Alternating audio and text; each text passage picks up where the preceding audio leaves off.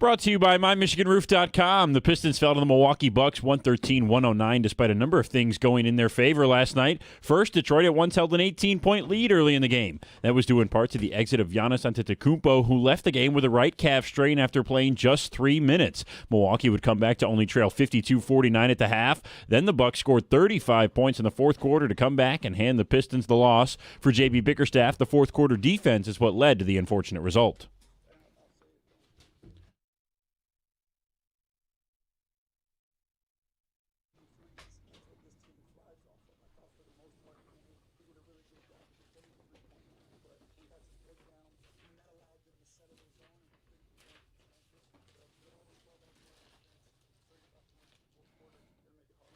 Tobias Harris led the way with 20 points. Despite no Giannis, Detroit lacked production in the front court after Isaiah Stewart was ejected after playing just 18 minutes, and Jalen Duren was nowhere to be found with just 8 points and 6 rebounds. The Pistons are now 17-5 and face the Blazers at home tomorrow. Elsewhere in the association, Jamal Murray had 52 points in a Nuggets win. Cooper Flagg had 22 as the Mavs beat the Heat, and the Cavs lost at home to the Blazers to fall to 13-10 on the year. At the Corewell Health Sports Desk, I'm Brendan Shabath. For more, go to 97.1 The Ticket or Odyssey.com.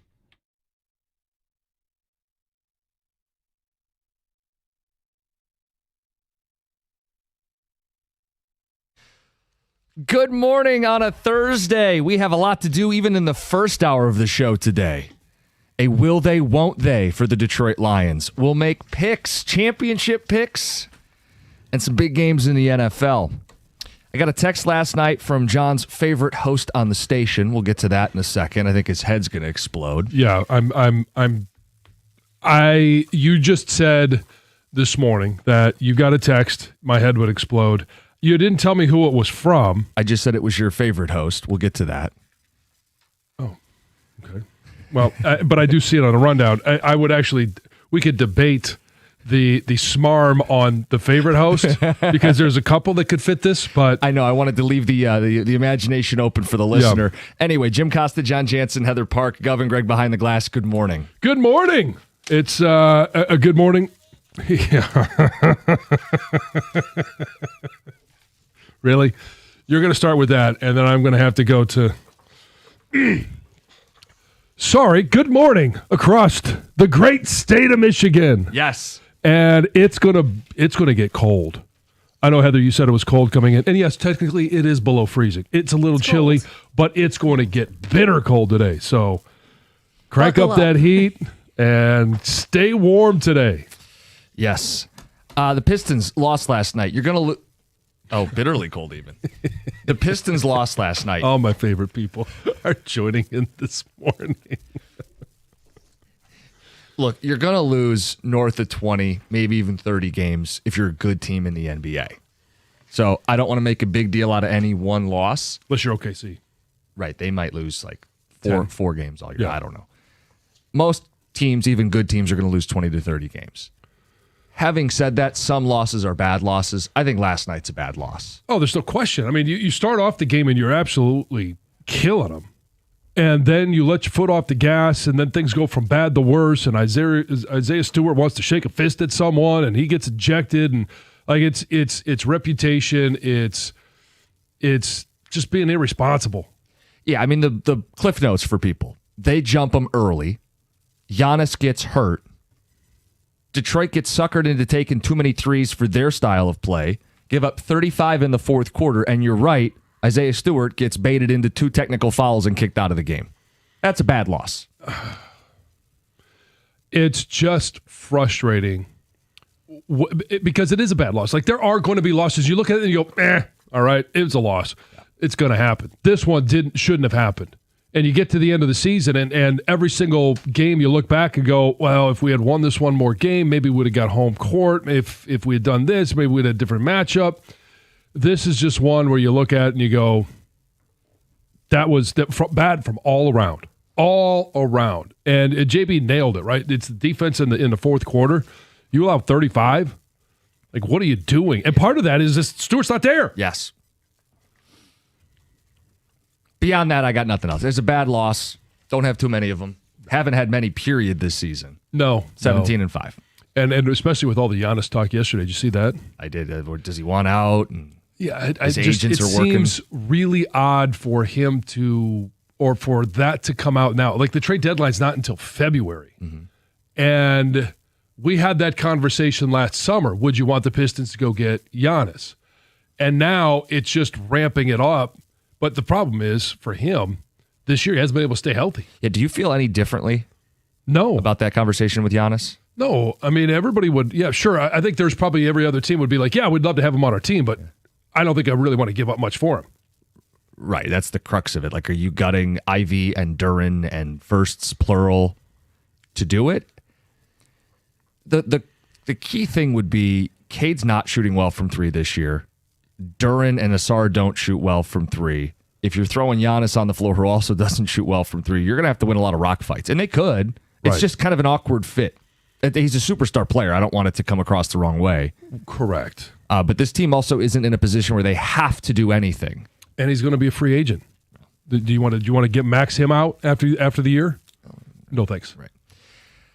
Okay, so when I say I got a text from John Jansen's favorite host on the station, it could be a number of people when I say it sarcastically. Yes, I know, and I'm It could be. I'm sitting down and I'm going to take a deep breath and I'm going to try and do my best not to get too irritated.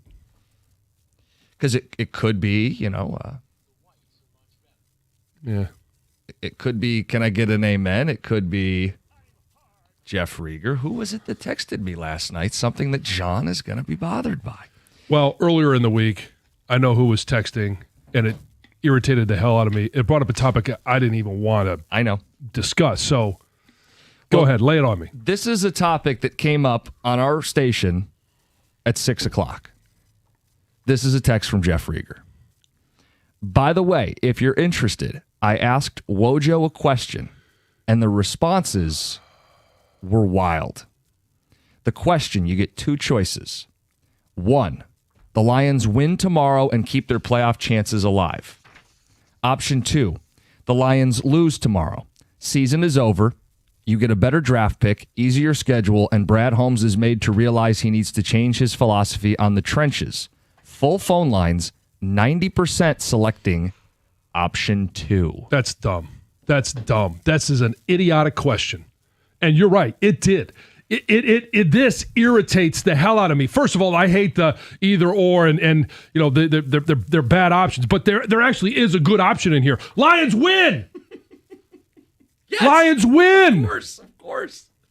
You take option one, and then let's do this again next week. Hey, we got a couple of options. Lions win. They go out to L.A. and they get a win and they keep their playoff hopes alive. Or they lose. They get a better draft pick. Blah, blah, blah, blah, blah. No, you always want to win. That's stupid. Wojo refused to believe anyone would choose option two. I said, well, you told me 90% are picking option two. He must be well educated. Yeah, where'd he go to school? Rieger said Wojo was calling them dumb and trolls. Okay, but basically what I just said too. Yeah. Yes, okay, I'll throw in trolls. Yeah, because the troll asked the question. It is a little bit like the Tiger conversation we got into, right? Where you and I are going, hey, as angry as we are at the shortcomings of the trade deadline, as upset as we are about their possibilities of winning a World Series, we want our team to be in the playoffs and see what happens.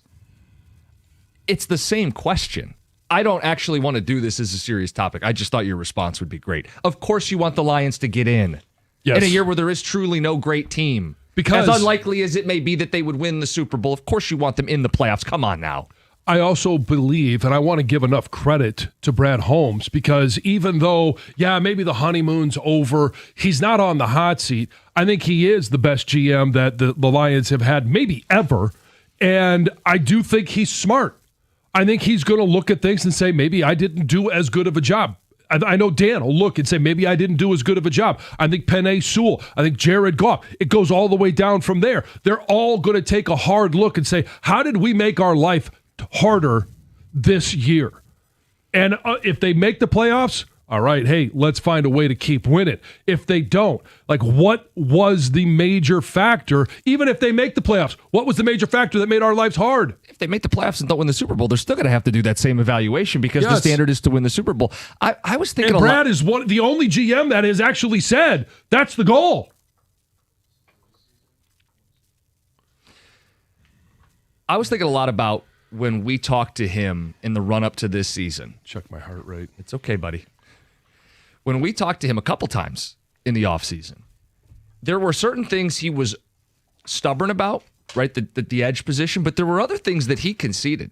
Like he talked about the offensive line being something in training camp that needed to be solidified. We can get into whether he was surprised by Ragnow or should have been prepared for Ragnow. I think he knew that was going to be an issue going into the season. I mean, when you're putting Ratledge at center in camp to see as a rookie and then putting him back over to guard, like you're actively trying to sort that out. I think they knew that could be a bugaboo this year. To see it be as ugly as it's been, there's no doubt whether they're in the playoffs or out of the playoffs, or they win a playoff game or not, that is the area he's going to have to most aggressively address. In addition to hopefully having the eyeballs and the light bulb go on at the edge position too. Yes. I'm hoping, and again, I'm not advocating for Myles Garrett or go and steal Micah Parsons from the Green Bay Packers. It's you need some competency on the other side. And it's not just in getting to the passer. That's the number one thing. Yes. But it's also in being able to be a good run-stopping team so that you don't give up an 8-yard run on third down when it's 3rd and 7 to go.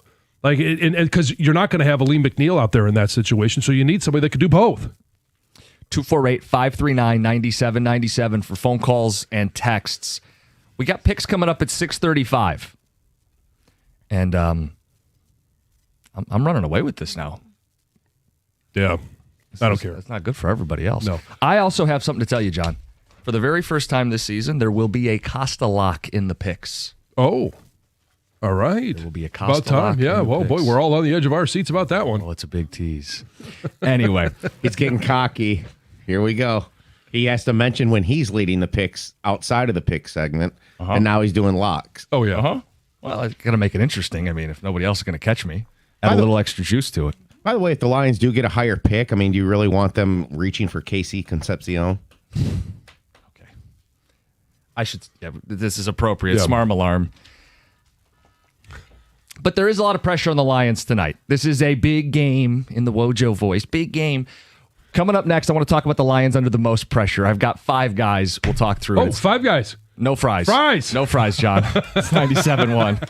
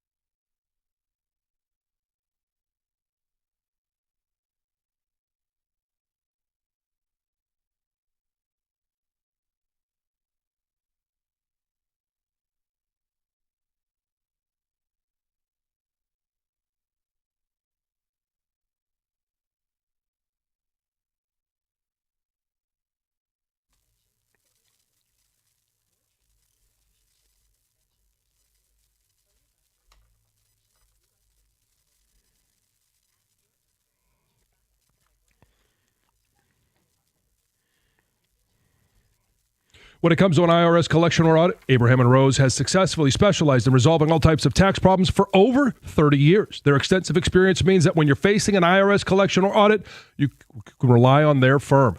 Many law firms come and go, but for 30 years of experience, it's a testament to their success. Their experienced team is ready to evaluate any underlying federal or state income taxes or payroll taxes.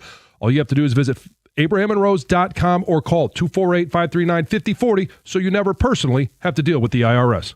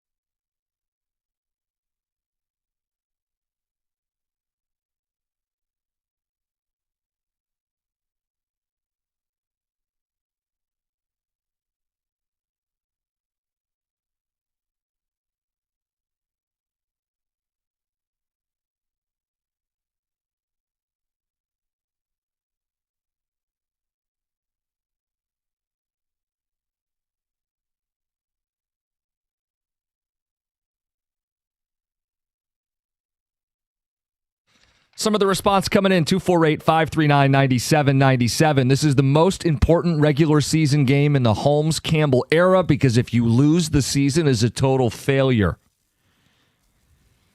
How's that for stakes?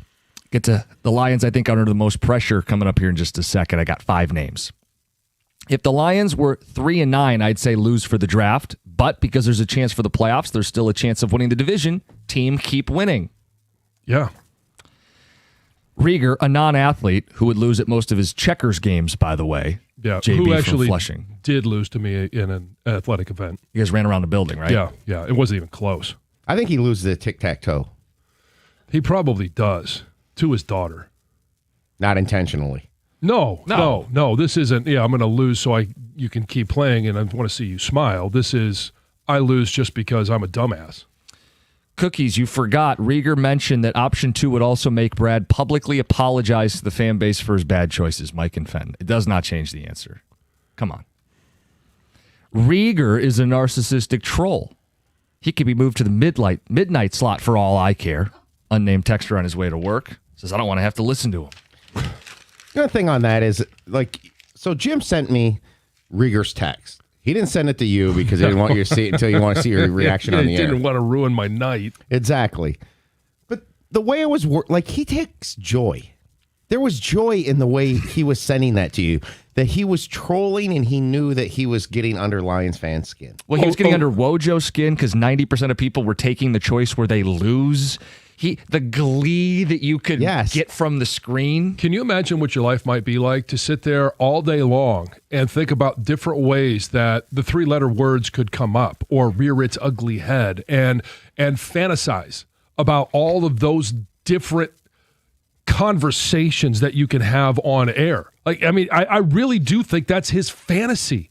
That's the word, John, is that he does fantasize about it.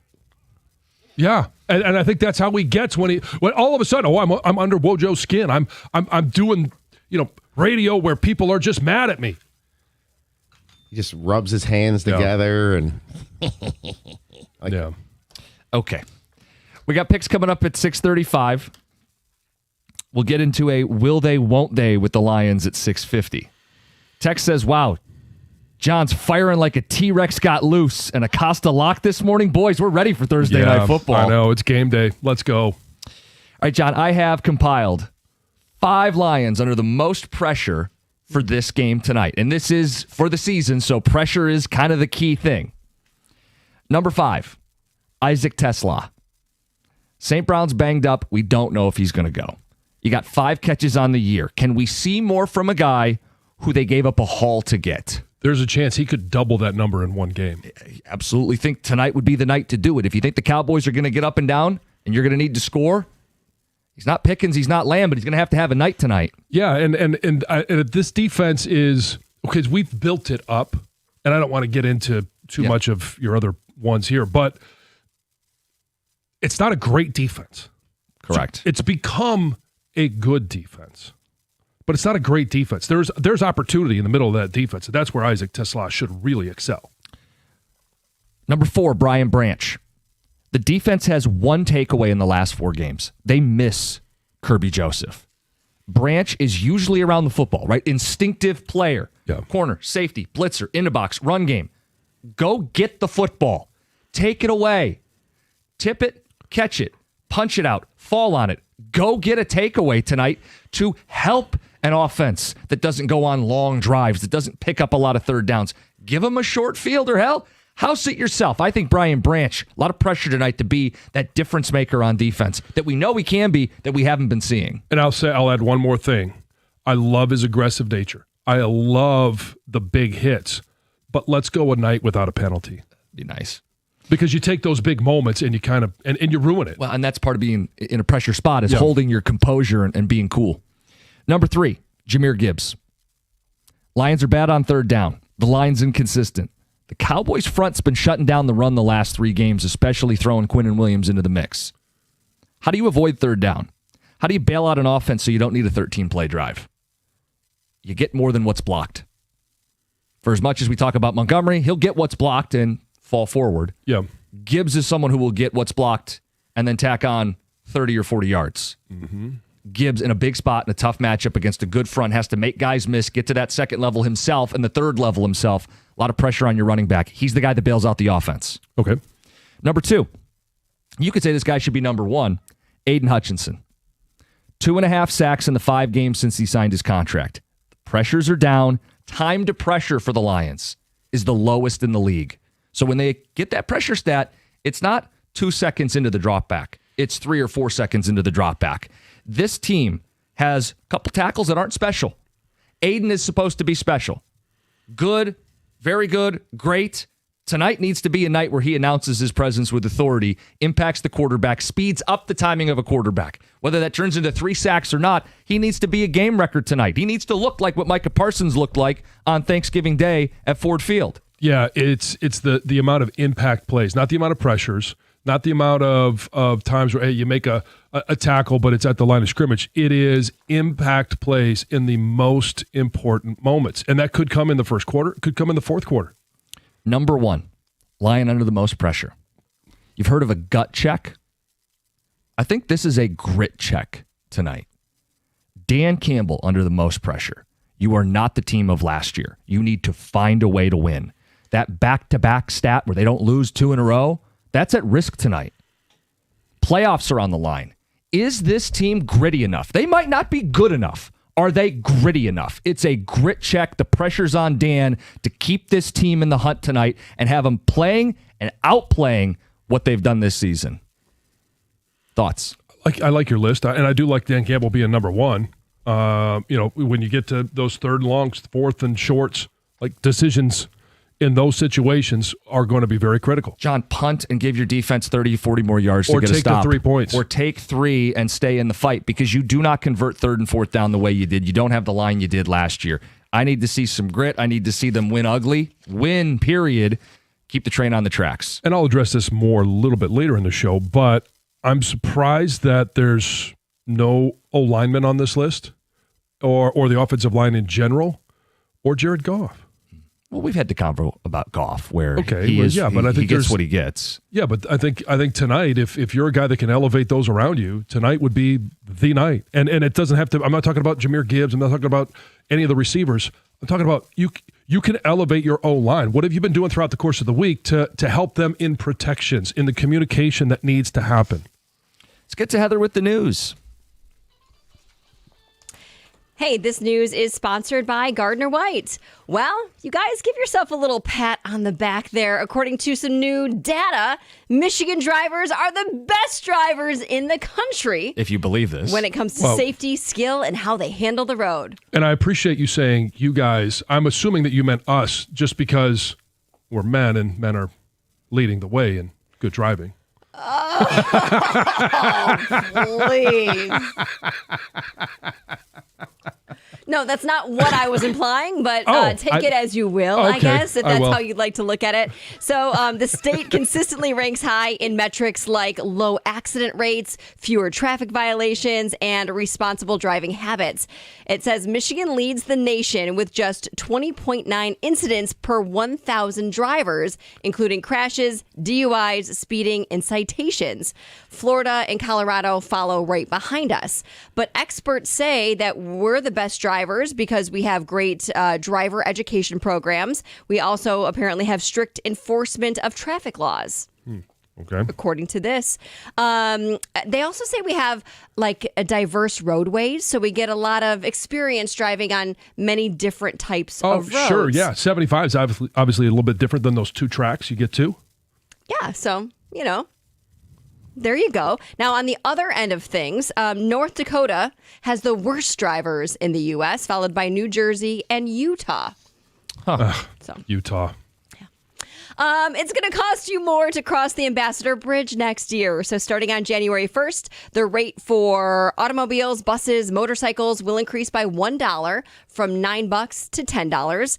Vehicles with trailers will also increase from $18 to $20. Will also increase for commercial vehicles as well. The Gordie Howe International Bridge is expected to open at some point in 2026. Yes. They say, but they have not announced toll rates yet there. Is the holdup on the from the Canadians or from us? I don't know. I mean, come on, let's lay some blame. It's those Canadians, of course, right? Who knows? Former NBA center Eldon Campbell, who spent 15 years in the league, passed away unexpectedly on Monday, just 57 years old. He was a member of the Pistons during the 2004 NBA championship team. He spent parts of 2 seasons with the organization from 03 to 05. He also spent a majority of his career with the Lakers, but spent time with the Charlotte Hornets, with the Seattle Supersonics, and the New Jersey Nets as well. Sad Way news. too young. Yeah, way for too sure. young. A 40-year-old Ferndale man is being accused of exposing himself to a child at Splash Village in Frankenmuth. Not the first time a story like this has happened there. An arrest warrant was issued on Tuesday, and the Saginaw County prosecutors charged the suspect with 2 indecent exposure counts. According to the warrant, the child, who was a young girl, reported the incident to the lifeguards, who then told police, and they got on the case very, very quickly. What are you doing over there? What's it- Finally making up to Browners, did you? Oh, don't. That's so bad. That's so bad. Don't do that. Oh my gosh. You guys, Mew. you remember that alligator that was in the news recently that was found in a Detroit home? A mother found it in her son's bedroom after he passed away. Yeah. And it was in this really small aquarium. It had no room to move. Animal Magic came, rescued it. Well, they've named him. His name is now Navigator. Oh. Oh, okay. And he is now moving to Florida. Oh. To a sanctuary there. So he's getting a new home. Where more of his kin are. Yes. Yes. Yes. Homecoming for him. Yes. It's Heather with the news. Coming up next, we've got the picks. It's 97.1. Hey,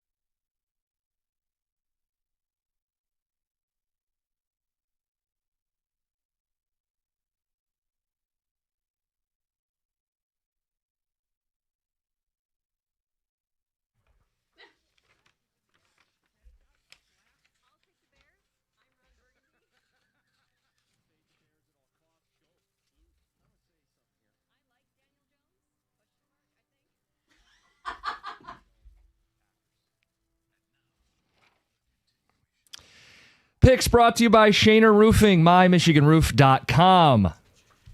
Yeah, I made up a little more. I picked up a little more of a lead because I was the only one willing to pick the Green Bay Packers last week.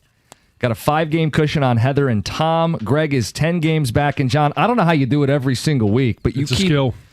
You went 1-6. You're 12 games back. Yep. It's like Stoney winning the big check with picking as many wrong as possible. All right, we're going to start with championship weekend in college football. How about the American Conference Championship?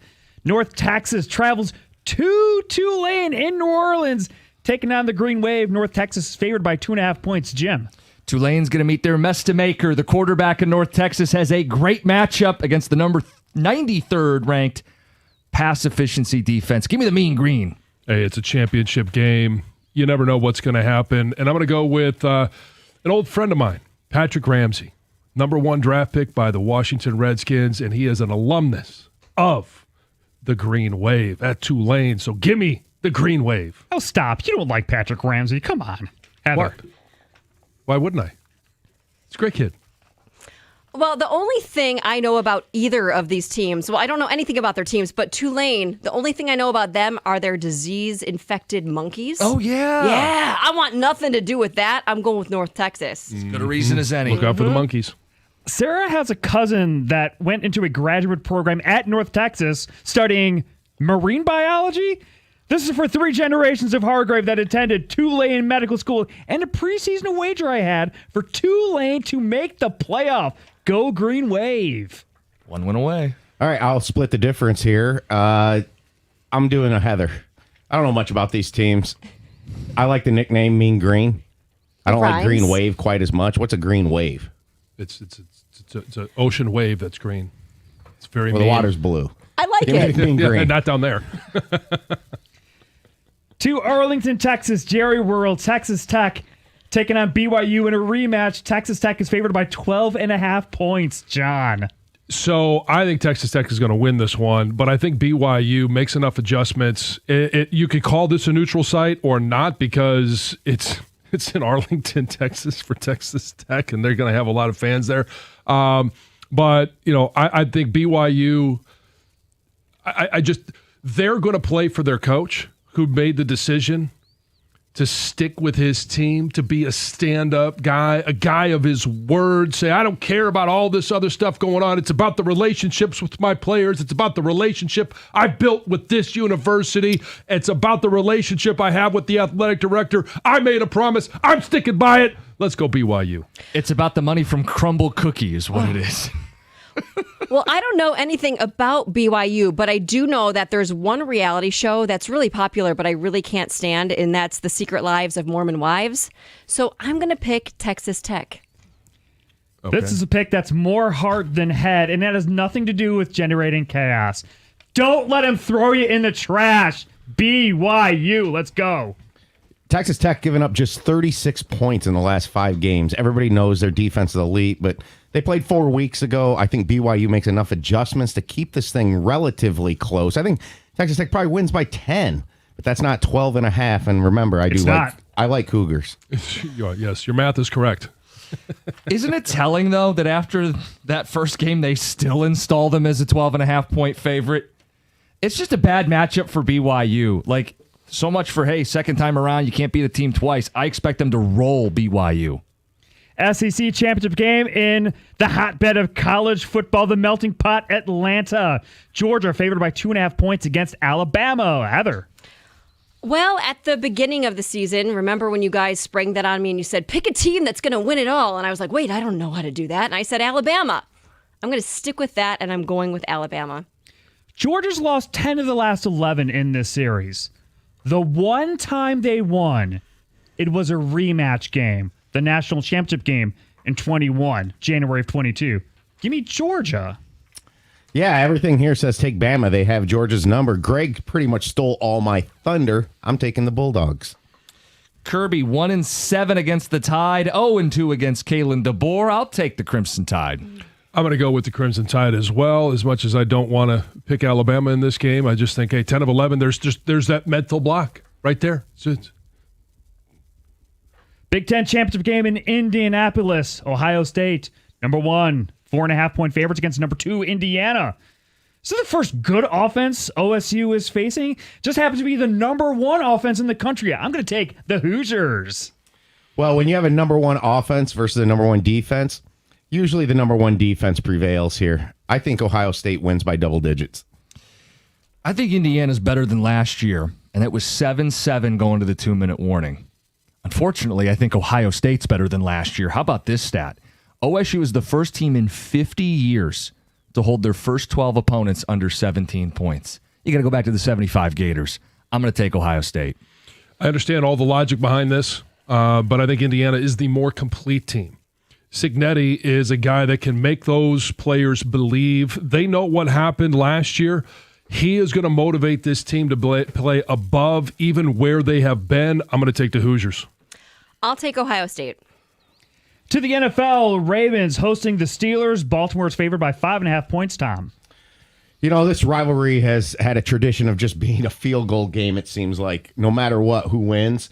And I think the Steelers find one last gasp here and keep this game close. I will take the Steelers. I'm going to take the Ravens. I've been all aboard that express. I think they're going to win the division, and I just don't think Aaron Rodgers, especially playing injured, is going to offer up much resistance.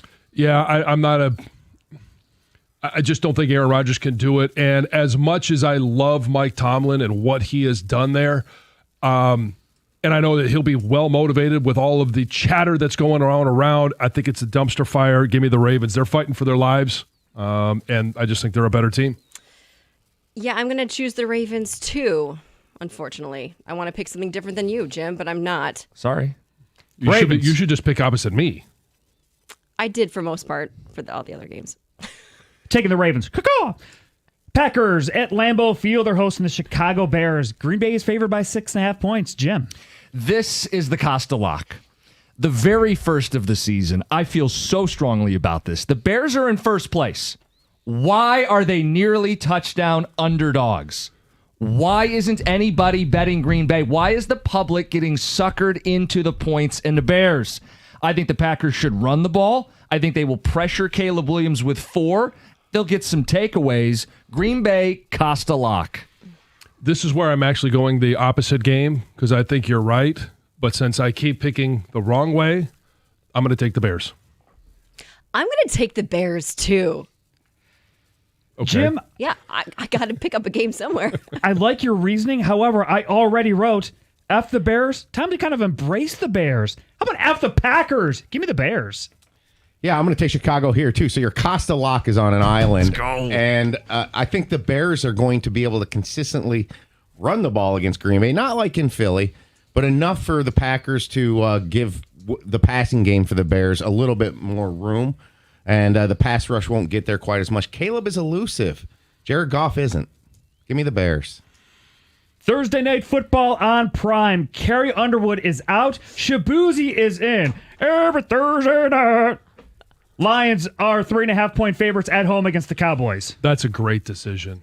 That is an unbelievable decision. I think it's going to be an outstanding halftime show, and I'm just going with my heart on this one. I can't pick the Cowboys in any way, shape, or form. So give me the Lions. Well, I can pick the Cowboys, and I'm going to, and I hope that I'm wrong. Yeah, you're a Spartan that has also taken Ohio State and the Cowboys. Very typical. The Lions don't, quote, suck, I think, what we've been hearing this week. They're just another team this year. I think they happen to be on the good end of just another team. They bounce back. Give me the Lions. A tough game to pick here. This was the toughest one I thought that's on the board. It's a night game, so everybody's going to be a little tipsy tonight, by the way. I'm going to take the Cowboys, and it's because I just don't, until I see the Lions defense play better, I just think Pickens and Lamb are going to roam the secondary, and if the pass rush doesn't get home, Dak will pick it apart. And the running game for the Cowboys has been kind of sneaky this year. Yep. Enough to keep the Lions, in terms of not just selling out to stop the pass. Give me the Cowboys. It's time for Costa's Perk. Cowboys are playing like they're the better football team. But this is a great buy low spot for Detroit. Wounded animal, backed into a corner, off a loss. You've heard of gut check. How about grit check? Give me the Lions. Those are the picks. Brought to you by Shaner Roofing, mymichiganroof.com. It's 97.1. In the Motor City, winter isn't just a season. It's a challenge, and we all are up to that challenge. We look out the window and we see the snow and say, yep, I got it. And when the snow starts piling up on Woodward and the slush takes over on I-75, you don't need a sleigh. You need a Sierra. This is professional-grade capability. The GMC Sierra, built to dominate the job site and upgrade your driveway. So whether you're hauling the family tree or towing the toys up north, and you know how much we love our toys, whether it's a boat, a snow machine, four-wheelers, we all love to have them. The Sierra delivers the power, the tech, and the premium luxury that you've earned. But you need to move fast. Right now, the Metro Detroit Buick GMC dealers are holding their holiday event. This is your chance to get behind the wheel of the truck that defines Detroit toughness. Don't let the holidays pass you by. These offers are absolutely going to end on January the 2nd. Start the new year in professional grade style. Visit your Metro Detroit Buick GMC dealer today. We are professional grade.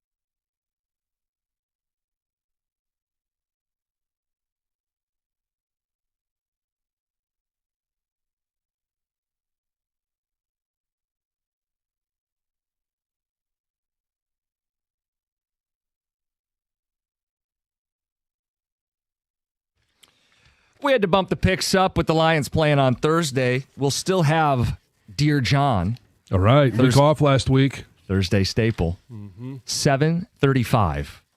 Some great responses sent in by you guys. Advice. John Jansen's got it. I'm excited to hear the topics this week. Oh, I can give you Got me a little teaser? Yeah, a little teaser for you. Okay, here are your prompts. Am I being selfish? Bathroom etiquette. Oh, boy. I'm an expert. 12-year standing bet with my now deceased father. And tempering expectations. Okay. 7:35.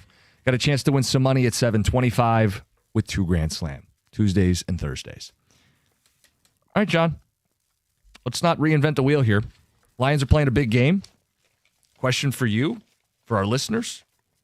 Will they win it? Yes. Okay, we'll move on. Just quick. All right. Yes. Yeah, you heard my pick. I didn't.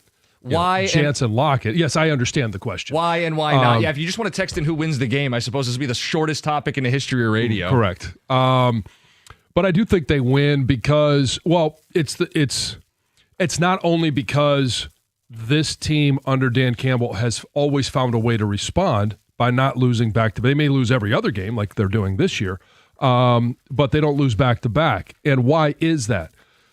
Well, it's not just a matter of, well, we need to play harder, we need to work harder, we need to, be more aggressive, we need to be more intense.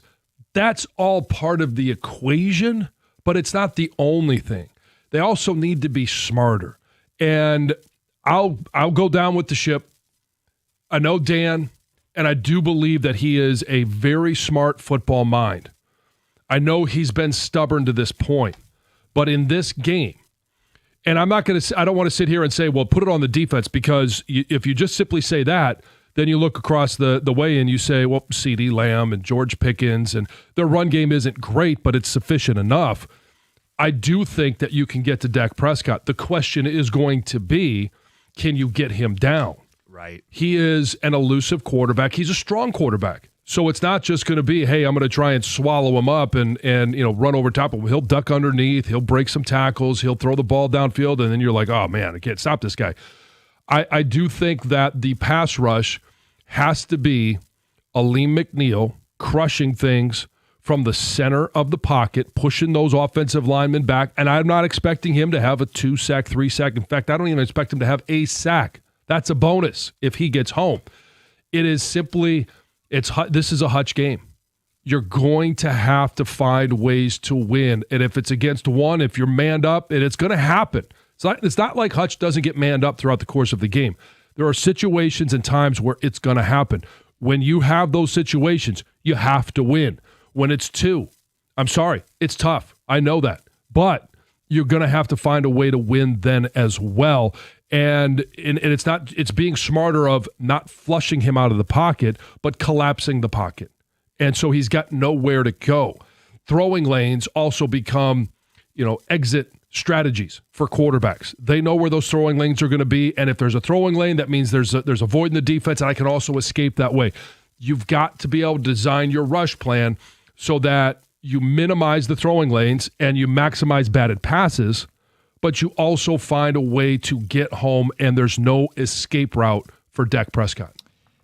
I'm going to pick up where you just left off because I think this is a lot about Aiden Hutchinson. The strength of the Cowboy offensive line is the interior, right? Cooper Beebe's the center. That's a good pick they made. They used an early selection on Booker at the right guard. And those guys have generally played pretty well. I think to Tom's point, the run game in Dallas is maybe under people's radar, but has been surprisingly good. The tackles. Steele is the right tackle. He grades out 37th among right tackles. Aiden Hutchinson has had big days against the Cowboys the last 2 years. Last year, before he got hurt, he already had a sack and was all over the quarterback. The year before, he had 3 sacks against the Dallas Cowboys. Mm-hmm. This is a big spot for Aiden to get in the backfield, get some sacks, not just pressures, speed the quarterback up, get the other team off the field, and put Detroit in a position to activate the crowd, take advantage of their home field, and make a last stand. This is not us saying that they're going to save the season, but for a night, they're going to have to keep the season alive. And I think they are acutely aware of that. I think they know what's at stake tonight, and they are backed into a corner as a wounded animal. They might not be good enough, but they're going to have to be gritty enough. And this is a true test. Are you still a gritty football team or not? They lose this game, John, I think we can do away with all the grit signs in town. They're not gritty enough if they don't win this game. Right, but it also doesn't eliminate them. They could still be a gritty team. They're going to have to, and I think that this team, if they're going to make the playoffs, they're going to have to scratch and claw for all 17 games. There is going to be nothing easy on this schedule because it doesn't ease up at all. Even the Steelers, like, they play a really good brand of defense. So you're going to have to find ways to scratch and claw and give yourselves a chance. And I think tonight they do actually give themselves a chance. It may not be pretty. It doesn't have to be pretty. It could be very much like the Giants game. That's fine. But just win by one. That's all we care about now. Give yourself another chance to go out to L.A. and prove that you're a good team. I don't think anybody's going to mistake this team for a great team. Right now, I think there's a lot of people that are saying, well, they're not even good. They have the ability to change that narrative. You said if they lose, they're not out. Mathematically, you'll be correct, but their season's done if they lose tonight. It looks dark. How about this text? Guys, this is the least confidence I've felt going into a game in like 3 years. And it almost makes me feel like Campbell reminds us who he is and the Lions kick some ass today. I don't disagree. And that's why I do trust Dan to be able to make some adjustments, to make the right calls at the right moments. And some of those might be punt, put the defense back out there, get a stop, play field position. It may be, I don't want it to come down to a field goal battle because as much as we like our guy, their guy is the best in the business. Correct. Guys, I think Dallas punks the Lions tonight, just like the Lions punked Dallas last year. This is the end of the road for the Lions this season, Joe in Shelby Township. How big a deal is what happened the year before? Oh, I don't think it matters.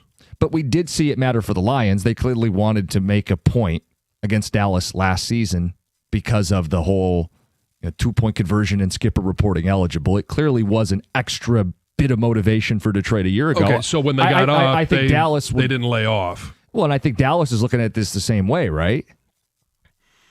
They may. I don't know, nor do I care how Dallas looks at this. I know it matters in the game, but I don't necessarily think that what happened last year, because you look at it and you say both teams are different. And I think all the guys realize that. Now, were they embarrassed? Sure.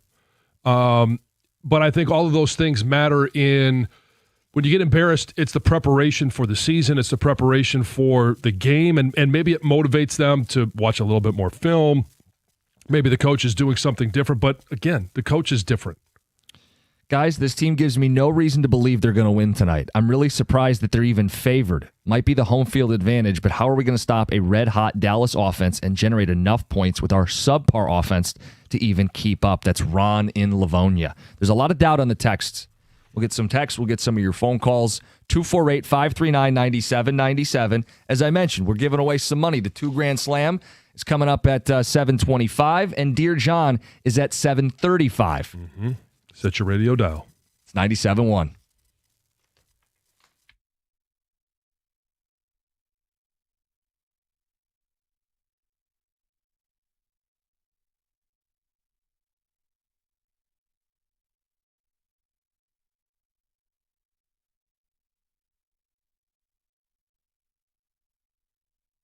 Brought to you by Paulson's Audio and Video. In Milwaukee last night, the Pistons gave up 35 fourth-quarter points to the Bucks to fall 113-109 for their fifth loss of the year. Milwaukee was without Giannis Antetokounmpo for most of the game after he exited in the first quarter with a non-contact calf strain. However, Jalen Duren only had 8 points and 6 boards in the game, and Isaiah Stewart was injected in the third quarter after an altercation with Milwaukee's Bobby Portis, in which Stewart raised a "why I oughta" fist to Portis' face after getting fouled. The good news for Detroit was that Tobias Harris led the way with 20 points. Jaden Ivey also had a season-high 15 points in 19 minutes as he continues to return to full form. J.B. Bickerstaff commented on Ivey's progress after the game.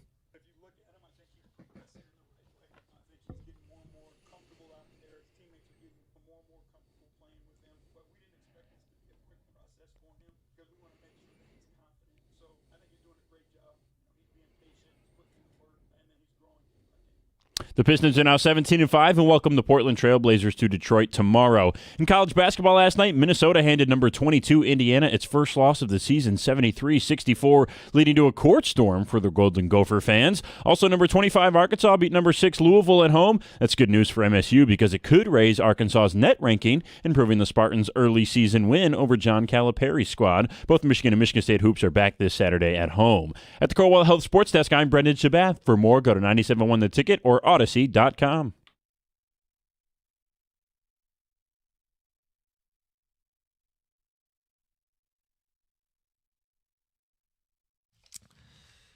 Well, the Fangs are out on the text. There is not a lot of confidence in the Lions for tonight's game.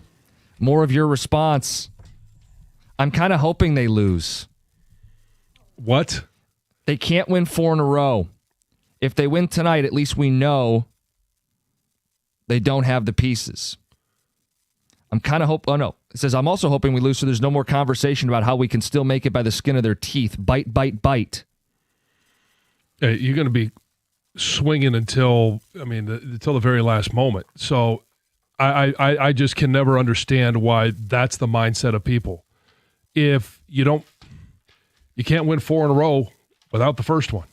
So put that one in the books, and then you go back to the drawing board and you try and figure out how they could possibly beat the Rams. Carolina just did it.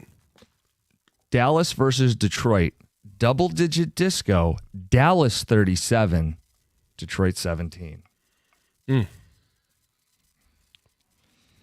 told you, John, there's not a lot of confidence to be found this morning. Guys, they're done. They're soft.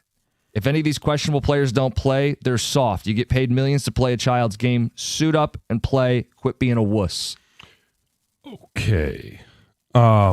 If you're physically not able to play, then you're not going to give the Lions the best chance if you're out there. I agree that there are times where I look at some of these injuries and I say, should probably be playing. It's a different era, and they don't play with the same injuries as some guys used to. But if Amon-Ra St. Brown, part of his game is being able to make precision cuts. That's why when you talk to people and they ask, well, who's the best route runner in the NFL? It's Amon-Ra St. Brown is, if not the best, one of the best. 1, 2, or 3. Yeah. Yeah. And he has to be able to cut. That's what gets him open. And then when he has the ball in his hands, he's very good at avoiding tacklers. He's a guy that, there's sometimes he runs out of bounds, but he always finds a way to get some extra yards. No St. Brown, O-line issues, weak secondary, no tight end, a coach with fourth down fantasies. This SOL fan says Dallas by 2 touchdowns, Matt in Heartland. All right. Well, hey, there's a lot of reasons why you think they can't win. That's fine. I can never go into a game. I could be realistic and say, without Amon-Ra St. Brown, your chances aren't as good. Without Kirby Joseph, your chances aren't as good. But they've always had that next man up mentality. I just think there's violent swings in the NFL. Dallas has won 3 in a row. Is Dallas untouchable?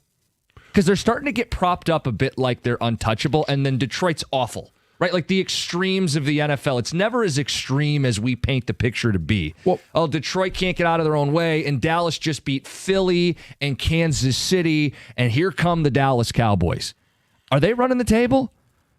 John, I gave you a matchup I think they can win. I think it's Aiden Hutchinson on the tackles. Yeah. I think the defense takes some of the pressure off of the offense. It somewhat feels a little bit like Denver coming in here last year. And there was 2 a years lot, ago, right? No, I think it was last 2 year. years ago. Oh, was it 2 years It ago? was a Saturday night, yep. They're coming in and, they're on a 5-game win streak or a 6-game win streak. Oh, boy, they're the hottest team in the NFL. And that's what a lot of people think about the Cowboys. There's a lot of emotion for the Cowboys with Marcus Nealon passing. And I understand that does play a part of the game, more so than being blown out last year. All right, so one of the keys tonight is the Lions need to run the ball, right? Yeah. Dallas, the last 3 games, has allowed 209 yards rushing. That's 69.6. For the season, they've allowed 124.7. Is the Quinnen Williams effect a real thing here? Now, last week, of those 209 they've given up in the last 3 games, they gave up 119 last week, but 30 of it was to Mahomes. You're not getting those 30 yards from Goff. So, Goff had a 24-yarder last week? A little scamper. Yeah. look, as we're putting everything into the discussion, you don't have to put any stock into this, but I'll just say it as the guy who hosts a gambling podcast. The most bet team in the NFL this week, the Dallas Cowboys. 80% of the bets. America's team, Joe Public, is gearing up because Dallas is invincible and Detroit sucks and is no good. What do you think's most likely to happen there? Joe Public's right and America's team, and how about them Cowboys and they're invincible? Or the public's going to take an L going too far to one extreme where Detroit might not be Super Bowl good, but at home, backed into a corner, Dan Campbell gets his guys to get up and win this game. Okay, but that's all fine and dandy, but the Lions aren't forcing turnovers, and Joseph's not playing. And it's directly correlated to Joseph being out that they don't force turnovers anymore. You're playing one of the best offenses in the league. Why would they turn the ball over suddenly? Okay, so you're not going to get that probably. Your number one receiver might be out. Your top 3 tight ends are out. At some point, this feels an awful lot like the Packer game last year on the Thursday night, where they had the one last kind of hurrah, but the flaws were there, and eventually you can't overcome this many injuries. If J-Mo was a true one, I'd maybe trust it a little bit more. Who's the 3? I think you're going to see them do a little bit of what they did on Thanksgiving. They're going to have to run more jumbo sets. Yeah. And just going back to those turnovers, Dak is a guy that will throw the ball to you. He's got a lot. He's not a gunslinger like Brett Favre, but he's got a couple of really good receivers to throw the ball to. There are times when he's playing where he gets overconfident in his arm and in his receivers and in that connection that he has with those guys, and he will throw you the ball. If you can get pressure. Look, he made a bad pick on Thanksgiving to start the game, the first possession. Yeah. And you could argue that the only reason that game was even close to some degree was because of that turnover. You're right, John. But you can't hope on a guy making a mistake. Exactly. That's what I'm saying here is it's hard to find the substantial reasoning into this playing out nicely tonight because of all the flaws that the Lions have. They have some flaws. There's no question about it. But I'd also say they're not a bad team. They're not bad, but they're wounded. Yes. This is a text. This is the first time I felt apathy about this team since before they went on their run in late 22. I've already mentally prepared myself for another loss and getting into the middle of the first round in the draft. I'd love for them to win and go on a run to end the season, but there's something missing from this year's version of the Lions. We're going to find out if they've got the grit component, because that's kind of what's held them together through some pretty rough patches in the past. And I think there's a lot of people. We've talked about the pass rush and how they need to find a way to get home on Dak Prescott. I would also say, and it's kind of a 1A, 1B, you got to be able to win in the trenches. And if you only win in the trenches on one side of the ball, maybe you give yourself a decent chance to win the game. But if you're looking at the Lions and saying, you know what, we need Awosika to play whatever that level is, and it's not going to be the level of a Zeitler from last year, it's not going to be the level of an all-pro guard, but we need him to play his best football. Same thing with Graham Glasgow if he's able to go, or if it's going to be Colin in there, like Cologne. You've got to find a way to be your best. Jim, you touched on it. I think the fact that Hutch was carried off the field last time against Dallas will be a big motivation. John in Lake Orion. Well, there are... You mean a motivation for Hutch? That's how I would read that text. Yeah. Sure, there could be some of that, but there are just some teams that you play throughout the course of your career where no matter who that player is, you just have something against that team. And for Hutch to have, 3 sacks 2 years ago? And one last year and half a game. Yeah. That's 4 sacks over a game and a half against Dallas over the last couple seasons. I would expect him to have a big night tonight. Not just because it's Dallas, but because they need him to have a big night. And it's a matchup he's previously had a huge amount of success in. And then it starts to fit this like TV narrative. You're the primetime game, and they show last year against Dallas and then this year against Dallas, and it's a highlight package, and it's him whipping off the edge and getting in the backfield and making plays. Sure, you could talk yourself into it. It needs to happen tonight. I don't think they're winning if you tell me Hutch is just going to get stonewalled, they're not winning this football game. He is a critical ingredient. Correct. Let's get to Ron in Detroit. Ron, good morning. Yes, how you guys doing? I'm get straight to the point. I think that when it comes to Detroit, we need to see it for what it is. I think that our window, our opportunity is gone, and they backtracking. Buffalo made it 3 years in a row, didn't make it, and they ain't made it back. We keep acting like what Dan Campbell is doing is going to get us over. Well, ever since he got to the point of 30 minutes being away, we have been, it's been going opposite way. It's no different in Kyle. I think, man, you trying to see it for what he is, and now his cause, well, we live by to be exciting and entertaining. We question it and we get mad and question the game. I don't think he's the answer. And it's going to show every team get injuries and everything else. But we lose to teams we shouldn't lose to. If you want to look good and get another job for another team, you better hope you play the Lions. You made Winston look like he's a superstar quarterback, that third string. And it's no excuse. Y'all keep giving this team the praise. I've been watching on 58 years in this.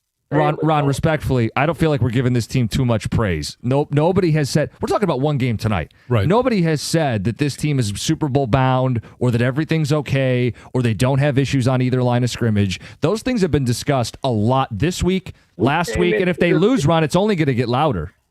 Right. We came into the league saying that they was the Super Bowl, destined to go to the Super Bowl and win. And where we at? We right. Oh, they're disappointing. They're not good enough. I mean, we've said all these things. I don't want this to get painted as because we think we're going to win the game tonight that all is right in the world and everything's fixed. No, it's one example, and I do think that they put their best performance tonight might not be good enough to win, but I think that it will be. Will they or won't they? Thursday night, season on the line, 97.1.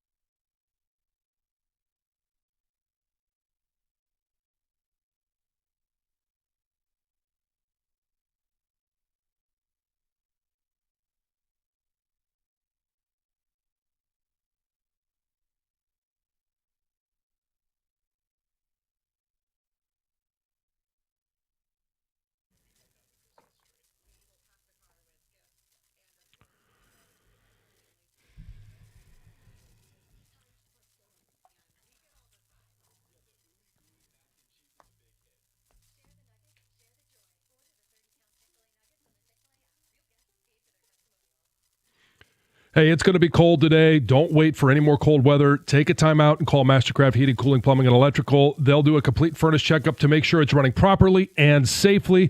Right now, it's only $79 per unit. That's $30 off the regular price, so give them a call today because spots are going to fill up quickly in cold temperatures. And yes, today's cold.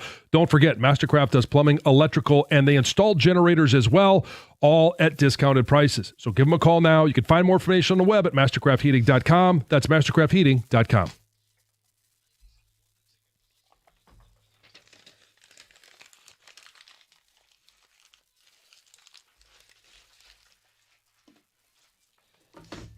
All right, before we get to the 2 Grand Slam, Heather with the news. Yeah, excuse me. This news is brought to you by Gardner White. So you might have seen this photo trending online. There's a home in Hazel Park that's built with 20,000 glass bottles. And it's now up for sale, so it could be yours. It was built in 1937, and it's affectionately known as the Bottle House, and it's been catching the eyes of a lot of people over the years. So every brick of the home is like covered in glass bottles from all over the world. There's some from Germany, Scotland, obviously the U.S. The current homeowner bought it in 2021. He says that the home was built when there was a timber worker strike in the Upper Peninsula. So the builder decided to use concrete blocks for his building material and then got this idea to have like light reflecting off the glass. So used all these glass bottles. The exterior is really cool. The man who bought it said the interior, though, was in really rough shape. So he's completely renovated the inside of the home. It's now listed at $350,000. Cool. Looks unique. Super unique. It's very unique. Yeah. Yeah, it's really cool. A Westland landlord accused of sexually harassing female tenants is now facing a lawsuit from the Department of Justice. According to the DOJ, William Asper allegedly offered these females benefits like reduced rent for sexual favors. And then if they declined his offer, he would retaliate against them. And apparently it's been going on for years, goes as far back as 2018. So according to this lawsuit, this man would make these unwelcome sexual comments. Maybe he would, like I said, offer, these benefits. He even allegedly exposed himself to these women, touched some of them. And then if they reported him or backed off, he would start evicting them, or he would say, no, I'm not going to repair anything in your apartment. And a lot of them ended up moving because of that. So anyway, he's facing this lawsuit. I know. The DOJ says that his actions violated the Fair Housing Act, and the lawsuit seeks monetary damages for the alleged victims, also along with civil penalties for this man himself. This is cool. 2 Michigan clothing stores, including one here in Detroit, made the New York Times list of 50 best-selling clothing stores in America. Wow. Pretty cool. So the women's clothing store Coup d'etat, which is located on Detroit's east side, and then the AP shop, which is located on the west side of the state, were picked for this list. And the New York Times describes the picks of clothing stores as distinctive and inspirational with owners who deserve praise and exposure. So pretty cool. There was more than 120 stores that were contenders, and then obviously that list got narrowed down to 50 stores. So congrats to them. Yeah. Pretty cool. That's awesome. Yeah. Hey, believe it or not, Michigan has the best drivers in the U.S. I believe it. Do you actually? Oh, yeah, because I'm one of them. Yeah, but you drive with these other maniacs all around you, right? You see these people that we see. Hey, it's like a dance. And you do the dance, you fit in where you get in, and it's just, I think Michigan drivers are the best drivers. Well, then the numbers bear it out. Apparently so, because according to a new report, we have the lowest number of traffic infractions in the country, and we're the best drivers when it comes to safety, skill, and how we handle the road. So there we go. Michigan leads the nation with just 20.9 incidents per 1,000 drivers, including crashes, DUIs, speeding, and citations. And experts attribute these results to our driver education programs and strict enforcement of traffic laws. We also have, they say, diverse roadways, which gives us varied experiences to help us build our strong driving skills. Plus, they say the state's ongoing investment in road infrastructure also contributes to safer driving conditions. I guess I've really only lived in Michigan, but John, for you... Have you? Yeah. Huh. despite what you may think. Well, despite the evidence, sure. Please continue. How does driving here compare to the D.C. area where you spend a good chunk of your playing career? Oh, the D.C. area was awful. And a lot of their problems are just because of the lack of roadways and the population explosion in the East Coast, D.C. area, Northern Virginia. Just the roads couldn't keep up with it. So it's gridlock all the time, accidents all over the place, and God forbid you have a flurry or two. They can't handle that. Yeah, on the other end of the spectrum, North Dakota has the worst drivers in the U.S., followed by New Jersey and Utah. Hey, if you'd like a shot at winning $2,000, give us a call now to play the 2 Grand Slam, 248-539-9797. I'm going to wrap up my news with this story. There was a man in Georgia who recently came across an injured raccoon on the side of the road. And instead of just driving along, he decided to stop, pick up the animal, and take it to a nature center. So he wrapped the raccoon up in his coat and he held it against his chest as he drove for more than an hour. Now, believe it or not, but the raccoon did not want to be held. Yeah. Yeah. Ended up biting the man's face. What are you thinking? And his hands. So that wasn't enough for the guy to put the raccoon out. No, he wrapped it in a towel and used duct tape and continued on. So he kidnapped the Yes. raccoon. He got to the nature center. Put the duct tape across its mouth. The staff there put it in a kennel and they said, "Sir, you need to go to a hospital. Yes. You're covered in blood." So he went. Turns out the raccoon had rabies. It was immediately euthanized. So all of his efforts were for nothing. Plus, Yeah. He had to He's go now through got- that? Oh, my God. so Yeah. they're warning everyone, hey, if you see an injured animal, while you might be an animal lover, please do not mess with wildlife like this, right? Like where you're Yeah. going to be putting yourself and others at danger. I'm just so stunned. When you first started telling the story, I assumed he put it in a trunk or the No. bed of a truck or Yeah. something. No. He swaddled it like a baby Okay. and held it in his arms the whole time. Yeah, don't do that. Least surprising news ever that an hour-long drive with a raccoon nuzzled to your chest resulted in the raccoon attacking him. Let's get to the 2 Grand Slam.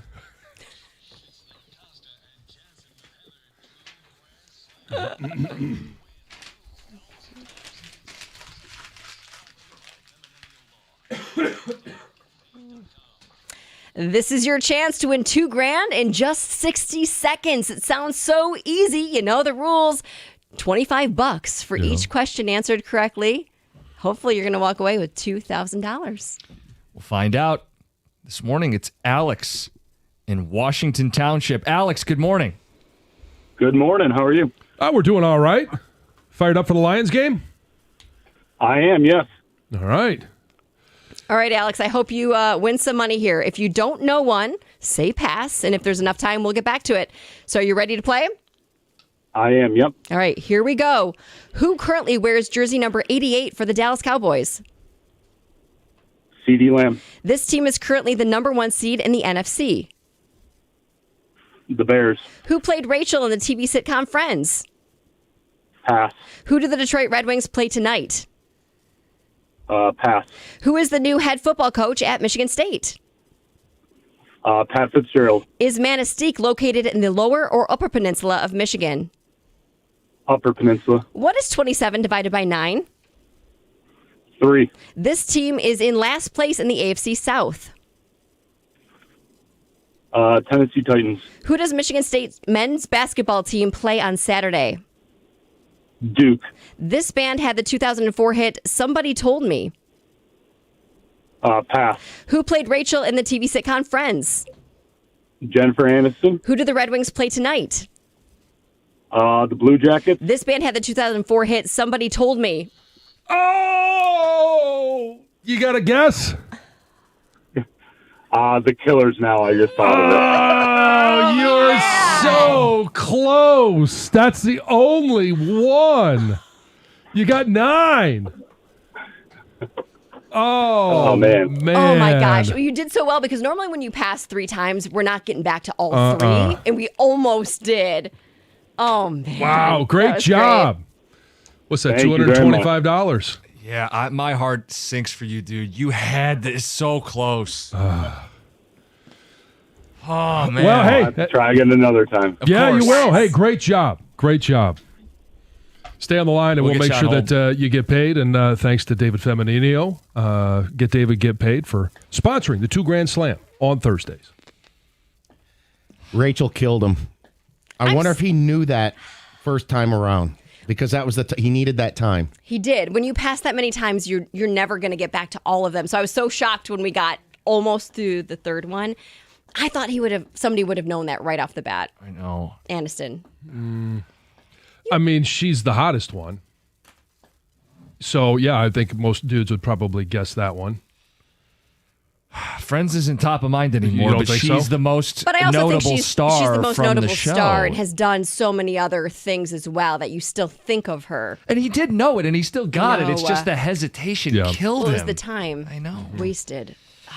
And he Bummer. knew all 10 of them. Yes. That's Just, in 65 seconds. gut-wrenching. Let's go through it. I mean, you heard all the right answers. Jersey number 88 for the Cowboys. CeeDee Lamb. First place, number 1 seed in the NFC. Bears. Rachel is Jennifer Aniston. Mm-hmm. Who do the Red Wings play tonight? That would be the Blue Jackets. Is anybody even going to watch? Probably not. This game wasn't in your package? Well, it's a road game. You Oh, don't yeah, have- that's right. Duh. Yeah. You don't have the... I don't have the extended Ultimate package? the ultimate package. It includes Columbus games. Would you get in trouble if you drove through Ohio with a Red Wing flag? Probably. Head coach at Michigan State. We spent a lot of time talking about it. Fitzy.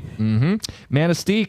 You would have been real mad if they got this wrong. Yeah, the next two. If you got either one of these wrong, I was going to hang up. It's Upper Peninsula, and 29 or 27 divided by 9 is 3. Last place in the AFC South. This one also felt like a gimme. Yeah, the Tennessee Titans.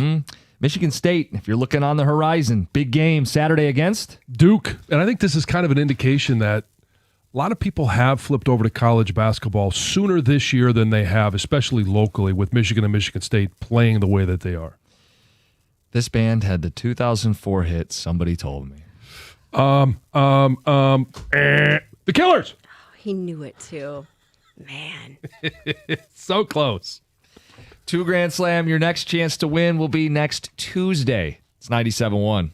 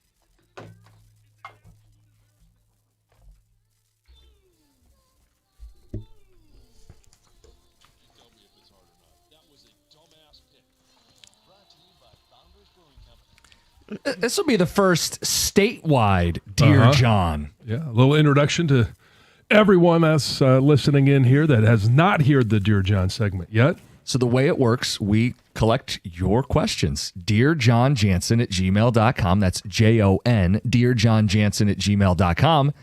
And John answers the questions. This is the man, the pillar of integrity. Yes. He's going to steer you straight. Firm handshake and all of it. Why are you laughing so much when he says that? I wasn't laughing hard, but I was giggling a little. Yeah. Yep. Very Anyway. honest answers. Yes, let's start with Am I Being Selfish? Dear John, Yes. my wife is 30 and I'm 33. We have 2 kids, a 5-year-old and a 5-month-old. I've always been an auto enthusiast, and about 7 years ago, I purchased a weekend car for myself, a 2010 Corvette ZR1. As life gets busier, I drive it less and less. Sometimes I feel guilty and selfish because realistically, I'm the only one that can enjoy it. The kids are too small to ride in it. My wife isn't really interested. My dad had a sports car growing up, and we made many great memories cruising around and whatnot. My car reminds me of those good times and also represents all of the hard work I did to earn it. We're not struggling financially, but we could certainly find another good use for the money if we were to sell it. Am I being selfish and or financially irresponsible? No, if it's something that you already own, and I've had a couple of classics that I wish I still had. I had a 68 Bronco. I had a 77 Bronco. The 68 was all original. And I do remember taking the kids, albeit didn't have the safety features of any other car that you have now.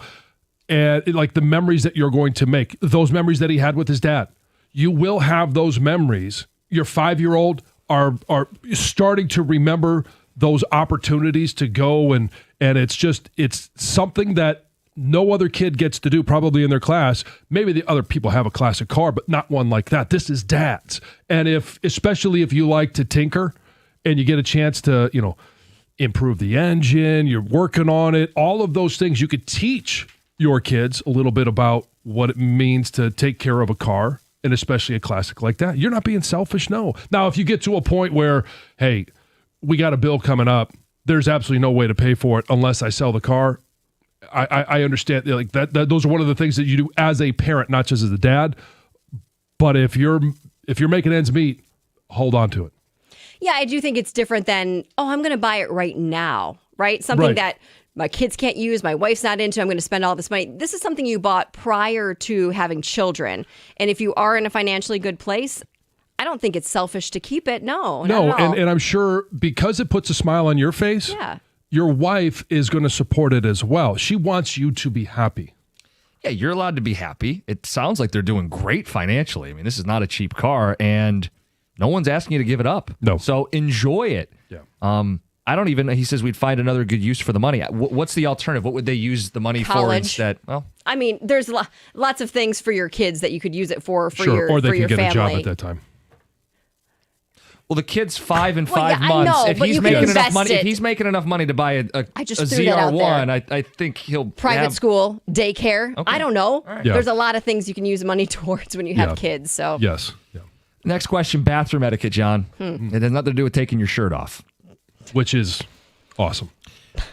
This guy signed his name, so Very free. this is from Bill. He says, "Dear John, I love this segment. I have a question about public bathroom etiquette, which arose the other day. Oh, okay. I was in a crowded coffee shop where there was a single bathroom with a lock on the door. After drinking my coffee, as with many people, I had to use the bathroom. The door was locked, so I waited and waited and waited and waited. 5 minutes, 10 minutes, then 15 minutes. The line was forming behind me, and I was reaching critical mass. Got to the point where the others behind me, many women, were doing cross-legged hop things, asking what's going on. I began twisting the doorknob aggressively. The pee-pee dance. Yeah. And I got no response, so I banged on the door. The person inside, a man, shouted angrily, "I'm in here," which, of course, we already knew. I told him, "Hey, you need to, you know what, or get off the pot." A few seconds later, he stormed out and passed all of us. My question is, was I out of line, and what are the boundaries for monopolizing public bathrooms, especially for men?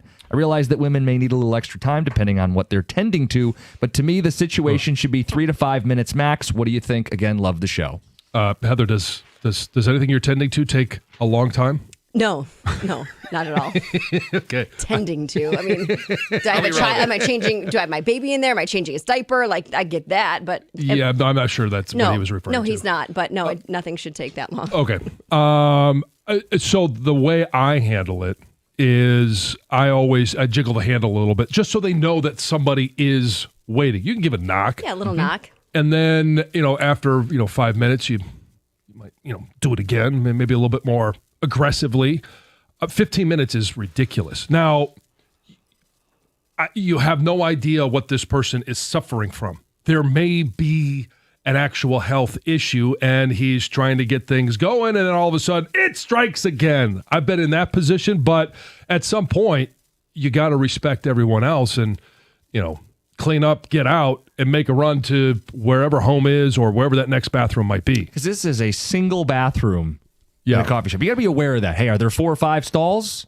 Or Right. is this the only bathroom? And after the courtesy jiggle or knock, you got to get going. Yeah, you shake it more than once. I What's he mean, doing in there? Playing on his phone? Like, get out of the bathroom. I don't want to use that bathroom after I've been waiting 15 minutes Yeah, for but you something might to not come out of have it. you might not have the option. Please, I'm not. I'd be at another store or another restaurant. Yeah. I do not want to use that Honestly, bathroom. I'm probably not waiting that long, No. even though I No. might be reaching critical mass. There's other stores you could go in. I mean, I think the rules, you try to do your business and get out. But like you said, sometimes Yeah, that doesn't always happen as quickly as you'd like. So, I Yeah. mean, you got to, got to do what you got to do. yeah, exactly. What does somebody like Stoney do in this situation? Because he can't hold it. You go somewhere else. He'd have to waddle next door to like the Waddle. McDonald's or Yeah. whatever. I don't know. Yeah, I'm back in the alley. Next question. 12-year standing bet with my now deceased father. Dear John, this is more of a topic to get everyone's opinion on, but 12 years ago, my father, who has since passed, made a bet for a dinner at Lafayette, Coney Island. The genesis was after the 2013 NHL trade deadline, I was livid the Wings didn't trade for Jaromir Jagr, and the Bruins had traded for him. I proclaimed the Pistons would win a championship before the Red Wings. I bet the Pistons. My dad took the Wings. 13 years later, neither of us has won. My question is, who ends up winning the bet? Matthew.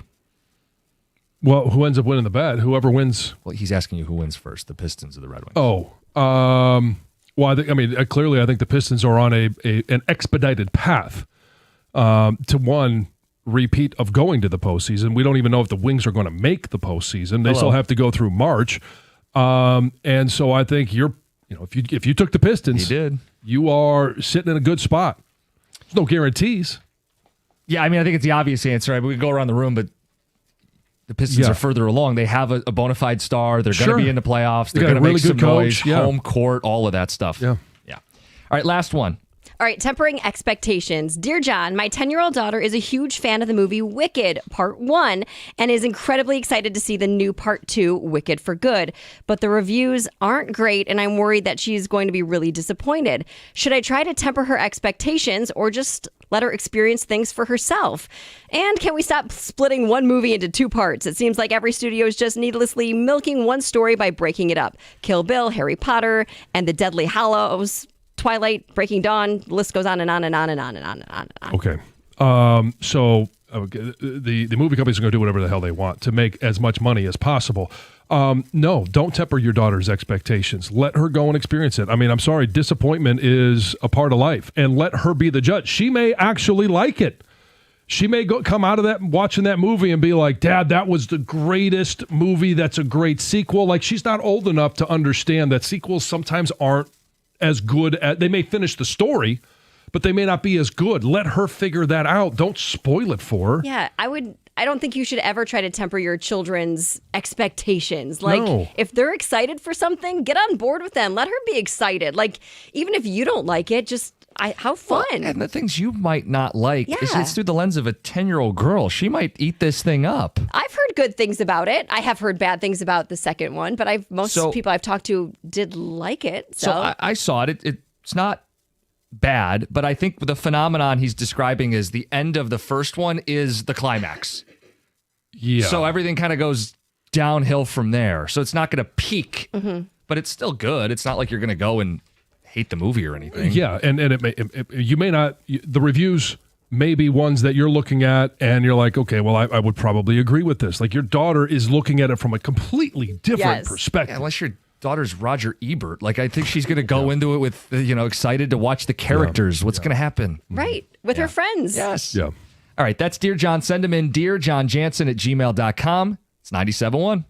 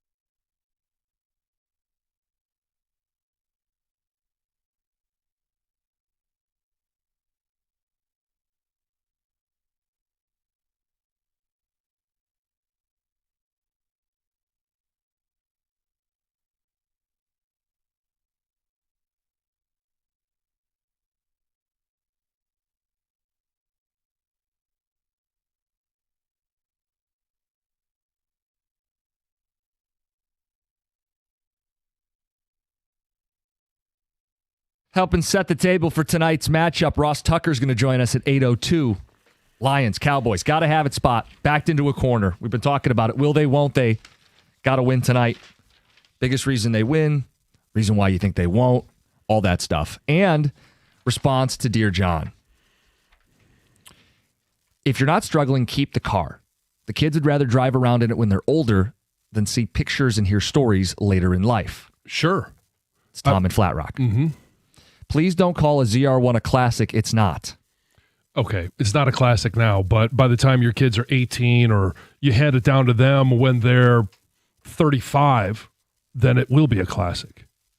Just called a cool car. I mean, he was but he was talking about his dad had a classic. Yeah, so and I used classic because I was talking about that's the how 68 you can relate Bronco. to it. Yeah, that's all it is. But it's the idea of, hey, you got a cool, expensive car. He felt guilty because it's expensive. Yeah. But he can afford it. They're not hard up for cash. And he felt guilty because like the kids aren't old enough to ride in it yet. The wife's not really into They're old enough cars. to ride in it. He said in his thing that the kids aren't in it yet. The kids are not riding in it. Yes. No, take your That was- 5-year-old. that was in his Get her done. Let's go. email. So Experience I some get it. speed. So he felt like it was just something only he was enjoying at the moment. I'm still interested in the follow-up for the greatest Dear John question to date. Do you know what he's referring to? No, there's been some good ones. The woman that showered with The shower with the beer league hockey team and the hockey chick, Jeff and Petoskey. If the guy will send it in, we'll get you a follow-up. I can't control that. Yeah. What do you guys think the follow-up is? Let's speculate. That's what we do around here. I don't remember the full story. So she was just one of the dudes. She'd go in She's and on the shower. team, yeah. Yeah. And then was she supposed to use the same shower as the dudes? And she didn't make a big deal about it. And she was hot, right? I think that was Yeah, but that was the assumption. Yeah. I mean, that's how you picture how the I story. picture it. And I'm the only handsome guy there. So what I think, if we're going to speculate, yeah, sure, John. Only in your dreams. This is what we're left to do, right? Maybe we will get a follow-up someday. I'd be so curious to know I would what wonder it is. if any of the wives knew or found out and how they would feel about it. That the girl on the team showering with all their husbands. Okay. I mean, I'm sure they wouldn't We be have happy a about wife it. here, yeah. I mean, it would be shocking to me if Colin came home and was like, oh, yeah, after the game we all showered and Susie was in there with us. I'd be like, what?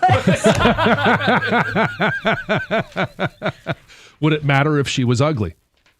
No, I mean, it would still be shocking to me. Okay. And I Would you tell him that you It would didn't feel certainly be comfortable different, with though, him? if you thought she was an attractive lady. Well, I'd be more uncomfortable if I thought Colin was attracted to her. Yeah, I mean, Okay. right? I mean, Oh, I mean, there's beauty is in the eye there's- of the beholder, John. Yes, it is, but there could be a distinct line between ugly and Okay. Would you be mad at Hot. Colin? Would you want Colin to come home and shower at home? Like, how would that go down?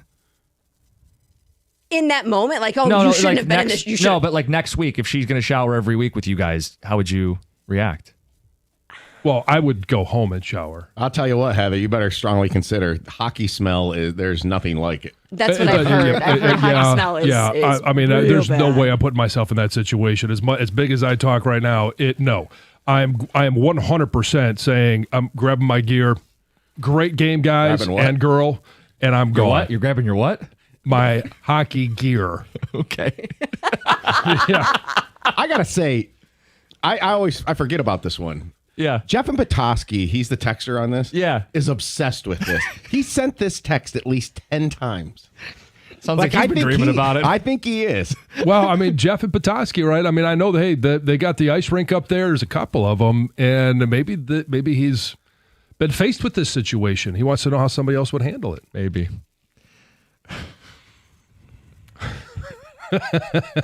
One day we're gonna get a follow-up. It'll be great. Okay, a few more responses to the stuff this week. Bathroom boy is in the wrong. 15 minutes, I'd be calling the fire department for a wellness check. Get out. Yeah, I mean, if you're the one that's in there for 15 minutes, yes. Never poop in a single person bathroom for this reason. That's out of line. No, I'm not going to say that. It just can't be the same leisurely pace you may take at home. I think you're good until someone knocks, then you got to hurry up and get out. Yes, if you can. Yeah, assuming that's possible. Yes, I mean, John, I'm confused. You were talking about the doorknob, correct? Give it a jiggle? yes, I was. Yes. Okay. Yes. Yes. Stoney takes 15 minutes because he's literally washing his butthole in the toilet. That's right. I forgot. He's the one that dips the toilet paper and in case he needs a wet wipe. Oh my gosh. I wasn't here for that story, but Right. you told me? Yes. Well, I can't believe he admitted that on air. I know. What? Yeah, if anybody would, though, it would be one Michael Steven Stone. And yes, for those new listeners Oh my across the God. state, Mike Stone, if he needs to, if he's not carrying wet wipes with him, he'll dip the toilet paper just to create a little bit of moisture. After and then, he has went to the bathroom. Correct. Yes. Yes. I mean, yeah, you wouldn't do it before. You don't really know, I know, what type but of that cleanup is changes needed. things a lot. That's all I'm saying. Like, why not just use the sink water? What is what? Yeah, maybe you can't reach the sink. Well, Because you're not going to get up and That's go a over there, whole would deal. you?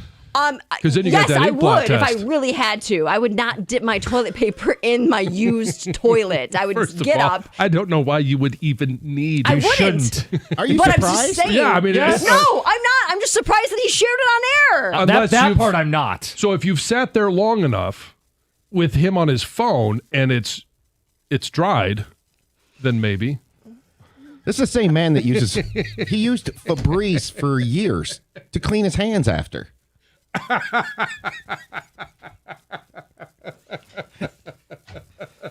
He also eats. Thought it was antibacterial.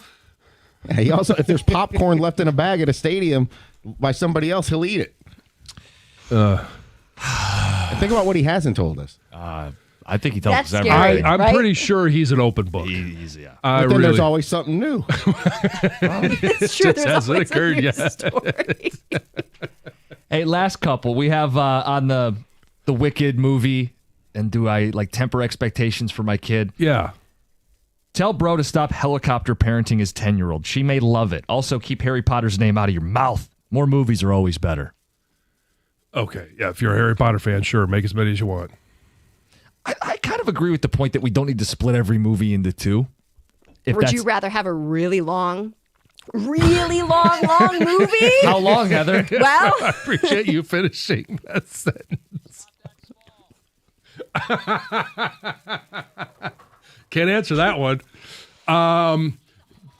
In regards to the movie, no, I don't want to sit there for 6 hours. I don't want it to be out of Africa long. no. Hold up. Cookie saw the new Wicked movie? Oh, boy. Is that surprising?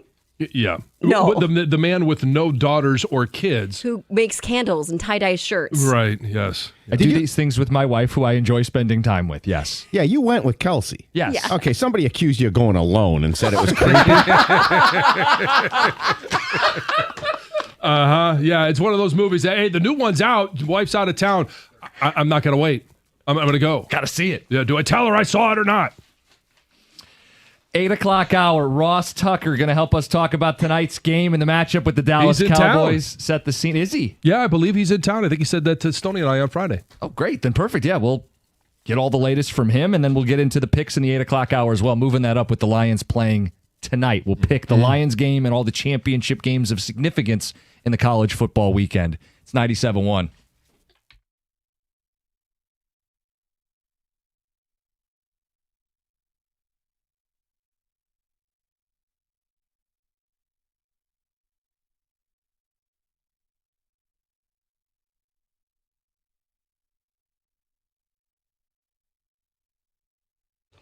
Brought to you by Moran Buick GMC. Last night in Milwaukee, the Pistons fell 113-109 to the Bucks for their fifth loss of the year. Giannis Antetokounmpo left that game early with a right calf strain. It was a non-contact injury. There's been a lot of drama surrounding the Milwaukee Star lately. Yesterday, reports surfaced that Giannis's agent and the Bucks have begun talks about the Greek Freak's future and whether that lies better with Milwaukee or somewhere else. However, after the game, Bucks head coach Doc Rivers said there had been no discussions yet between the two parties. Also in the game last last night, Isaiah Stewart was ejected after an altercation with Bobby Portis. Tobias Harris was the leading scorer for the Pistons with 20 points. Jaden Ivey did have a season high. Jalen Duren struggled despite no Giannis with 8 points and 6 boards. The Pistons fall and are back tomorrow to face the Portland Trailblazers in downtown Detroit. Going on tonight in the D is, of course, Lions football. Detroit will face the Cowboys in a must-win game in which their playoff probability plummets to 19% with a loss, according to Next Gen Stats. Right now, they're at 42%. That bumps up a little bit if they win.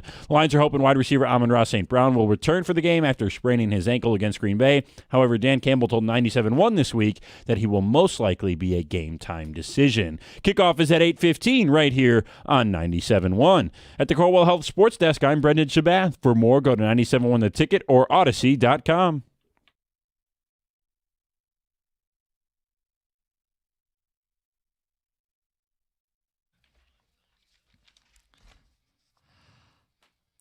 On the line with us, Odyssey NFL insider Ross Tucker. Check out the Ross Tucker Football Podcast on the Odyssey app or wherever you get your podcasts. Now, Ross, are you in our city? Yeah, I mean, I guess technically I'm out by the airport, but I'm in the general vicinity, yes. All right. All right. Hey, you're in the D. Where are you going to go eat? You know what? I'm out at the airport, so I actually had dinner last night with a friend out here. Probably you come to town and you have a better friend than the teammate you played with. I did not get that phone call. I must have missed it. Oh, that's a good point, John. You know what? Last time I tried to hang out with you, you either ghosted me or you said you couldn't. So I didn't want to get rejected again. My heart couldn't take it. Yes, we know how sensitive you are. So tonight's game, let's dive right into it because this is a must-win for the Lions. What's the biggest thing you're going to be looking for the Lions? Ooh, man, there's a lot there. The Cowboys are kind of fascinating to me. I can't remember another team like this that basically got like 6 new starters on one side of the ball midway through the season. So when they came back from the bye week, okay, they had the trade deadline and then the bye week. So not only did they trade for linebacker Logan Wilson and D-tackle Quinnen Williams, but they got both safeties, Malik Hooker and Donovan Wilson, back from IR. They got DeMarvion Overshown. He came back from injury. And then their rookie second-round pick who had been on PUP, Siobhan Ravel, came back. They got injected 6 starters, like 6 starters of reinforcements in the middle of the season. I've just never seen that before. And they're playing much, much better on defense as a result. I would say, one of the key matchups, one of several that unfortunately don't appear to be in the Lions' favor for you guys would be the Cowboys' D-tackle rotation right now might be the best in the NFL with Kenny Clark, Odighizuwa, and obviously Quinnen Williams going against a Lions interior trio that, those guys have been banged up. Those guys have been moving them around. It's obviously Frank tried to come back, wasn't able to. So that has not been the strength of the Lions offensive line is the interior trio. Now they're going against these monster D tackles for the Cowboys. Then when the Cowboys have the ball, I mean, their receivers are awesome, and obviously the Lions have also had issues at corner, and they've had injuries at corner, and now Terrion Arnold goes on IR. It feels like where the Cowboys are really strong is where the Lions are weak or have become weaker because of injuries. No doubt about it. It's what's got everybody concerned on our phones and our texts today. Yet at the same time, Ross, you and I both host sports betting podcasts. The Cowboys are an incredibly public dog this week, and the book has held it at 3. I don't think it's going to get under 3. Why the confidence in the Lions from the book installing them as a favorite? Because it doesn't feel like anybody expects them to win locally. I am not sure about that. In fact, I have a real, as you said, a really popular betting podcast called the Even Money Betting Podcast, and I'll just be honest with you guys, I took the Cowboys in the points. I mean, I would say at best it feels like 50-50 that the game could go either way with the momentum that the Cowboys have and with the Lions kind of being up and down. And then even if the Lions do win, feels like it's a close game, could be by a point or two. Even if it's by 3, last I checked, the line was 3. So even if it's by 3, it's a push. I am surprised by the betting line. I think the only things I can say about that would be it is a home game for Detroit, which does make a difference. It's not even a short week, though. They both got a full week. So it's not like you can say, oh, they're playing at home in a short week. No, it's a regular week. I also think there's a lot out there, obviously, about what the Lions have been able to do. They've won 14 straight following a loss. They've alternated wins and losses their last 8 games. And I think people probably looked at it and said, yeah, they lost to the Packers, but that was really just fourth down variance, right? I mean, the Packers were 3 for 3 in critical fourth downs. The Lions were 0 for 2.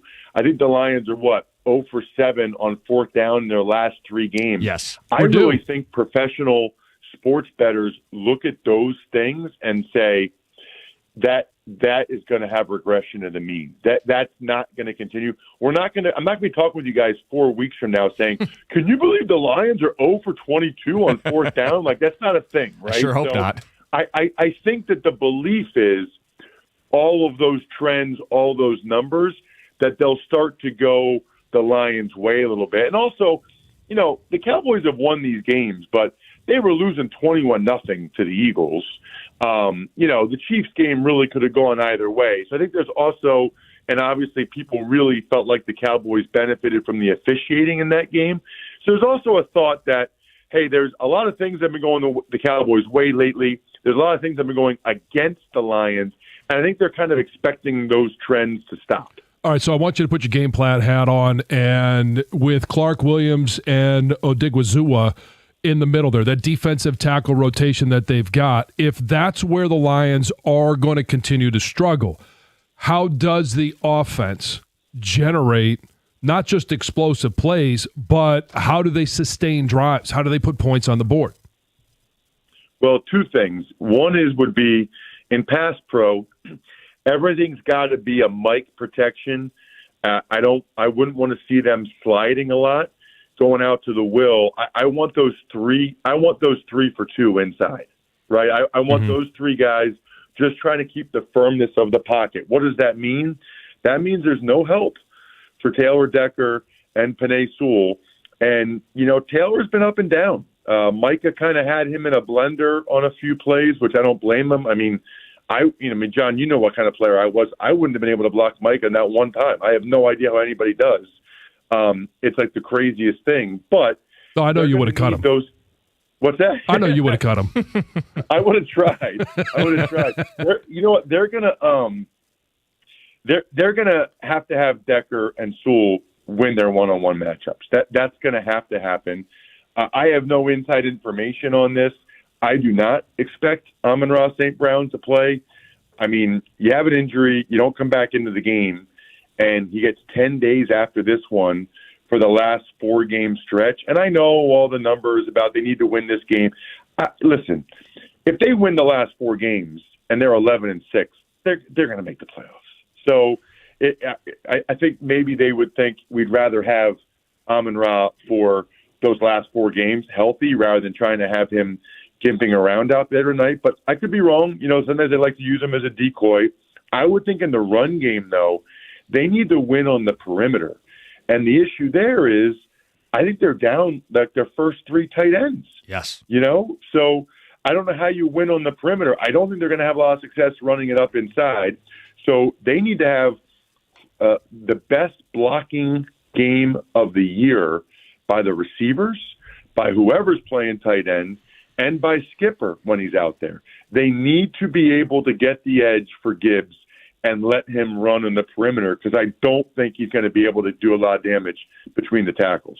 Flip it on the other side of the ball. You mentioned, Pickens, Lamb, that's a problem for every team, let alone a Lions secondary that's all banged up and missing some dudes.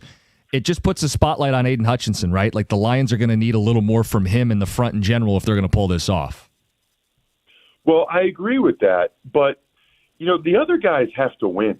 Watching Thanksgiving, I thought Aleem McNeil had some good rushes, and I thought it was interesting how often they had him at end, and he was just bull rushing the tackles who aren't used to going against, bigger bodies like McNeil. But, Aiden's getting a lot of attention, and that comes with it. That's part of the deal. I get that. But they really need, some of these other guys, Davenport or whoever. These other guys need to win their one-on-ones. I mean, it's super hard. I was not a great player, but I never got beat one time when I had help or I knew where my help was. To me, that's like totally unacceptable. I stunk one-on-one, but I always knew where my help was. So Aiden shouldn't be able to beat the double teams. He shouldn't be. Now, he's got to win when he does have those rare one-on-ones, but they need some of these other guys to step up. Muhammad and McNeil and Davenport, those guys have to win. He's Ross Tucker. Insider Calls brought to you by Nationwide for your insurance and financial needs. Nationwide is on your side. Check out the Ross Tucker Football Podcast. It's on the Odyssey app or wherever you get your podcasts. Ross, enjoy the city of Detroit tonight. I will. I can't wait. Love Ford Field. Can't wait to see it. I expect it to be absolutely rocking. There's not going to be a lot of Cowboys fans there, are there? No, there shouldn't be. And I'll just give you a tip. When you get downtown and you get a chance to get something, stop by and get a Coney dog. Whether it's national Coney or it's dog, okay. Yeah, get yourself a Coney dog. Yeah. I can do that. I had what did I have last night? I had a Bell's Two Hearted. All right. And then I also had this New Orthodox India Pale Ale B43. It's a Michigan beer. I don't know where in Michigan, but it was delicious. So shout out to them for that grapefruit IPA I had last night. We got a good beer scene here, Ross. Enjoy it. We'll talk to you next week. Thanks, bud. See you guys. It's 97.1. Hey, injury attorney David Femineo is the guy you want to call if you've ever been hurt in an accident. But what he really wants, what we all want, is for all of us to be safe. He knows how tragic accidents can be. That's why he started David's Driving Edge, to spread awareness about distracted driving, to help us with all the tips that he's learned to be better prepared on the road. If we can prevent accidents before they happen, that's the real win. You can learn more at getdavidgetpaid.com/driving edge.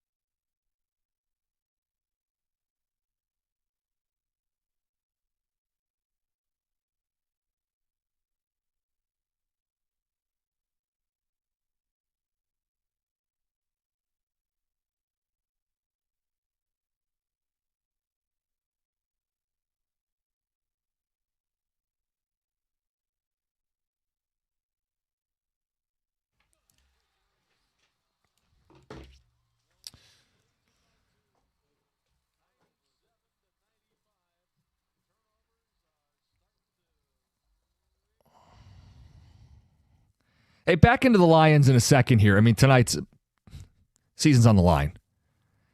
Quick thought on the Pistons. Good teams are going to lose 20, even 30 games in a season, so I don't ever want to make too big a deal out of losing. Last night was a bad loss. Well, yeah. It was a real bad loss. I mean, you came out and really through 3 quarters, but especially in the first one, like you were smoking them. And then you have one bad quarter, and it felt like mistakes got compounded. And that's where I don't think this team has really, they haven't had that this year where one leads to another, and then all of a sudden you lose a game like this. Yeah, so you work backwards. You're up 27-9. Giannis gets hurt. Like, that's a game you cruise. Except they didn't. Right. Stewart gets baited into not 1 but 2 technical fouls. He doesn't finish the game. Fourth quarter defense, it's not a coincidence, not as strong without Isaiah Stewart. They give up 35 points in the fourth quarter and blow a lead down the stretch on the road in Milwaukee. That's a bad loss. And Bickerstaff didn't mince words after the game talking about their defense and it not being good enough. So we don't need to sugarcoat it. That's a bad night for the Pistons. They also got suckered into taking too many threes. That's not who they are. They've told us that's not who they are. They may have been open. They just weren't making them. And then you look at the why am I shooting 40-plus threes? That's not our basketball. So anyway, there's your little Pistons note. Yeah. On the Lions, John, pressure on the team tonight, right? Sure, there's pressure on them. Season on the line. I have my 5 Lions who are facing the most pressure tonight. Okay. And I want to present those, and you can give me your feedback. If I miss someone who's actually facing the most pressure, let me know. Okay.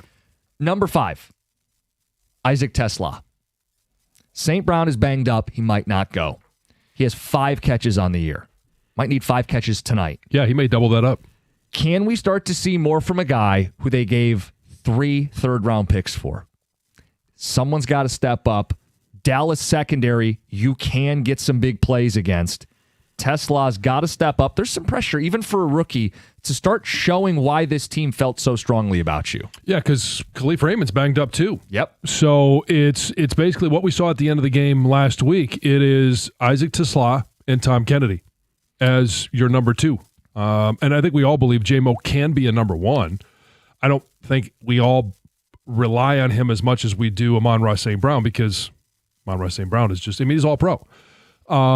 But I do think Isaac Tesla has to have an impact. And I'm not going to sit there and say, put a number on it, but there needs to be an impact. What you lose when they don't have Amon-Ra St. Brown, not just the catches, not just the production on the offense, it's his ability to block downfield. And I know it'd be easy to say it's J-Mo because he got paid. I think he's going to get a lot of attention tonight. Someone else has to help soften the defense up, and that's where Tesla comes in. And here's something that TJ talked about, I talked about. You're an inexperienced wide receiver. At the very least, get lined up right. Right. Don't have, a couple of penalties John, where it's a formation issue. You're on the field. It's kind of where we all go to is, hey, is it the rookie? Probably is. Yeah, there were too many of those on Thanksgiving Day. It's not a short week. You had a whole week. You're not a rookie at this point, right? You're in the second half of the season. You got to show up. Brian Branch, next on the list for me. Brian Branch.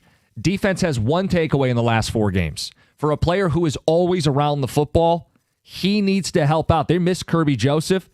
Get the ball. Tip it. Catch it. Force a fumble. Fall on the ball. They need to get a takeaway to give the offense a short field and to slow down a Dallas passing attack that ordinarily is just going to chunk play you to death. You need a takeaway. I think Brian Branch is the guy most likely to go get you a takeaway. There's pressure on him without Kirby Joseph. Most people like Brian Branch. They like this style of play. The one thing that we saw early on, especially in his very first game, right? He picks off Patrick Mahomes. We're thinking, okay, man, this is a part of it. Now, Kirby Joseph has been the one that's been the ball hawk back there. Whether or not it's the big hits that causes incompletions, we do need more turnovers. Brian Branch should be a part of that. I'll give you one more thing that he needs to do. Those hits need to be legal. Yeah, don't lose your composure or hurt your team in a big spot. Pressure for him to do it clean. Yep. Number 3, Jahmyr Gibbs. Team's bad on third down. The line's inconsistent. You need someone who gets more than what's blocked. Enter Jahmyr Gibbs. Mm-hmm. If you're not going to go on 13-play drives against this front with this offensive line, you're going to need someone who can bail your offense out. I think Jahmyr Gibbs, big spot tonight, too, especially if they try to play some David Montgomery in the backfield and use Gibbs at receiver. Like, he's going to have to be the guy that breaks open the game for the Lions. Get him the ball in space and see what he can do with it. Get him some blockers. And hey, Dave Montgomery, you can run all you want to the left. Jameer Gibbs, I want him running to the right. I want him behind Big Penei Sewell. Number 2, Lions under the most pressure tonight. It's Mr. Pressure himself, Aiden Hutchinson. 2.5 sacks in the 5 games since the contract was signed. Pressures are down. Team is not getting to the quarterback. They're not speeding up the quarterback. The Dallas tackles are the weakness of their offensive line. Aiden had a sack last year before his leg exploded and 3 the year before. This is a matchup he's feasted. You want to help out your secondary, trying to cover Lamb and Pickens? End the play. Put the quarterback's ass in the turf, end the play. A lot of pressure on Aiden. He's got to bring the pressure tonight. Yeah, and it's not just pressure. Like you said, it has to be sacks. He's been a guy that's played well against Dallas. We need to see it again tonight. And I'm not a big, how many sacks has he had since the contract? To me, that's irrelevant. It's just a matter of how many has he had in the last few games, and it's not enough. Number 1, you've heard of a gut check? I'm going with a grit check. Dan Campbell, you do not have the team you had last year. You need to find a way to win anyway. The back-to-back stat is legitimately at risk. They've won 14 in a row following a loss. It's in jeopardy tonight. Playoffs are on the line. You might not be good enough, but you have to be gritty enough. You have to find a way. Otherwise, we can take down all the grit signs. This team's not finding ways to win these games. They're just not tough enough. This is a real check on their toughness at home, following a loss, backed into a corner. And for Campbell, you may have to swallow your pride.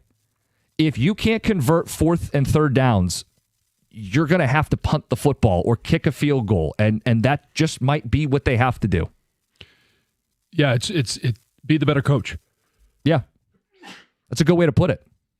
Be the better coach. Go out there. Be a reason that you give your team a chance to win. Don't be the reason why you go back into the locker room and you're talking to TJ after the game going, boy, I really didn't like that play call. Right. We don't need to be doing, I probably should have done that different. Yeah. No, do it right in the moment. And I know you have a lot on your plate. Which I know he wants to do. Yes, I'm not sitting there saying, well, he's doing this one because he thinks it's going to be wrong. He's got a lot on his plate, but most coaches in the NFL are calling one side of the ball and managing timeouts and replays and all of the game management stuff. He's got to be capable. He's got to do it. He's got to do it right tonight and do it well tonight. Let's get to Heather with the news. Well, the city of Warren is honoring a school crossing guard who saved a young student's life. On November 13th, a car failed to yield when turning near a school crossing, nearly hitting this child who was already in the crosswalk. And without hesitation, crossing guard Ernest Doolin placed himself between the car and the student, preventing what could have obviously been a really serious accident. And following review of the incident, the Warren Police Department recommended Doolin for a Civilian Citation Award for bravery, recognizing his actions as exemplary and deserving of formal recognition. So there was this ceremony at the mayor's office, and he was presented with this award, which is pretty cool. A great way to just honor his commitment to protecting the lives of the students out there. Mm-hmm. So great job. Yes. Great work. This is also a really cool story. Andy Isaac, the longtime Detroit sports enthusiast who passed away earlier this year after a battle with cancer, will receive the Courage Award from the Michigan Sports Hall of Fame. That's cool. Yeah, so in a press release, the Hall of Fame said that this award is a special honor to recognize individuals who serve as a role model to all athletes. And this is the first time the award will be given out since 2013. And if you're familiar with Isaac, he started posting online in 2006. He had a blog, World of Isaac, and he was kind of updating his friends and family on his journey with Hodgkin's lymphoma. And then his platform really grew. And over the years, he became well known in Metro Detroit for his local sports reactions, his just, positive outlook on life. And he did Saturday food reviews as well. So kind of a great way to honor him. He passed away on March 6th of this year. One person is dead after an officer-involved shooting in Sterling Heights that took place on Wednesday afternoon. During a welfare check, police encountered an individual who was experiencing a mental health episode while also holding a loaded handgun. They say negotiators talked with this person for over an hour, but when this person pointed the gun at police, Officers responded by opening fire, and the individual died from gunshot wounds. Nobody else was injured. The officers involved were placed on administrative leave. Obviously, it is still under investigation. You probably saw this all over social media, but Spotify dropped their annual Wrapped lists yesterday, and Bad Bunny reclaimed his spot as the most streamed artist in the world. So Bad Bunny is also the first artist to win that title 4 times. So the top 5 artists of 2025 globally: Bad Bunny, number 1, followed by Taylor Swift, The Weeknd, Drake, and Billie Eilish. The top 5 artists in the U.S.: Taylor Swift, number 1. This is her 3rd year in a row. Drake, Morgan Wallen, Kendrick Lamar, and Bad Bunny. Right. Did you guys see your Wrapped list? Do you use Spotify? Well, we have that question. It's in the cookie jar for Friday. So I use Apple yeah. Music, but Okay. they do the same thing. They so do. we'll do a reveal on Friday. Yes. Okay. Finally, there's a guy in New Zealand that just got arrested the other day after he tried to steal this small, very expensive Fabergé egg from a jewelry store by swallowing it. So he walked in, grabbed the egg, swallowed it, and he didn't even get a chance to leave the store. He was arrested right there. And they say the egg that he swallowed was part of the special edition James Bond themed necklace, valued at $19,000. Wow. There's only 50 of them ever made. And I guess it's not clear yet if being digested is going to hurt the value of this egg. But apparently... It might be the other things that are attached to it. I'm not sure they're worried about the digestion. Well, That's will more it the corrode cleaning. any of it? Yeah, it depends how long it's been in there. But it sounds like the officers are still waiting for nature to take its course, and it's been almost a week. Oh, wow. Get some fiber in the diet. Yeah. What are we Remember doing that? here? Remember that guy who swallowed the lighter? Stayed in there for 30 years. Yeah. So, Well, he could obviously lay an egg like the news story we had Yes! last week. Yeah. Man. It just went in the wrong way for it to make a quick exit. That guy who swallowed a lighter, I'd be worried if I farted. Yeah. yes. Yeah. It's Heather with the news, 97.1. If someone you care about is injured in a car accident, you need KG Law. Lawrence KG and KG Law specialize in car accidents. You're going to get that personal attention to detail from someone who cares. KG Law has won millions for their clients. Tell you about Lawrence KG. He's a Detroiter. Down-to-earth, good dude. You meet with him, you'll come away impressed. See what I'm saying?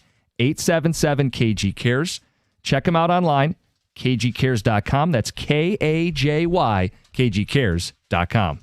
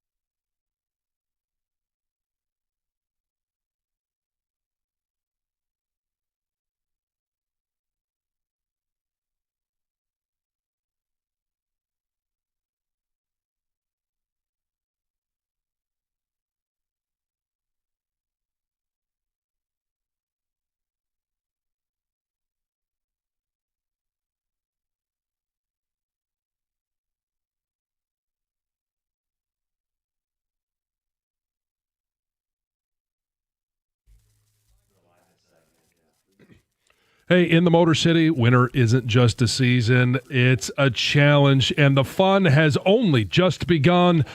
When the snow starts piling up on Woodward and the slush takes over I-75, you don't need a sleigh, you need a Sierra. This is professional-grade capability, the GMC Sierra. Built to dominate the job site and upgrade your driveway, so whether you're hauling the family tree or you're towing toys up north, and we love our toys, snow machines, boats, four-wheelers, it doesn't matter. The Sierra delivers the power, the tech, and the premium luxury that you've earned. But you need to move fast. Right now, the Metro Detroit Buick GMC dealers are holding their holiday event. This is your chance to get behind the wheel of the truck that defines Detroit toughness. Don't let the holidays pass you by. These offers absolutely end on January the 2nd. Start the new year in professional-grade style. Visit your Metro Detroit Buick GMC dealers today. We are professional grade.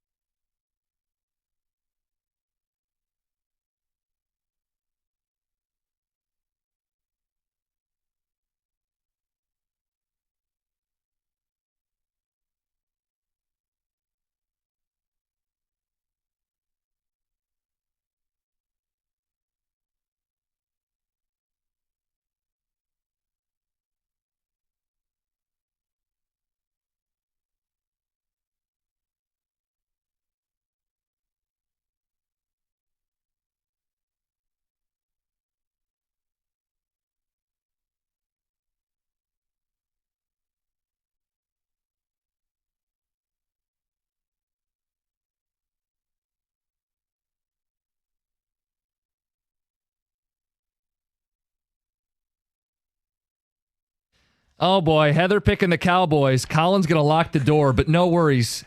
He can't reach the deadbolt. Good morning, 97.1. Ah, man, that guy takes strays all day long. Unfair. An ongoing one for really He's just quite hard a to hit. while. Small target. Jim Costa, John Jansen, Heather Park, Govin, Greg behind the glass. It's game day. Lions are playing the Cowboys tonight, and it's an easy question. It's a will they, won't they? Will they win, won't they win? How do you feel about it? Like, this has kind of felt like a soap opera the last week. Ragnow's back, then he's not. Injuries are mounting. The fan base is starting to really fester, and the frustration is being taken out on these guys. John, will they or won't they? 248-539-9797. I understand the frustration because we thought that this was a team that would push for a Super Bowl. Maybe the record wouldn't be what it was, but last year at 15-2. But we all use the same terms, right? They could have a worse record but be a better team. And we all looked at the schedule. Now, the teams that they've had trouble with, you didn't really think that would be where we would be at this time of the year. But yeah, the Minnesota what was one's killing them. I'll ask you this before I answer that question. Yeah. Short answer, yes, I do. I'll give you reasons why in just a minute. But what was your win total before the season? 12. Okay, so they've got to win out for us to get to our win total. I think it was right around there to a 12, 13, somewhere in there. Yeah. And we just heard from Ross Tucker, like 11 is going to get you in. It should get you in. Should get you in. Yes. I think you'll have a 99% chance of getting in with 11 wins. So they got to go 4-1. Tonight is a must win. And I'm not going to just sit there and say, well, it's a loss going out to the Rams. Obviously, that is the toughest opponent left on the schedule. They are a very complete team. This is not a complete team. Dallas or Detroit. Yeah. So you're looking at it going, what is the path to victory? And the path is it's the basics of football. You make less mistakes, you're going to win this game against the Dallas Cowboys. You make less mistakes against the Rams, that may not get you the win.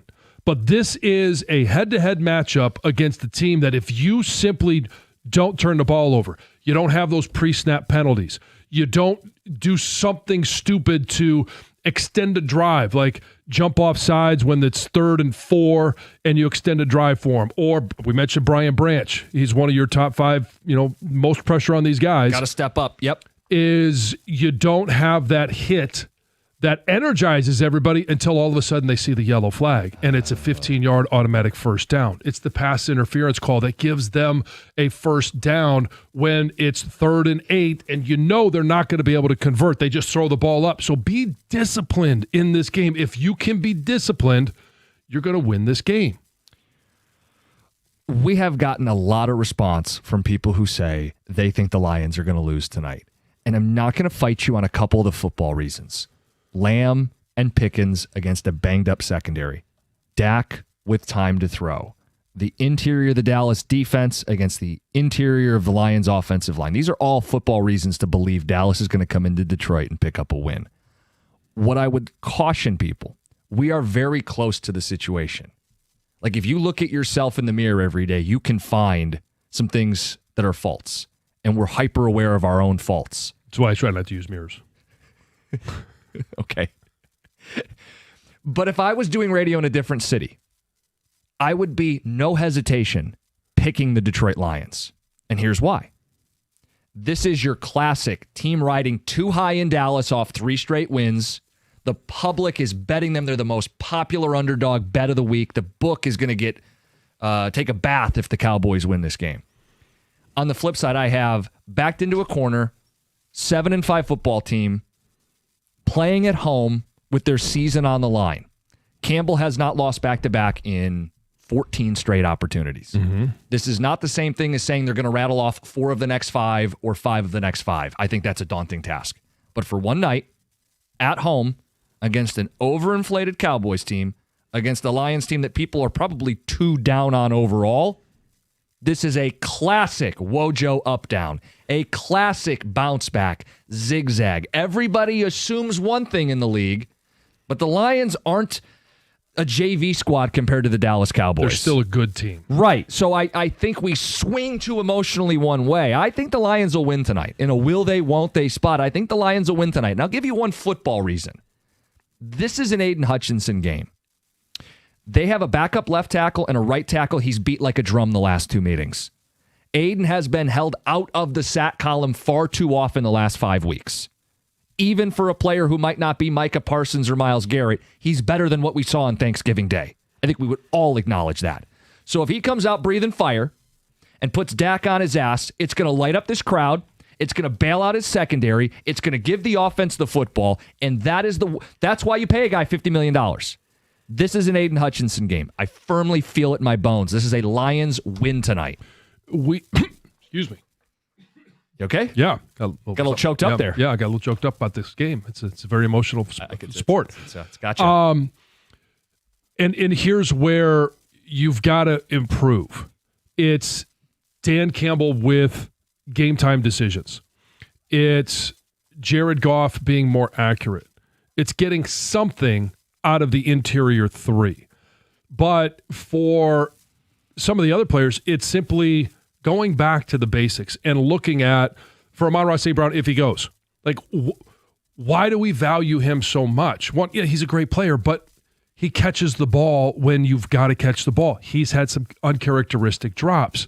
It's Aiden Hutchinson always going with the upfield rush and then coming back, creating the pressure. At some point, like the Giants tackle talked about, I just run him upfield. And quarterback steps up, delivers the ball, or there's just more time.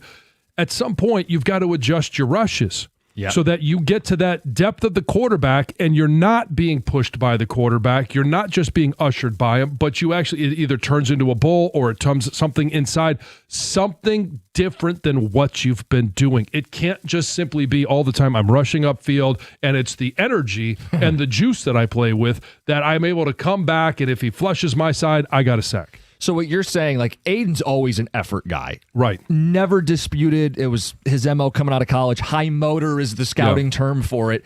You got to be more than a high motor guy. Mm-hmm. You're going to have a move or two that wins and gets you into the backfield quickly. And sometimes as a player, you look and you can't see it, right? You keep thinking, I'm doing the right thing. I'm doing everything I should. Why am I not getting home? That's where you need a defensive line coach or a teammate to say, hey, when you get to the level of the quarterback, why don't you just come back inside? Like do something different. That's where the value of your coach is. And everybody says, well, they're professionals. They don't need to be coached up. Yes, they do, because sometimes you're blinded and you just can't figure out how to get out of a rut.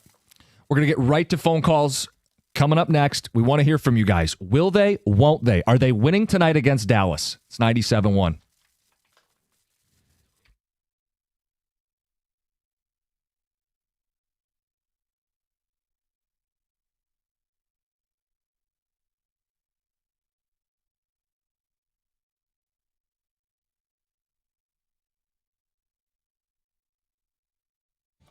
Brought to you by National Benefit Plans of Shelby Township. The Lions are getting ready to host the Cowboys at Ford Field in an all-important Week 14 game between two teams desperately trying to nudge their faces into the playoff picture. The Cowboys at 6-5-1 currently sit one spot behind the Lions for ninth in the NFC standings. They have a 21% chance to make the playoffs, but that number goes up to 38% with a win tonight. Meanwhile, with a win, the Lions improve their chances to a little better than a coin toss, but a loss would drop them below 20% postseason probability. Detroit is favored despite the impending absences of Kirby Joseph and Brock Wright, who have been ruled out for tonight's game. Amon-Ra St. Brown will be a game-time decision with his ankle injury. Yesterday, he talked about the moment he suffered the injury with his brother on the St. Brown podcast.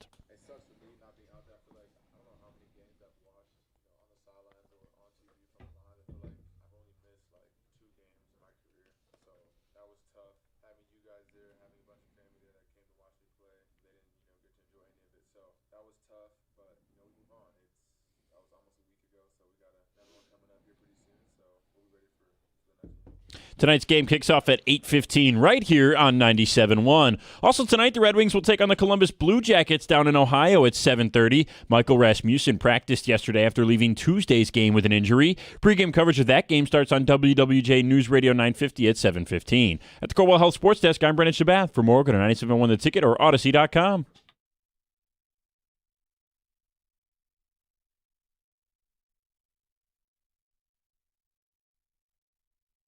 Get right to the phones. We got Dear John at 9:35, part of our Thursdays. Let's get to your thoughts on the game tonight. Will they or won't they? Nate, you're on 97.1. Hey, how y'all fellas doing? Good morning. Good.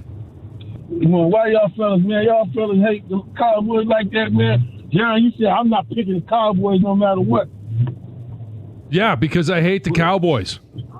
Well, okay. Well, check this out. Y'all can't use the Dan Skipper reporting to the refs this time because I've been listening to y'all. I listen to 97.1 and I listen to the station in Dallas also. They talking about the 47-9 whooping that y'all put on them last year, and they're coming in for revenge. But I don't think I think the Cowboys gonna win because of them two deep tackles. And so on y'all station, y'all said all the Cowboys was gonna do was win 5 games this year. How's that looking? Well, wrong. The 2 o'clock show did. Mike Valenti said all they was gonna win was 5 games. That's what he said. All right. Well, 2 o'clock can say whatever the heck they want. It doesn't mean that I didn't think the Cowboys, especially after trading Micah Parsons, I did not think that they were going to be as good as they are. Nate, are you maybe victory lapping a little early here? I'm not sure Dallas is getting in the playoffs. I'm not victory lapping. I'm just saying I don't like the Lions, but when the Lions good, I'm not going to sit there and say they're going to lose against the team I think they should beat just because I don't like them. But I think the Cowboys have a better offensive line this year than the Lions do. Their interior is a lot better. I give them credit, man. Cooper Beebe at center's been good. Booker, the guard they took at the right guard spot's been very good. And, of course, Smith's a steady dude in the left guard spot. Their interior's better. Their tackles aren't better. It's not a great matchup right now for the strengths of the Cowboys versus the weaknesses and injuries of the Lions. Yeah. So, I mean, I guess we just won't play the game. Or you're going to have to coach around it. Yeah, you've got to find ways to generate points. You got to find ways. And for Kelvin Shepherd, hey, I want to see more of the excitement, the juice, the defensive schemes that we saw against Tampa. Now, Dak Prescott and CeeDee Lamb, George Pickens, greater than what we saw against Tampa. So you say there are some bad matchups for the Lions tonight. Everybody's said it all morning long. The gritty Detroit Lions win this game. So that's why I called it a grit check. You know what I'm saying? Like the gritty Lions will overcome and find a way backed into a corner at home to win and keep the season going. If they lose this game, they aren't this gritty football team that we have seen in previous seasons. Right. And so when you go through and you think, that's why I asked the game plan question to Tuck, is, the thing that the Lions want to do is get 2-on-3 with the interior of the offensive line. If I'm Dallas, I don't let that happen. I'm blitzing a linebacker. I'm stunning things. I'm doing things to force the Lions to slide protections or to get one-on-one matchups inside. The advantage that they have is, hey, one-on-one Quinnen Williams against Awosika. One-on-one Quinnen Williams against Glasgow. Or Ratlich even. Yeah. Or if it's not Glasgow. Like one-on-one against anybody the Lions are going to put out there right now. Yeah. That's what they're going to try and do. So this is that cat and mouse game of when are we going to call those protections? How do we call them? What's the down and distance? All of those things are variables, and it comes down to, can Dan Campbell, as an offensive play caller, out scheme their defense? The chess match. And the Cowboys' run defense has been significantly better the last 3 games since they've gotten hot here. You know, will the Lions be able to run the ball consistently? I thought that hurt them against Green Bay. There were flashes of it, but it wasn't consistent. Jim, I just want to ask, why is the third down conversion rate on both sides of the ball going to get better? Why is the offensive line going to play better? I feel like you're digging into something that this team was. And I'm willing to acknowledge some of that. I think part of my football reason was you're going to win on third down on defense because Aiden's going to be more of a factor in this game. Why? Because they have a backup left tackle and he's beat the right tackle like a drum the last 2 meetings. It's a good matchup for Aiden. Now, that doesn't help Jared Goff, other than maybe you get the ball back, but it doesn't make Goff's life any easier. I mean, that part of it, I think, is just a real... This may have to be a game they win low scoring. I think on paper, this looks like a high-scoring game. Their path might have to be a lower-scoring, grinded-out football game. And unless you're going to get explosives from Jahmyr Gibbs, it might be a whole lot of 7 yards to Tesla, 12 yards to JMO. Like, I don't know that you're going to be able to sit back there and throw the ball downfield. And how about this? I mean, they run, even the caller alluded to it, heavy jumbo formations, a lot more skipper on Thanksgiving Day. Look, they don't have Khalif Raymond. They may not have Amon-Ra. And if he plays, let's just call it what it is. He might be compromised. I mean, that ankle. So you're probably going to play some heavier set formations. Well, does that help with slide protections if I have 6 offensive linemen? Can I better help the guys on the interior? Now, I'm going to take the explosiveness down a notch, right? But maybe it's a ball control, churn it out. It ain't pretty. No one's going to brag about it. This isn't the game tape you're going to put out on YouTube to show people 10 years from now, but you win the football game. Mm-hmm. This is the best receiving core they're playing this year. Yep. Now, you could argue other ones, but they were limited by their quarterback. Right.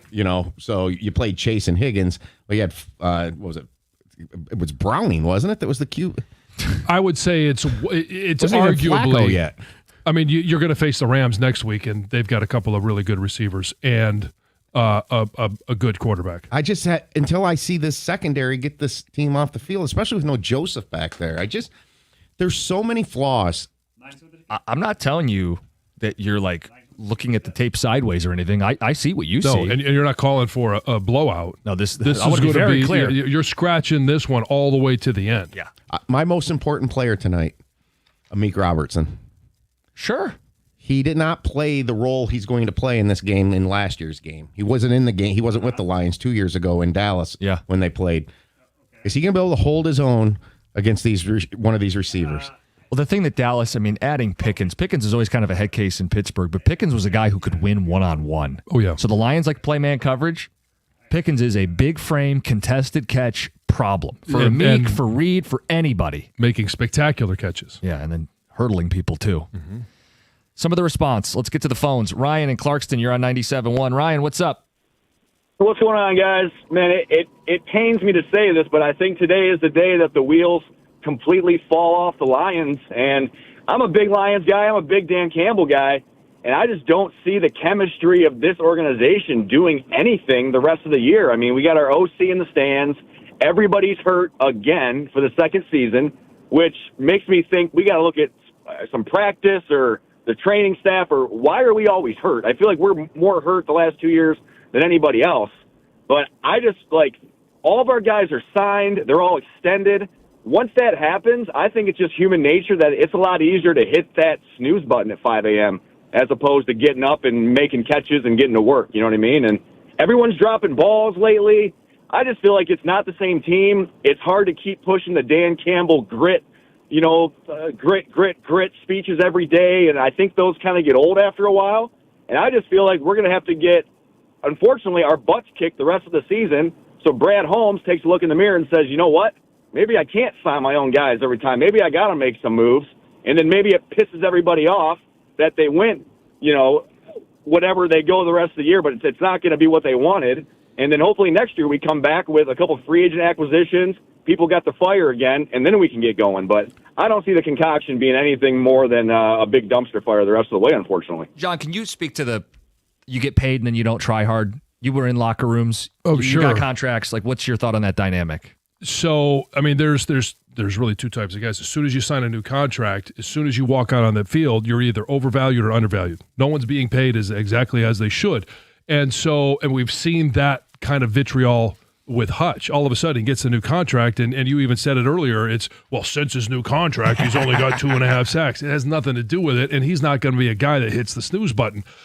And what I will say about this Lions organization, they're very methodical in who they draft, the type of players that they draft, and they haven't been perfect, but in the players that they extend outside of JMO, I think that they are very sure in terms of the character, the contract is not going to affect how they continue to work. Some of the response on the texts. Lions 31-27. Dak throws a bad pick at a bad time. Always does. Go Lions. Mm-hmm. My chief concern is Jared Goff. I can't trust him as far as I could throw him. All he needs to do is target Waymo 12 to 15 times, Gibbs 6 to 10 times, hit those guys in open space on time. They can't be stopped or properly schemed against, period. Yeah, you give him time, and he'll do that. Hutch is basically Kyle Vanden Bosch, just missing the red contacts. No. He's much better than Kyle Vanden Bosch. Did you ever play against Kyle Vanden Bosch? Yeah, I was a teammate of him. So played against him every day in practice as well. How weird were the red contacts? Did he wear those at practice? I don't remember if he wore them at practice or not. I know he wore them in the games. I don't know. You do whatever you want. But like, it'd be I thought it weird was to look stupid. at. I forget the explanation. What was there like a reason he did that? I don't know. Okay. I never bothered to ask. Okay. I love how it's an Aiden Hutchinson game because he's playing a backup tackle. Aiden's the most overrated athlete in the history of Detroit sports. I'm simply saying it's a spot for him to go have a day. Yeah. I mean, and he's had days against the Dallas Cowboys, no matter who the tackles are. Pretty obvious. Cookies declared the Lions win tonight. They're definitely going to lose. How about this? This is the opposite side of that same coin. We will win tonight. Why? Because I have tickets but had to sell them to play in a hockey game tonight. I'm the goalie and couldn't leave my team hanging. My absence means I will miss a hard-fought victory. Go Lions, JC, and AP. Nice job, JC. Way to be a good teammate. Your sacrifice will not go unnoticed. We'll be chanting your name tomorrow morning. Will they or won't they? We got Dear John coming up at 9:35. It's 97.1. Hey, every NFL Thursday is your chance to hit the jackpot on FanDuel. We all know that game is in town. Cowboys and Lions, because the FanDuel's Thursday touchdown jackpot. You can win a share of $2 million in bonus bets each and every week. To get in on this Thursday's action, all you have to do is place an anytime touchdown score bet before the game kicks off. And if your score scores the first or last touchdown of the game, you're going to win your bet plus a share of bonus bets. All you have to do is visit FanDuel.com/971 Detroit to take a shot at the jackpot. That's FanDuel.com/971 Detroit for your chance to win a share of $2 million in bonus bets. Play your game with FanDuel, an official sports betting partner of the NFL. Must be 21 or over and present in Michigan. Opt-in required. Must apply profit boost token on select market. Prize pool to be split equally among all eligible participants who made the correct first or last touchdown pick. Bonus issued is non-withdrawable bonus bets that expire 21 days after receipt. Restrictions apply. See terms at sportsbook.fanduel.com. Gambling problem? Call 1-800-GAMBLER.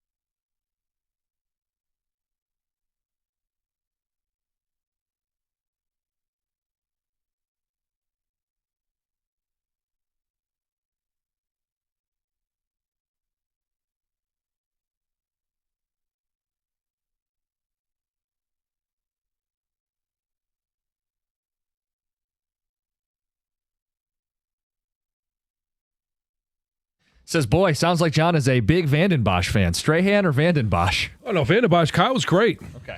I mean, I just, and it said, like, you guys should do whatever you want. If you want to wear contacts, wear contacts. I don't care. I just think it looks silly. Red eyes. It says, Campbell is, if he's as impassioned as he's been in the previous years, I believe, well, hold on. Campbell is as impassioned as he's been in the past, and honestly, I believe it's because he isn't fake and knows this version of the Lions just don't have what it takes. I don't see understand a lack of passion. No. Okay, this says, can you guys ask the guy skipping the Lions game to play hockey if he happens to have a girl on his team that likes to shower with dudes in the locker room signed Tim in a truck? Get to the bottom of that story. Yeah. Dear John, coming up at 9:35. Our question was, will they or won't they? I said they will. Are we talking about the shower or the game?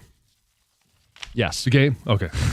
Lions and Cowboys. I said yes, they'll win. You said yes, they'll win. Our flag to say, yes, we think they'll win. We've had a lot of callers, in fact, a majority of callers, and a lot of text messages that say they don't believe that the Lions will win this game. And, look, this guy, Joe in Clarkston, says, same old Lions fans. Lions are going to win by 20 tonight. Now, I'm not going that far. I think this is one of those ugly games. They'll play heavy personnel. They'll have to grind it out. They're going to need a big night from Aiden in the defense. But this is your classic. It's the NFL. One team's riding too high. One team's probably riding a little too low. The bounce back at home, and the Lions have a track record of doing it. This is not the same thing as saying they're going to win 5 of 5 or 4 of 5, but 1 of 1 tonight. Well, and it's also not just, hey, well, we lost last week, so we know we're going to win this week. Like, there's obviously much more to it than that. Because we haven't even talked about the primetime games. Now, I know that they lost to the Eagles, and they obviously lost to Chiefs. With the Chiefs, but the primetime game of being on Thanksgiving. There's a lot of factors that play into winning or losing this game, and I'll rest on the fact that if this team, the Lions team, can play clean football, they should win this game against the Cowboys. The Cowboys will make some mistakes. That's how they got into it with the Eagles. They got down 21-0 because they made mistakes, and then they cleaned things up. And how do they get back into it? Well, the Eagles put the ball on the ground. I'm just wonder if they're incapable of cleaning things up. Cleaning things up sometimes is because you lack talent, therefore you do something you shouldn't do to try to compete. Right, but a great example is illegal formations on Thanksgiving Day have nothing to do with talent, right? Correct. I think experience. That's a different thing. Right. Not knowing where to line up has nothing to do with how fast you run a 40 or can you catch a ball. Well, I'm talking about taking a stupid penalty to not that one. Yeah. A guard grabbing. Right. So that is because you have to make up for the fact you didn't execute. Yeah, yes. And you're trying to get away with snatching a guy down, and all of a sudden you get caught. And I can't get away from, it seems to happen 2 or 3 times a game especially last month. It's as if there is no interior line. They're literally bull rushing to get the Goff. So then you create 3rd and longs, which makes it harder. That's why your 3rd down conversion rate is down. Yeah. Right. I guess some of this is, I think half of this is, do you believe in the Cowboys? Sure. And to what extent? Like Dallas' path to the playoffs, it's winning out, right? They have to win every single game. They're at 6 wins. Yeah. 10-6-1 might do it. Maybe. With the tie, you're right. Maybe.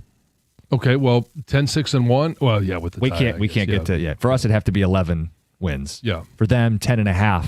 Maybe. But if you are talking about tiebreakers at the end of the season, this would be one of them. It's an NFC, NFC opponent. Yeah, it's not a head-to-head. Greg's making a face. Yes, because they're never going to be tied. Oh, because of the half, yeah. Yes, but the stupid tie. But I'm gonna help tie it all together here. One of the big tiebreakers in NFC playoffs is NFC wins. This would be an NFC win for somebody. It could be the difference in you getting in or not. Let's get to Rudy in Ypsilanti. You're on 97.1. What's going on, gentlemen? What's up, morning?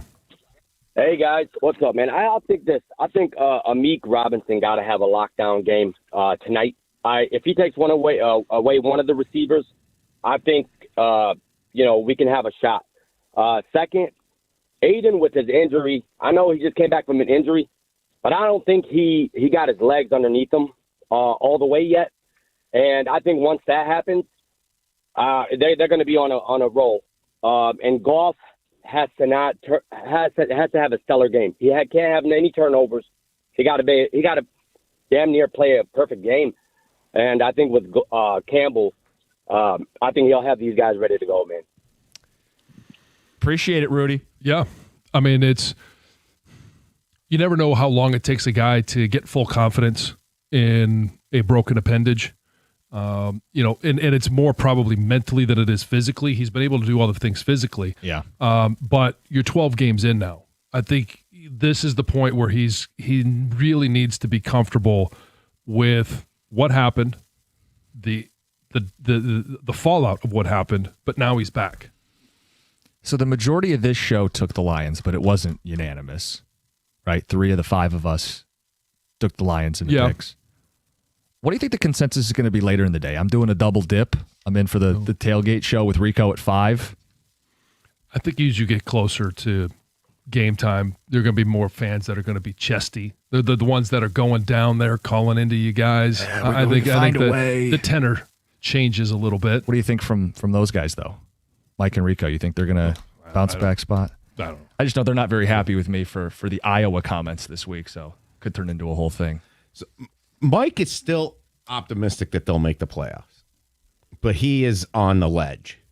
Like, as close to the ledge as it can get. Right. Well, I think that's where a lot of fans are. He thinks it's 50-50. Yeah. I mean, the odds say that's optimistic. The odds say it's, like 30, 35%? I think it's 44. Yeah, I was going to say 42, 44, somewhere in there. Anyway. Got Dear John coming up at 9:35. Let's get to Heather with the news. Well, if you've been outside today, you know how cold it is, and it could be getting colder. So record-setting cold temperatures are possible across parts of Michigan the next few days as Arctic air washes over the Great Lakes region. Today's low temps are expected to plunge to even colder levels by Friday morning. So overnight, it's going to be pretty chilly. Sub-zero wind chills are possible Friday morning. Places along the Wisconsin border and the Upper Peninsula were forecast to see wind chills of negative 17 degrees this morning. Yikes. It is chilly. Walmart is being sued over that mass stabbing attack that took place at a Traverse City store last summer, with some victims claiming that the retailer holds some of the blame. So the lawsuit, which was filed on behalf of one of the victims, accuses Walmart of ignoring its own safety protocols, even as the shoppers noticed the suspect, that he was behaving strangely. He was in the store wearing this large backpack for almost a half hour before the attack actually occurred. Witnesses say he was acting really strangely, standing off to the side of the aisles, eyes darting around. Somebody thought that maybe he was going to shoplift or steal something. The lawsuit alleges that Walmart should have identified the suspect as suspicious, that they failed to follow their own policies, that workers ran away, and that they should have called police sooner. Okay. It's going to cost you a little bit more money to cross the Ambassador Bridge next year. So beginning on January 1st, the rate is going to go up for everyone. For automobiles, buses, and motorcycles, it's going to increase by $1. So it's going to be $10 instead of $9. It's going to go up for vehicles with trailers. It's going to increase from $18 to $20. Commercial vehicle rates will also increase from $14 to $15 Who decides that? Is that us? Is that them? I don't know. It depends who owns the bridge. I don't know. I feel like us. You've never been on it, so what does it matter? Have you ever been on the Ambassador Bridge? Oh, he's never been to Canada. I've been to Canada. You've never you been? have? I went to Banff. Oh, that's right. Yes, but Yeah, you he flew flew. there. Yeah. Yes. We didn't take the train, although you could take a train all the way through. I know. That's you on want my to. bucket list. I know. So we can also cross, hopefully, early next year on the Gordie Howe International Bridge. No word on how much that will cost yet. They say. Yes, they do say. The Eagles offensive coordinator says that a line was crossed when his house was egged after their loss to the Bears at home. So video quickly began circulating on social media. It shows, several people throwing things that are now confirmed to be eggs at Kevin Patullo's house. And then on Wednesday during his weekly news conference, he did say that the egg incident crossed the line because it involved his family. 100%. It does cross the line. Yeah. Yep. Having said that, which Detroit coach would have been most likely to have eggs thrown at their house over the years? Well, Matt Patricia. I'd say Patricia probably, yeah. As holiday shopping heats up, scammers are using Santa wishes, fake deals, delivery notices, and charity scams to trick shoppers. So the Better Business Bureau just released its annual 12 scams of the holidays, which highlights some of the most common tricks scammers use to steal money and personal data around the holidays. We talked about some of this a couple weeks ago, but these are a little different. So these are things to look out for. We all know this. Misleading social media ads or fake storefronts. I see a lot of these. And then when you really start to investigate, you're like, wait, this isn't real. Those fake gift exchanges or the pyramid gifts that somehow you get people get Something scammed better in into return, doing, yeah. but you never actually get anything in return. Phony charities to make donations to. Make sure you're doing your research, right? And then the fake holiday jobs or seasonal work scams where they actually like, oh, you just give us a little bit of money up front and you're going to make so much more and you really don't have to do anything. Work from home, right? Your first giveaway. You 7 should hours a week, you're going to Yeah. make $15,000 a week. But that should be the red flag. If you have to pay to go somewhere to work. Yeah. So check reviews, ratings. If any website asks you to pay with a gift card or wire transfer, those are red flags. Never click on any links from a delivery service or retailer. I get emails sometimes like your package is being delivered on this, and I'm like, I didn't order anything. So, but people do. They fall for They it. fall for it. And then be careful of fake charities and things like that. So just use your common sense for sure. It's Heather with the news. Dear John is next, 97.1. Hey, the Red Wings are back, and there's nothing more refreshing than an ice-cold Surfside to enjoy while you cheer on your Wings. Surfside is only 100 calories, 2 grams of sugar, and 0 bubbles. That's right, no carbonation, so it's super easy to sip and enjoy. It's not a seltzer, it's Surfside, proud partner of the Red Wings. Sold in arena and at bars, restaurants, and stores near you. Must be 21. Please drink responsibly.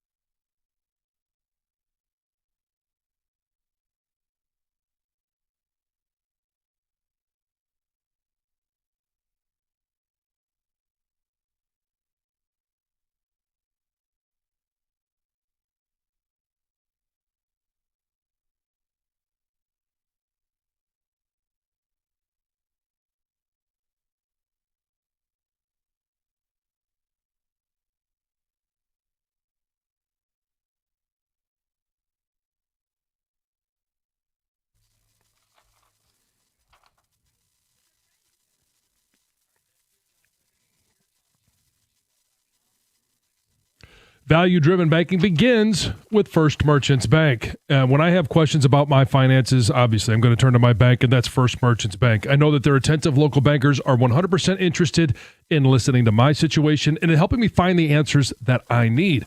First Merchants doesn't provide cookie-cutter solutions or check-off boxes when it comes to financial advice. They're going to take the time to learn about my life, my personal and financial goals, and work with me to build a plan that fits my situation. And that's because First Merchants Bank really cares. They see me as a person, not just as a number, and they're going to do all they can to help their customers and communities succeed. And you can count on that since First Merchants Bank is staffed by local bankers who know and are passionate about the needs of the local community, because it's their community as well. And we all have to work together to help our communities continue to prosper. To get started on your personalized financial solution today, you can visit them at firstmerchants.com. That's firstmerchants.com. First Merchants Bank, member FDIC.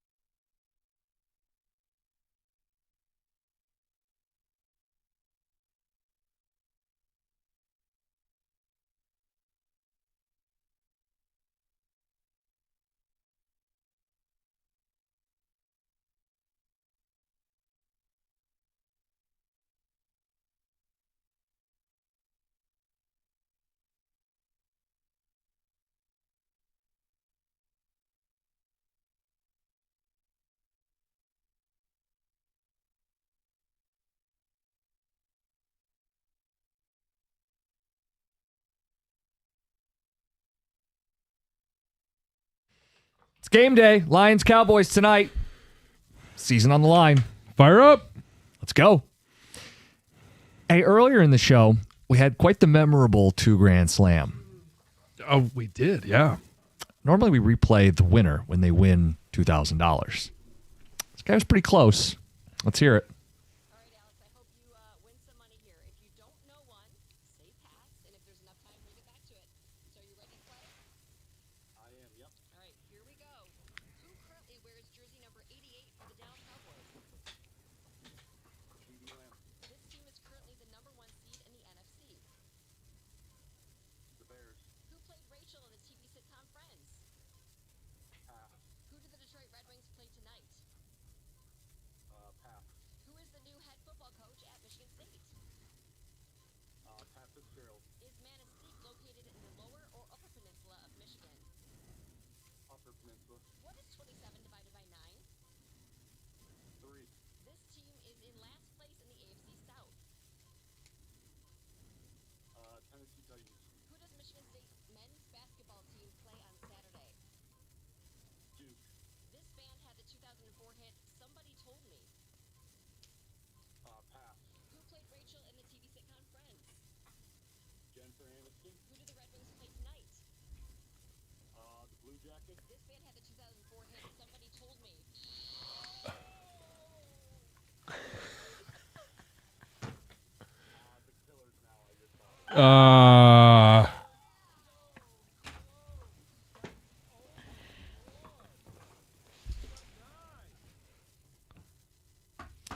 He was right there. I know. I did finish the question before Yeah. the timer buzzed. Yeah, but he it just was didn't there have was time no to time. answer, There's yeah. 0 time to answer. No, oh, and in man. film review, like he was very measured, but he did take split seconds before he answered. You asked who wears number 88 for the Cowboys, and there was a little bit of a pause, and then he said CeeDee Lamb, and it was the same thing with the second question. Like, I know you're thinking, I maybe I could have asked these quicker. Sure. He could have answered them quicker. It's a game But he inches. was pretty fast. Yeah. I mean, to get back to all of his skipped. Hey, if you're looking to try and Questions. maximize time, you got to go back and review it. And I'm telling you, it's just answered a little bit slow. And to not know Jennifer Aniston, I mean, I know you thought that one was. That one was a gimme to me. Yeah. Should have been. Yeah. But it depends how old the guy is, I guess. What do you mean? It maybe. depends how old the guy is. Like, I don't know. He didn't seem old. So if he's my age, Friends is right in our wheelhouse. yeah. And if he's younger than me, Friends was on reruns. As I say, Sure. for me, I'm in my 30s. As I'm well. familiar with Friends. Yeah. I'm almost 50. Maybe he and was 20. I don't know how old he was. I think that, should have got that one. I think so too. Yeah. Yes. I mean, she's still hot now. So She's beautiful. Yeah. Next chance to win. Tuesday. Yep. 7:25. Chance for $2,000 twice a week. Yep. Lions chance to win tonight. Let's see it. See if they can get their Thursday slam on. When we had Ross Tucker on, he said, not going to be too many Cowboy fans tonight, will there be? No, I don't think so. I don't think so either. No, I think we talked about the tickets being sold earlier in the week in terms of the price, but I think it just really opened up the door for a lot of Lions fans that maybe were priced out at the beginning of the year, all year last year. Now they got the opportunity to take the family down, or your significant other, whatever it is. Yeah, when the costs go down, some Cowboy fans are going to take advantage. Most of those tickets would go to Lions fans who have been complaining about how Correct. expensive tickets have been, who think, hey, I mean, the season's not technically over. This is a chance against the Dallas Cowboys to get the crazy train back on its tracks and take us to the finish line. Yeah, and if there's a handful more Cowboys fans, Lions fans, you know what to do. Take care of that. What does that mean? Silence them. Oh, okay. Intimidate them. Boo their Whatever children. you got to do. Yes. Confidence level for tonight. Out of 10? Yeah, we sure. going there? I'll say a 6. So Just enough confident. yeah. I picked them, right? Yeah. I don't think it's going But to be a this blowout. isn't- If I thought it was going to yeah. be a blowout, I'd go 9 or 10. Yeah, I'm the same way you are. 6 out of 10. I think they win the game. I think it's going to be ugly. I think it's going to be close. I think they're going to have to win by the skin of their teeth. No, I don't think it's going to save things. They're still going to have a lot of work to do down the stretch this season. No, but and- you keep the train on the tracks. Yeah. And then you move on the next week. And You just got to set up week 18 to matter. from where they are right now, 2 games out. You got to make Week 18 matter. You got to put the pressure on the Bears, force them to win that game. I know it was the nightmare of Ben could close the door. We want to get to that game and have a chance. Just put us in position. So 2 things. A Lions win tonight first and foremost. And we're rooting for the Packers against the Bears this week, right? I think. I think you can should. catch Chicago with the tiebreaker. You don't have the tiebreaker with Green Bay. Right, so you're rooting for the Bears. Packers. I want the Packers to win the division. I want the Bears to be there in the wild card. And I want Detroit. Yes. You're correct. Yes, because you have slim to no chance to win the division. Correct. Doug Karsh is in the studio. Doug, how are you? I'm good. How are you guys? Good. We both said we think the Lions are going to win tonight. You know, I'm surprised. You know, it's funny what you guys were just talking about, how every year they discuss, in the NFL, somebody goes from worst to first. Yeah. There's 2 somewhat shocking ones that are happening right now. Patriots. Yeah. And Bears. Yeah. The Bears, look, we all thought they'd be better, right? I mean, we've looked at their off seasons and we all thought they'd be better, but this was the toughest division in football. They've gone from worst to first in the toughest division in football. And the Patriots were 9 games worse than Buffalo last year. Now, the Patriots have played a historically easy schedule. Yes, and even the remaining of it is very easy. Yeah, but I think these are 2 remarkable turnarounds. And, yeah, the Bears, give them credit. We'll see what happens in the end. As we learned last year, a lesson we already knew, the goal is not to be the best team in the NFC through November. Yeah. Correct. Can you find the better version of yourself? And I don't know. This Lions team is a hell of a test of something they've leaned on, the resiliency, the toughness, the responding to adversity. The word that is used is grit. Yes. Well, it probably gets overused, but it is a true measurement of these things. And I think if they're going to win, they're going to have to be disciplined. This is a game where you can't make mistakes and shoot yourself in the foot. John, the most amazing thing that I don't think people understand about the NFL is how can a team look so good one week and so bad the next? You played in the league. How does that happen? That's why games are so hard to win in the NFL, because at some point, even if you're looking at, who do you think is the worst team? Tennessee. There is still some pride that those guys are playing with. Now, it becomes a motivation issue, but there's a lot of pride that those guys are going to be playing with. And you get to this time of the year and guys are looking, hey, my contract is up after this year. Right. And you're playing for your next contract. You're playing for 31 other teams. If it's not going to work out here. And so you get one of those games at the end of the year where a team is just, hey, they find a way to put it together and a quarterback puts together a good performance. You're in anything. Well, we'll talk about it at length today. All right, game day. Mm-hmm. Quick turnaround. Yeah, I'm getting uncharacteristically used to these Thursday games. And I got to be honest, I don't like it. No? No, I don't like it. Not a fan. We got another one still coming up at the end of the month. Dude, I know. The Lions are playing the most games in the shortest period of time in the history of the NFL. I saw that somewhere.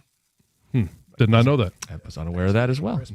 All right, he's Doug Karsh. You got Gator as well, right? Gator? Karsh and Anderson will be coming up. No Gator today. All right, just Doug. Coming up next, 97.1.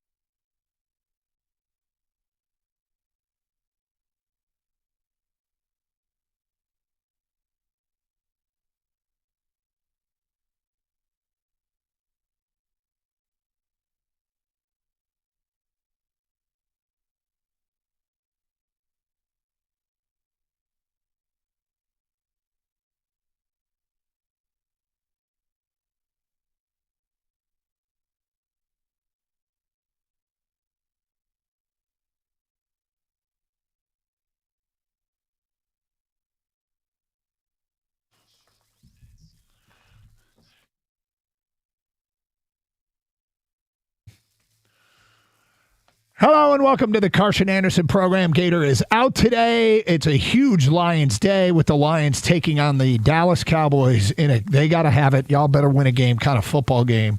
That the Detroit Lions, look, they've responded over and over and over again. It's a stat that I think we're getting sick of citing because they keep losing games, which means that we keep having to talk about how they don't drop back-to-back games.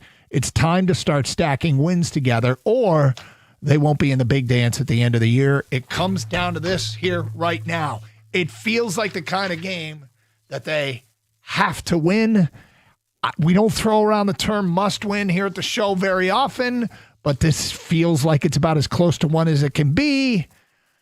It's Lions and Cowboys tonight at Ford Field.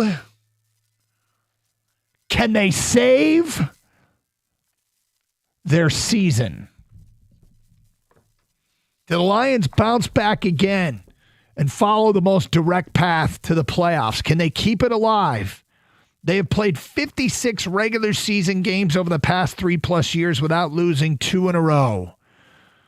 The Lions, 14-0, coming off a loss. The Lions, not only that, 13-1 against the number, meaning they're beating people above the expectation regularly. It's not just bouncing back, it's bouncing back with a vengeance. And this is an extremely difficult matchup for this particular Lions team. The way that they are currently playing has been a problem. It's been a problem because their defense isn't stopping the pass. Their offense isn't protecting the quarterback as well. So, and specifically the interior of the offensive line, this is a terrible matchup, but it's not hopeless. Look, when the Lions have the football, Dallas's rush defense has been elite since they acquired Quinnen Williams. He and Kenny Clark and their 5-man front have held opponents to less than 70 yards per game when they've put that group together. But let's keep in mind who they were playing. These are not the best rushing teams. Kansas City, Philadelphia, on paper, they look like they should be a great running team. They have not been. And Saquon Barkley's struggles throughout the year have been well documented. And the Vegas Raiders are the worst rushing team in the NFL.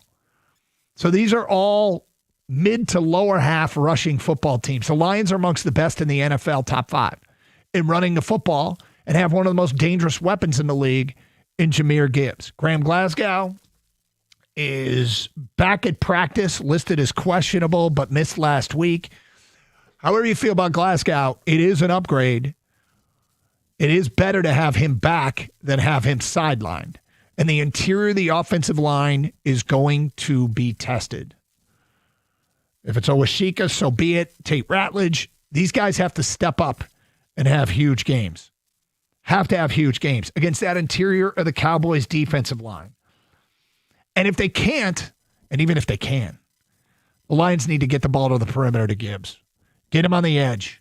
Run outside the tackles.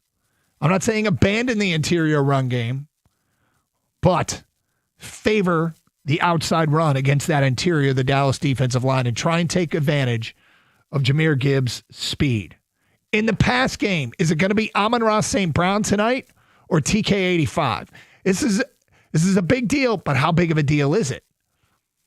People like Tom Kennedy. Tom Kennedy's a bit of a cult hero in Detroit, but there's a reason why Tom Kennedy has been released and re-signed and practice squatted and activated and then released and re-signed and practice squatted over and over and over again. However, he had a career-high receptions last week in emergency duty when Amon-Ra went down. And suddenly you're like, thank God for Tom Kennedy.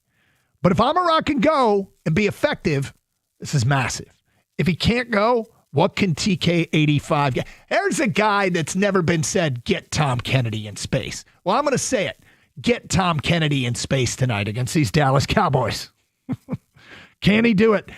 He played in 4 games last year. He had 1 target. 1 target. Career high 4 catches last week. What can Tom Kennedy be against this Dallas defense? In the meantime, when Dallas has the football, problems. The Lions' pass defense has not been good of late. They have shown a pulse this year, but not of late. Dallas's passing game, they got the most 30-plus passing yard plays in the NFL against a team that has given up the most 30-plus passing yard plays in the NFL. Kelvin Shepard talked this week about their pass rush hasn't been good enough to play any style of defense. George Pickens' ability to just devour man coverage has been a problem this year for opposing defenses. And the Lions play a ton of man coverage, amongst the most in the league. Does Calvin Shepard cross him up with more zone tonight? And with Kirby Joseph now listed as out for this game, he has been their ball hawk in the secondary. Dak Prescott has thrown 8 interceptions. Only 10 quarterbacks have thrown more. Legion of whom activate. Thomas Harper. Is this a Thomas Harper game? Does Amik Robertson step up and make a play? You know who thinks Amik Robertson can make a play? Amik Robertson. I don't know if I've ever seen a player that exudes more confidence on the field than he does. But why can the Lions be better against the Dallas passing attack tonight? Because Nate Thomas is in for Tyler Guyton at left tackle. Tyler Guyton out for this game. They're starting left tackle. And the right tackle, Terrence Steele. Last year, Steele allowed 37 pressures, 126 among qualifying tackles. And he has struggled at times this year. That's 2 tackles. This is a Hutch game. We've all seen Hutch at his best, and we've seen him not so great at times. This is a Hutch game. Hutch needs to be felt early and often by Dak Prescott. This needs to be the kind of game where he's living in the backfield. And you know what? Dallas surely is going to do what everybody else does, pay a little bit of extra attention with a tight end chipping on him, maybe a running back. As they move him from side to side, maybe a running back coming over to make life more difficult on Hutch. Well, guess what? Hutch isn't the only one going against 2 tackles that have some questions about whether or not they can protect Dak Prescott. So is El-Quadin Muhammad. So is Marcus Davenport. Those guys need to be felt tonight. And I like this matchup. And I expect a big matchup, a big production night out of the Lions pass rush. If not, problems. So here we sit on a Save Your Season Thursday. And I ask you the question, do they win tonight? Do they save their season? 248-539-9797. This town, hey, we are fully intoxicated with Lions. Do they save their season tonight? 248-539-9797. Additionally, who's the hero? Who's the guy that comes through big tonight? Now, if you don't think they save their season, that's fine. We'll take those calls as well. But we want to know from you today. Call your shot. I'm going to record these. We're going to write these down and revisit them tomorrow. We'll take your text, your phone calls, your tweets. We got a bunch of those that have come in already. And you can go to our Twitter page at DougAndGator971 and vote there. Do the Detroit Lions save their season? We've set the table for you. You can vote to the Lions win or the Cowboys win. And you can comment. Comments get read on the air on our Twitter page at DougAndGator971. Do the Lions save their season, and who's the hero? 248-539-9797. We want to hear from you. Next, we'll talk to the Birchie Kid, our Lions insider, today at 10:30. We set the table for a massive football game tonight. One that feels like, you win this game. The way Dallas has been playing, is this their biggest win of the year? This be their biggest win of the year. 248-539-9797. Your phone calls, your feedback next here on Carson Anderson on 97.1.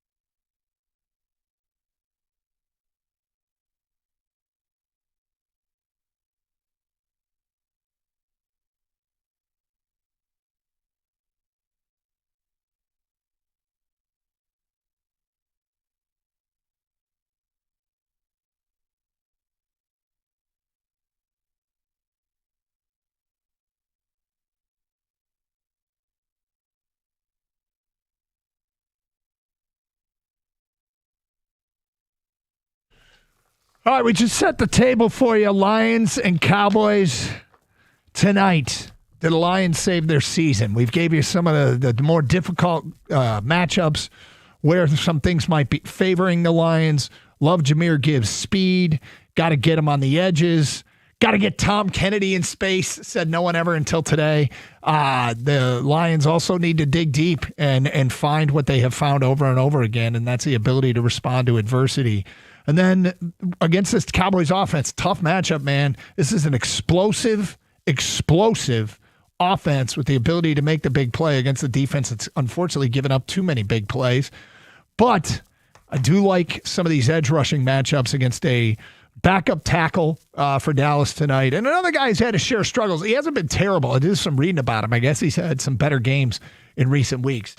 But they got to move Hutch around, and they got to get something out of the other side, whether it be El-Quadin Muhammad and Marcus Davenport, and maybe those guys in the middle that are at times have been very stout, can collapse the pocket and get in Dak's face, make him uncomfortable. But after watching last week's performance, it's understandable as to why people don't have a ton of confidence. I think it's at an all-time, a 3-year low. I think Lions' confidence is at a 3-year low. We asked people on Twitter, do they save their season tonight? And if so, here's who's the hero. Comments are coming in. The voting is continuing there. And we do want your phone calls as we will discuss it. And look, if you don't think they're going to win tonight, not mad at you. Like, I get it. This is a tough matchup. If they win this game, it might be their biggest win of the season, and then it feels like maybe they can get on a roll here. Because this won't be an insignificant win. Dallas has made themselves relevant in this race. And things change. Seasons change. There's ups and downs. You know, you look at a team like Cincinnati, how terrible they were at the beginning of last year. They got hot at the end. You look at Dallas. Now, Dallas, given there was a point of demarcation, trade deadline. Lions don't have that because they didn't do anything at the trade deadline, which kind of stunk. Now, I'm not fire Brad Holmes kind of stunk. Some people are. But I am disappointed. With that said, you know, you hope they're going to get guys back from injury. It doesn't look like tonight's the case. Doesn't look like they're going to get a bunch of guys back. Maybe Graham Glasgow, and that could be big. But even, like, if you look at the offensive line, and Adam Schefter this morning on ESPN said the Lions injury report is amazing and talked about how they're claiming guys off waivers and having to play them. You know, you don't want to belabor this point because we did the same thing last year, and I know there are injuries everywhere. But you've got independent NFL sources, again, talking about how the Lions have seemed to have had an inordinate amount of injuries, and it sucks. It sucks. And I don't like talking about it much anymore. But, you know, when others are saying it, you're like, okay, maybe it is a bigger factor than I want to even talk about. But Taylor Decker was limited yesterday, questionable. Graham Glasgow, at least he was practicing after missing last week, listed as questionable. Penei Sewell, limited practice, questionable. You know, Kyoto Oishika did not practice yesterday. Questionable. Yeesh. If you start getting into more of those guys being out than in, tonight could get ugly. We go to Martin in Livonia. You're on 97.1 The Ticket. What's up, Martin? Martin, are you there? Martin?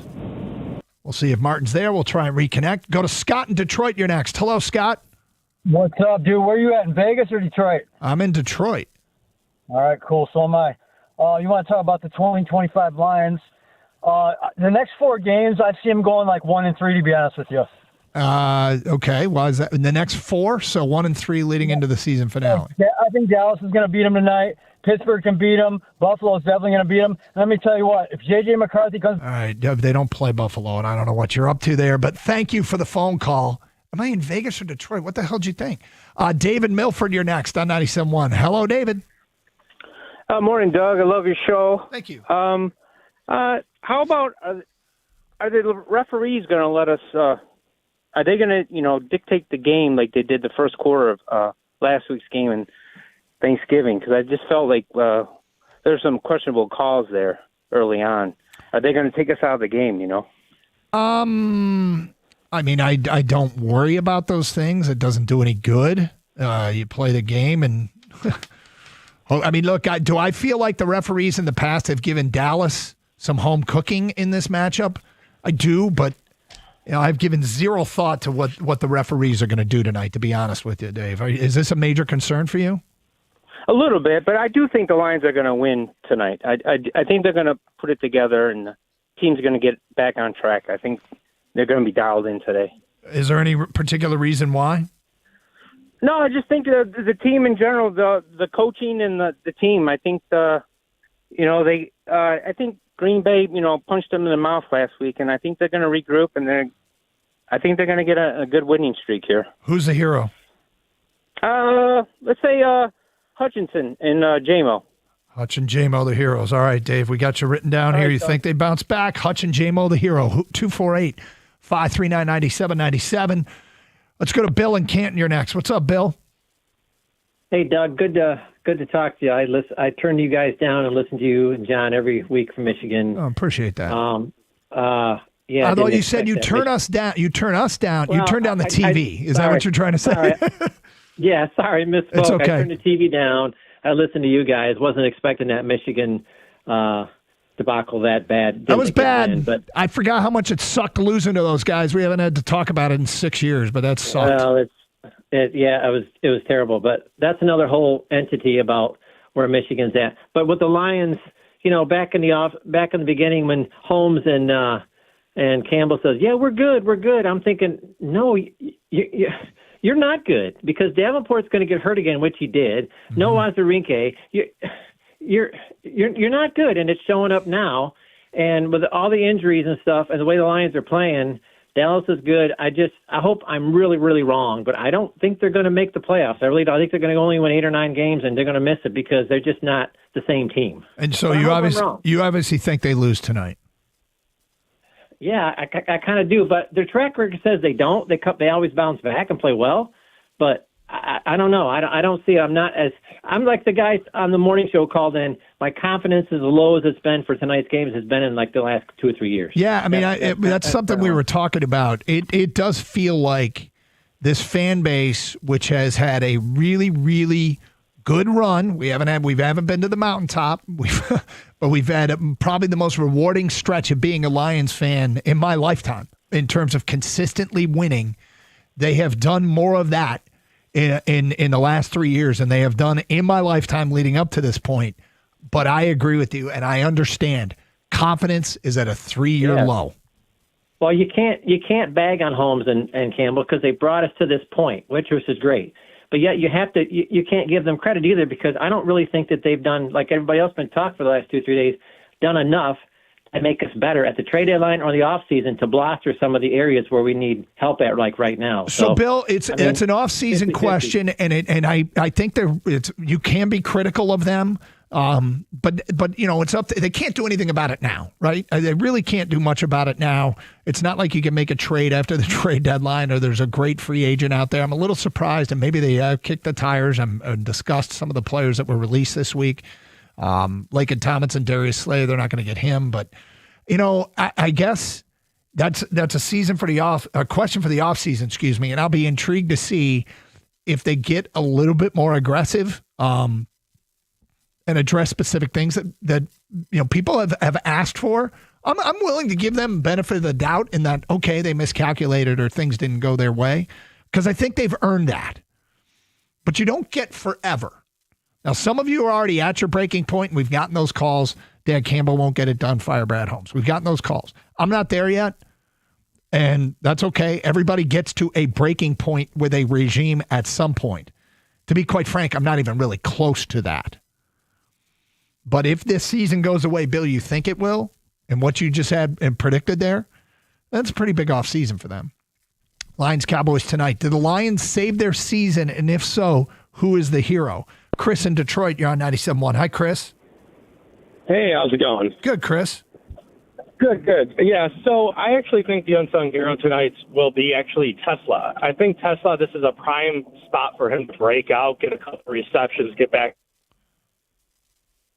Are you there, Chris? Big moment. No, we lost you there for a second. You said you think it's a big spot for Tesla, and then what? That they've been saving him for some reason, right? They've been trying to groom him, train him up, get him into the right spot. And with St. Brown possibly not going tonight with that ankle, there's no reason that he can't be the one to step up. He has the tools. It's his time to shine. So let's see Brucey take it down. So, Chris, there's a couple things about that. And as far as, you said they've been saving him for some reason. I don't think they've been saving him. I think this is standard development of a young player. Not some of them hit the ground running. They're ready to go in week one. Others, it takes some time. And you know what Isaac TeSlaa has gotten? More and more reps with the ones in the last couple of weeks. So a young player with a steep learning curve, getting used to the speed of the game, getting used to how the NFL is played, they'll either figure it out and start to make plays, or they never will. Tesla's getting an opportunity right now to get more reps with the ones, more reps with Jared Goff, more familiarity with the playbook. When you talk to coaches, they'll say the same thing, and it always blows my mind. But they'll start with, it starts with, where do you line up? And how can they not know where to line up? Well, what hash is the ball on? What defense are they in? What coverage does it look like? What kind of front do they have? It dictates where players line up and what routes they run. I'll give you an example of a story of a young receiver who was lined up looking at a defense and read it as man coverage when it was really zone coverage. Ran the wrong route. The rest of the team recognized that it was zone coverage. So the receiver that ran the wrong route then proceeded to run right into the area where the primary receiver was because he read the coverage wrong. So now not only is he not where he's supposed to be, he ran himself and the man and into the zone, flooded the zone where the ball was supposed to go. So these are the types of things that young receivers, and maybe in the case of TeSlaa, and I don't know, I'm not saying that was TeSlaa. I'm just saying this is, talking to football people in recent years, these are the kind of things that they start to tell you, and you go, okay. And that's why it's tough sometimes for young receivers to make that adjustment. Birchie Kid's going to join us at 10:30, our Lions Insider. More of your predictions on this one. Do the Lions save their season tonight, and who will be the hero? It is Carson Anderson here on 97.1.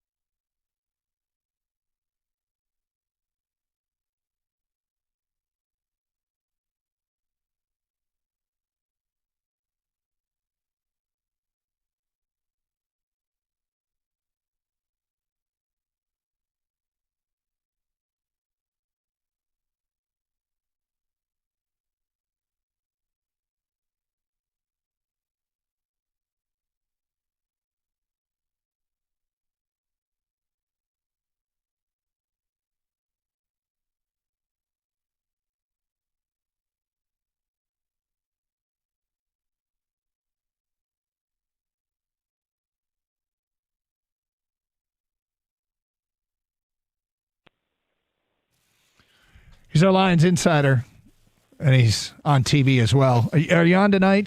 I suspect you are. Oh, we sure are. Yeah, we'll be live from 7 to 8 on Fox 2. We'll be on the second level of the concourse up by the Christmas tree. So come stop by and say what up if you're at Ford Field. Have you guys done it from there before? We did it last year, actually, on this same point in the schedule when they played the Packers Thursday night on the Fox 2 airwaves. So, yes, one time before. No one brought beer last time, though. So if anyone wants to swing by with a couple beers, feel free tonight.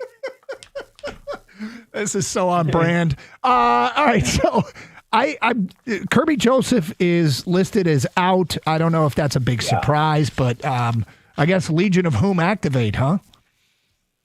Yeah, here we go again, right? With Terrion Arnold also down for the year. So, I mean, at least you have DJ Reed back in the mix. That obviously makes a huge difference, and he'll have the task of guarding one of Pickens or Lamb. Then it'll be Amik Robertson on the other side, and it's going to be more of Thomas Harper and Brian Branch in the back end. But, yeah, this Kirby story is tough, man, and it's become more than just a story about this season. It's also become sort of a subplot of the future. And when we spoke with Kirby Joseph this week, he did not paint a very optimistic picture about how this injury might hamper him, could possibly hamper him moving forward. And surgery, it sounds like, is not an option. When he was asked about his knee, he just said, yeah, my knee messed up, bro. And when he was asked if surgery can fix it, he said, you don't fix it. You just put it in God's hands. Now, it does sound like they're going to look into treatment options this offseason beyond surgery. But the Lions and Kirby Joseph now are in a bit of an uncomfortable position. This is a player who just signed a 4-year, $86 million extension this past offseason. It made him, briefly anyways, the highest paid safety in the NFL. That extension doesn't even kick in until next season. And if you look at the way the Lions structured it with almost all of the guaranteed money front-loaded, it can really boil down to a 1-year deal if they wanted to. So, look, suddenly next season looms large for Kirby Joseph and in his future with this team.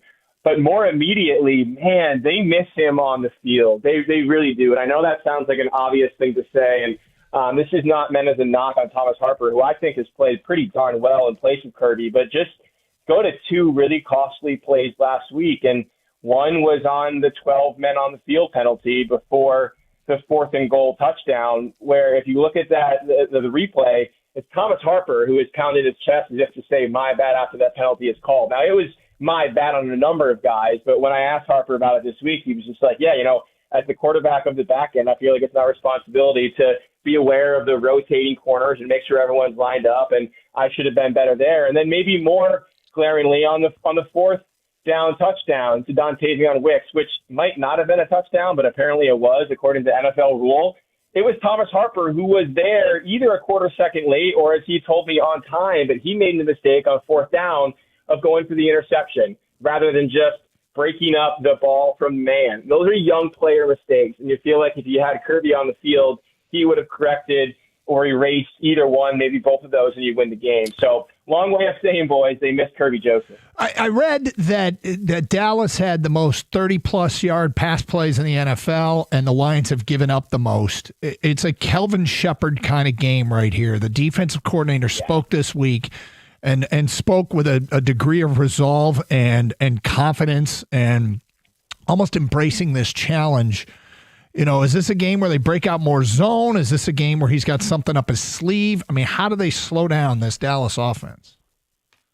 Zone is the answer to me, and I think in Kelvin Shepard's mind, too. He hinted at some changes in personnel and scheme that will help this pass rush, which has had a very hard time generating quick pressure. And I think the most obvious way to do that is to deploy some more zone coverage tonight. And just to add some more stats to the ones that you just listed, Karsh, George Pickens is first in the NFL this year in receiving yards against man coverage, and CeeDee Lamb is 5th, and I believe he's 3rd in yards per game. So if you're going to go deploy a bunch of man tonight with a pass rush that is taking 3, 4, sometimes 5 seconds to get home, you're cooked. Like, you are just going to be cooked. And it's no reflection on the corners, who I think have played really well in really challenging circumstances.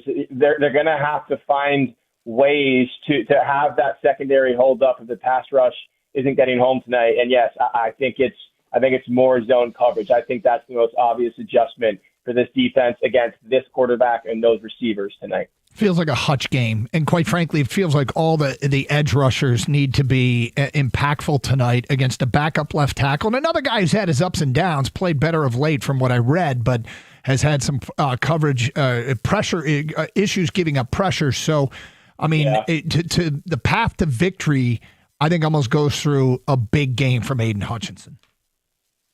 Totally agree. Big game from the defensive line. When I was asking Hutch about that this week, he took it head on and said, look, the defensive line has to affect this game if we want to win. And it's true, and it hasn't been true the past couple games. I mean, since I'll put it this way, over the last 16 quarters of regulation time football this team has played, their defensive ends as a unit have produced 1/2 of a sack.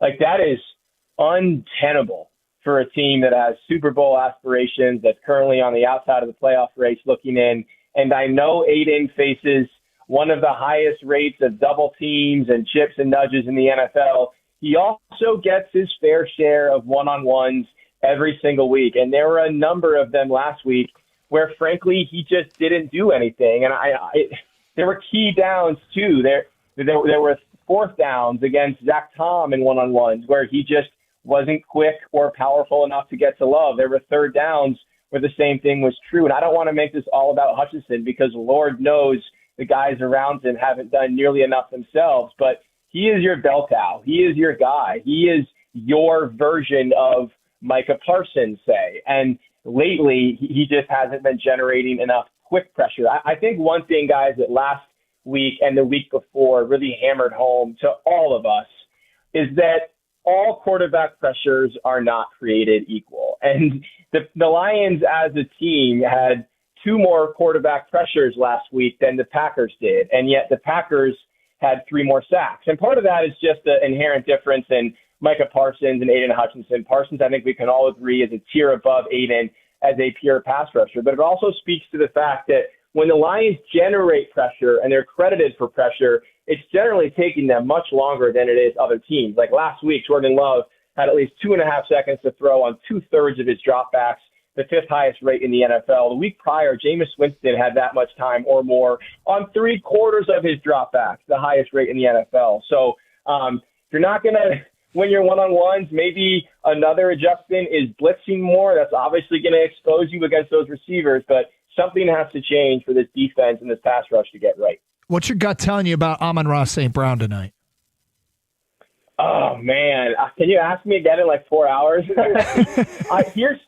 what I would say. They're definitely going to take this decision all the way up to the deadline around 6:30, 90 minutes before kickoff. And the biggest thing that gives me pause is that St. Brown said high ankle sprain that was very similar to this one that he suffered back in 2022 in a game against the Vikings wasn't as severe as the one he suffered last Thursday. And yet that high ankle sprain, from which he returned in that game, still cost him the next week's game against Seattle. And he said this one was more painful. He couldn't even put pressure on the ankle and consider a return last week. And so it's just hard to imagine that if a lesser injury cost him a game 3 years ago, a more severe one wouldn't have the same effect this year. But look, given the state of this team and the stakes of this game, if he's even 75%, I'm of the belief that it's worth letting him rip. Now, they might view it differently. They might think, let's get him basically a double bye with the extra 10 days off before next week's game. But I just don't know if they can afford to do that in a game that sure feels like it's going to take a lot of points to win. Can the interior of the offensive line hold up against this interior of the Dallas defensive line, which has obviously got the huge upgrade with Quinnen Williams and Kenny Clark this year?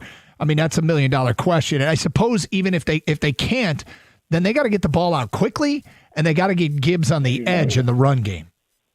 Yeah, totally agree. And this is a reimagined Cowboys defense. Felt like for so many years it's built around the edges with DeMarcus Lawrence and then obviously Micah Parsons. And now you look in the middle and you just got 2 behemoths. I thought Jared Goff said it pretty well this week. He's like, look, if you want to run away from Quinnen, you're running into Kenny. And if you want to run away from Kenny, guess what? You're running into Quinnen. And Coyote Awosika missed practice yesterday, and that's concerning. It sounds like he suffered a foot injury at some point in practice on Tuesday. He's questionable for tonight. If he can't go, maybe it's Cologne at left guard, maybe it's Nice at left guard, maybe it's Miles Frazier making his season debut at left guard. I think I would go in that direction and see what you have if Yodi can't go, but I agree. The pivot point of tonight's game is Tate Ratledge, Graham Glasgow, and fill in the blank versus those two big boys up front. I don't know if that makes fans feel all that great. I think one reassuring thing here is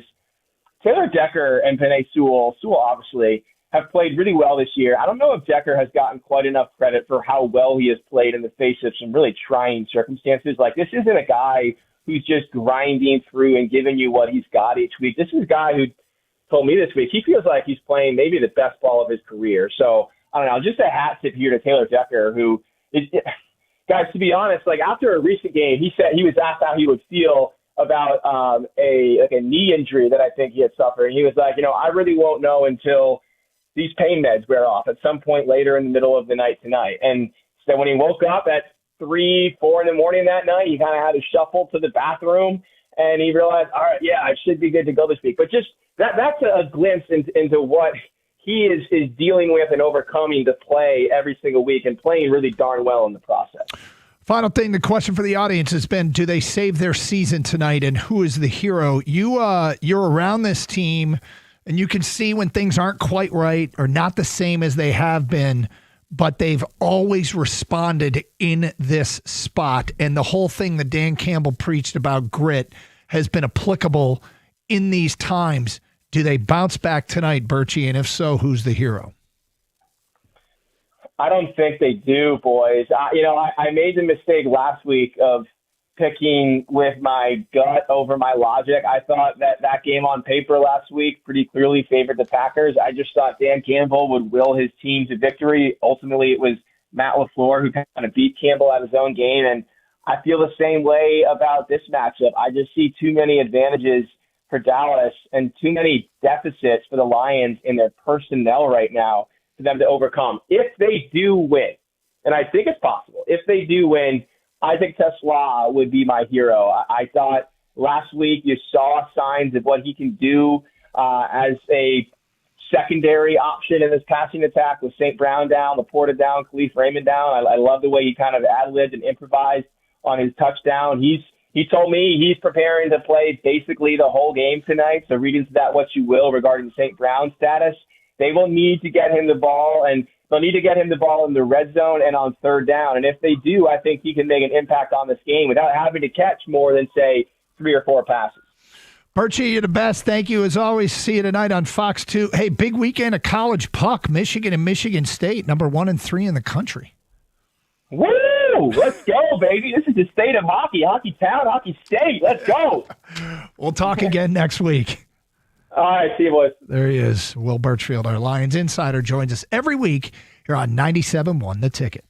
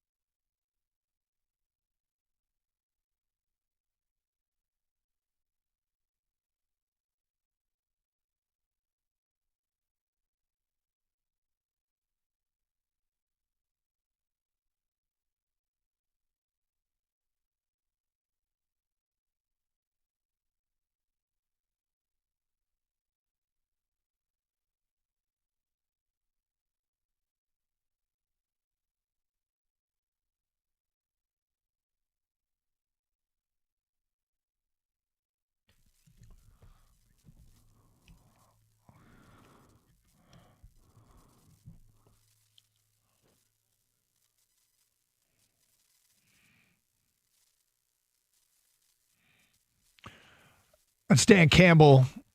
Lions in action tonight against Dallas. Gator out today. It's the Carson Anderson program. We are asking you, do the Lions save their season tonight? And if so, who's the hero? I mean, and if not, tell us why you don't think they're going to win this game. And certainly understandable. Like these are two teams trending in opposite directions. It feels like the Lions have been slowly taking on water, and it feels like Dallas has been getting better. And as it stands right now, Detroit is still favored. But in Detroit, it feels like confidence in where this team is at a 3-year low. And they've been in this situation before 14 times in the last 3 years. And what I mean by that is coming off a loss. And they're 14-0 coming off a loss. And they're 13-1 against the number, meaning they bounce back in a resounding fashion. And yet, as we sit here today, I think there's just a backdrop of skepticism in Detroit about whether or not they can keep this alive. And look, the streak, it's not indicative of, hey, because they do this, they're going to win the Super Bowl. But it's helped them keep from losing. It's helped them keep from losing one game to spiraling out of control. And if they lose this one, then they're just basically margin of error is down to 0. They'd have to run the table, and even then, well, if they ran the table and finished 11-6. They would probably get in, but having to run the table with the schedule that they have will not be easy. You got to take care of the business at home, right? Got it. And hey, man, this is a tough one.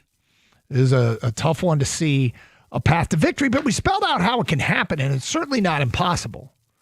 But they're going to need. I think they need a huge game from Hutch, and I think they need to get Gibbs the ball in space, and just break even enough in the interior of the offensive line. You don't have to win every down. Break even enough to give your offense a fighting chance. FGA is something else I'm watching tonight defensively. Field goal attempts. Hold Dallas to field goal attempts, inside and in front. The bend but don't break defense.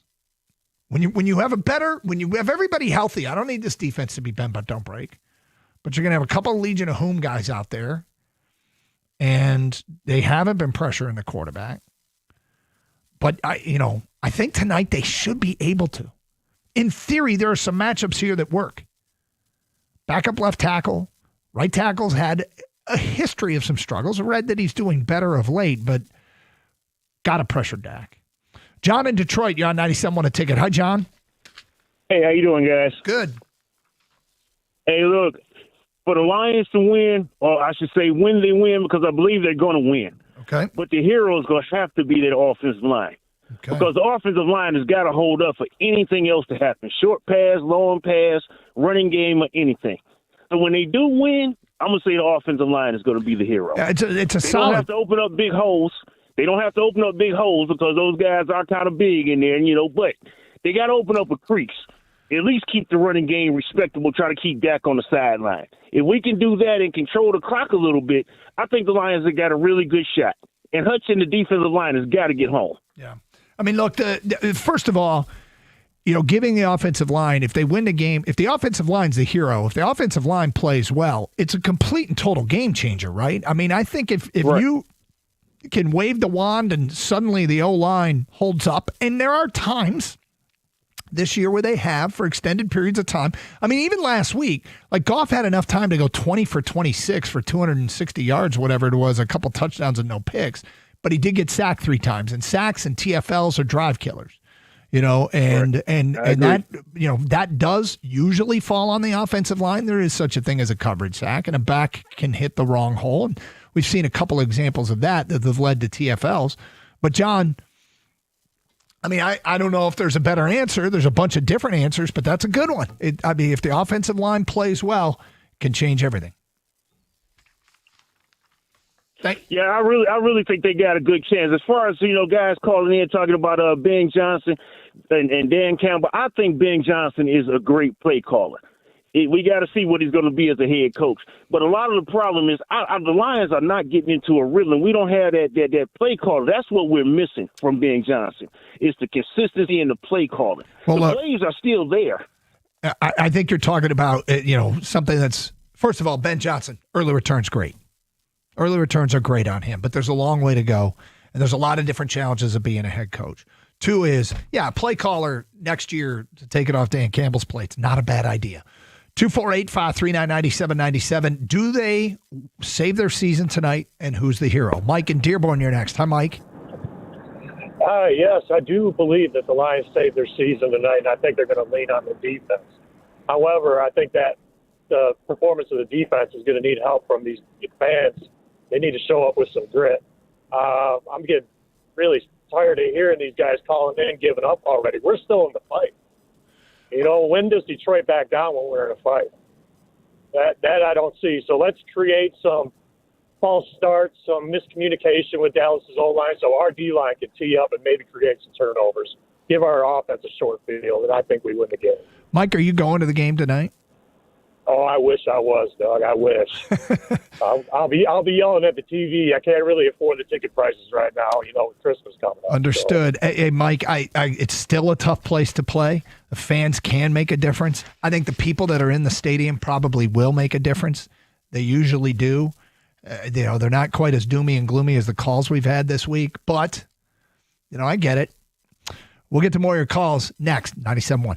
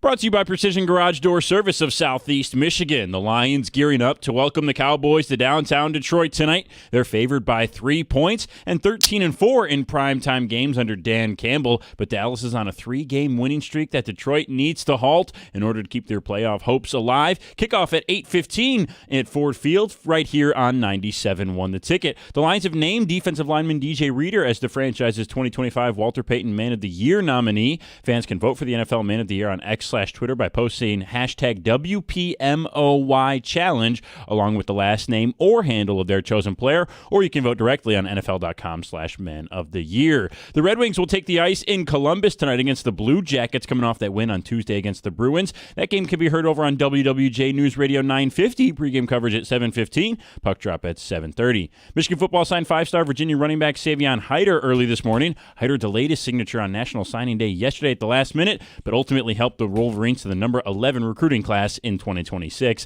And Michigan State men's basketball made history on Thanksgiving as 6.5 million people tuned in to watch the Spartans take down North Carolina. Fox says that's the most watched college basketball game on Fox in history and the most watched college hoops game on any network in the last 30 years. At the Corewell Health Sports Desk, I'm Brendan Shabath. For more, go to 97.1 The Ticket or Odyssey.com.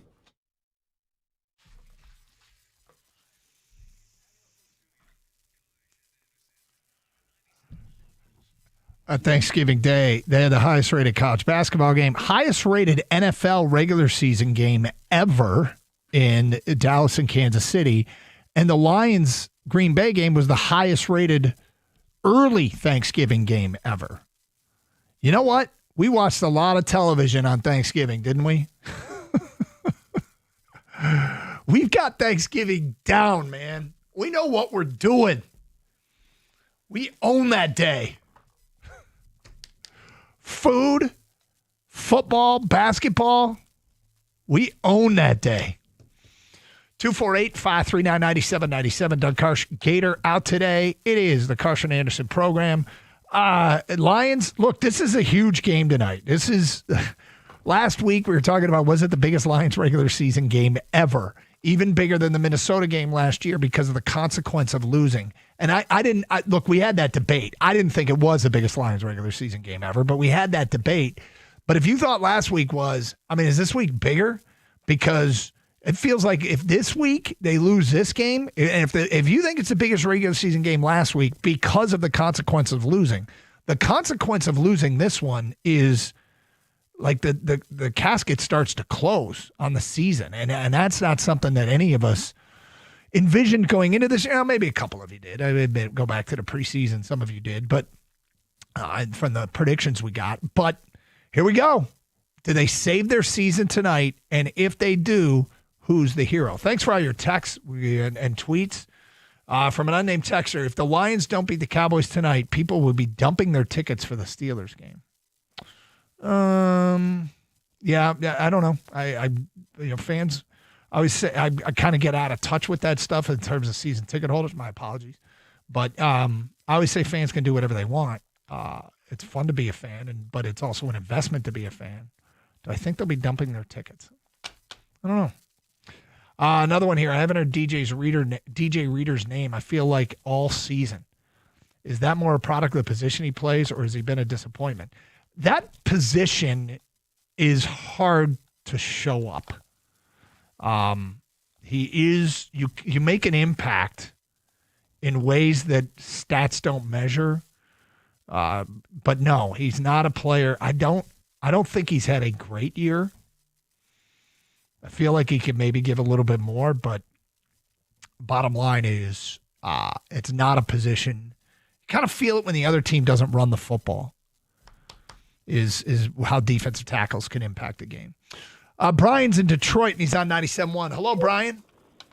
Hey, Doug. How you doing this morning? I'm good, Brian. How are you, buddy? Oh, pretty good. Doug, they have to get a couple turnovers. Doug, you know what I know. They're not going to get a pass rush, Doug, from last week to this week. They're not going to have one. And if you ain't got a pass rush against those receivers that Dallas got, they're in a world of trouble. Turnovers are the only way the Lions could win this game. There's no other way. Because you a pretty smart guy. How they gonna stop those two receivers with no pass rush?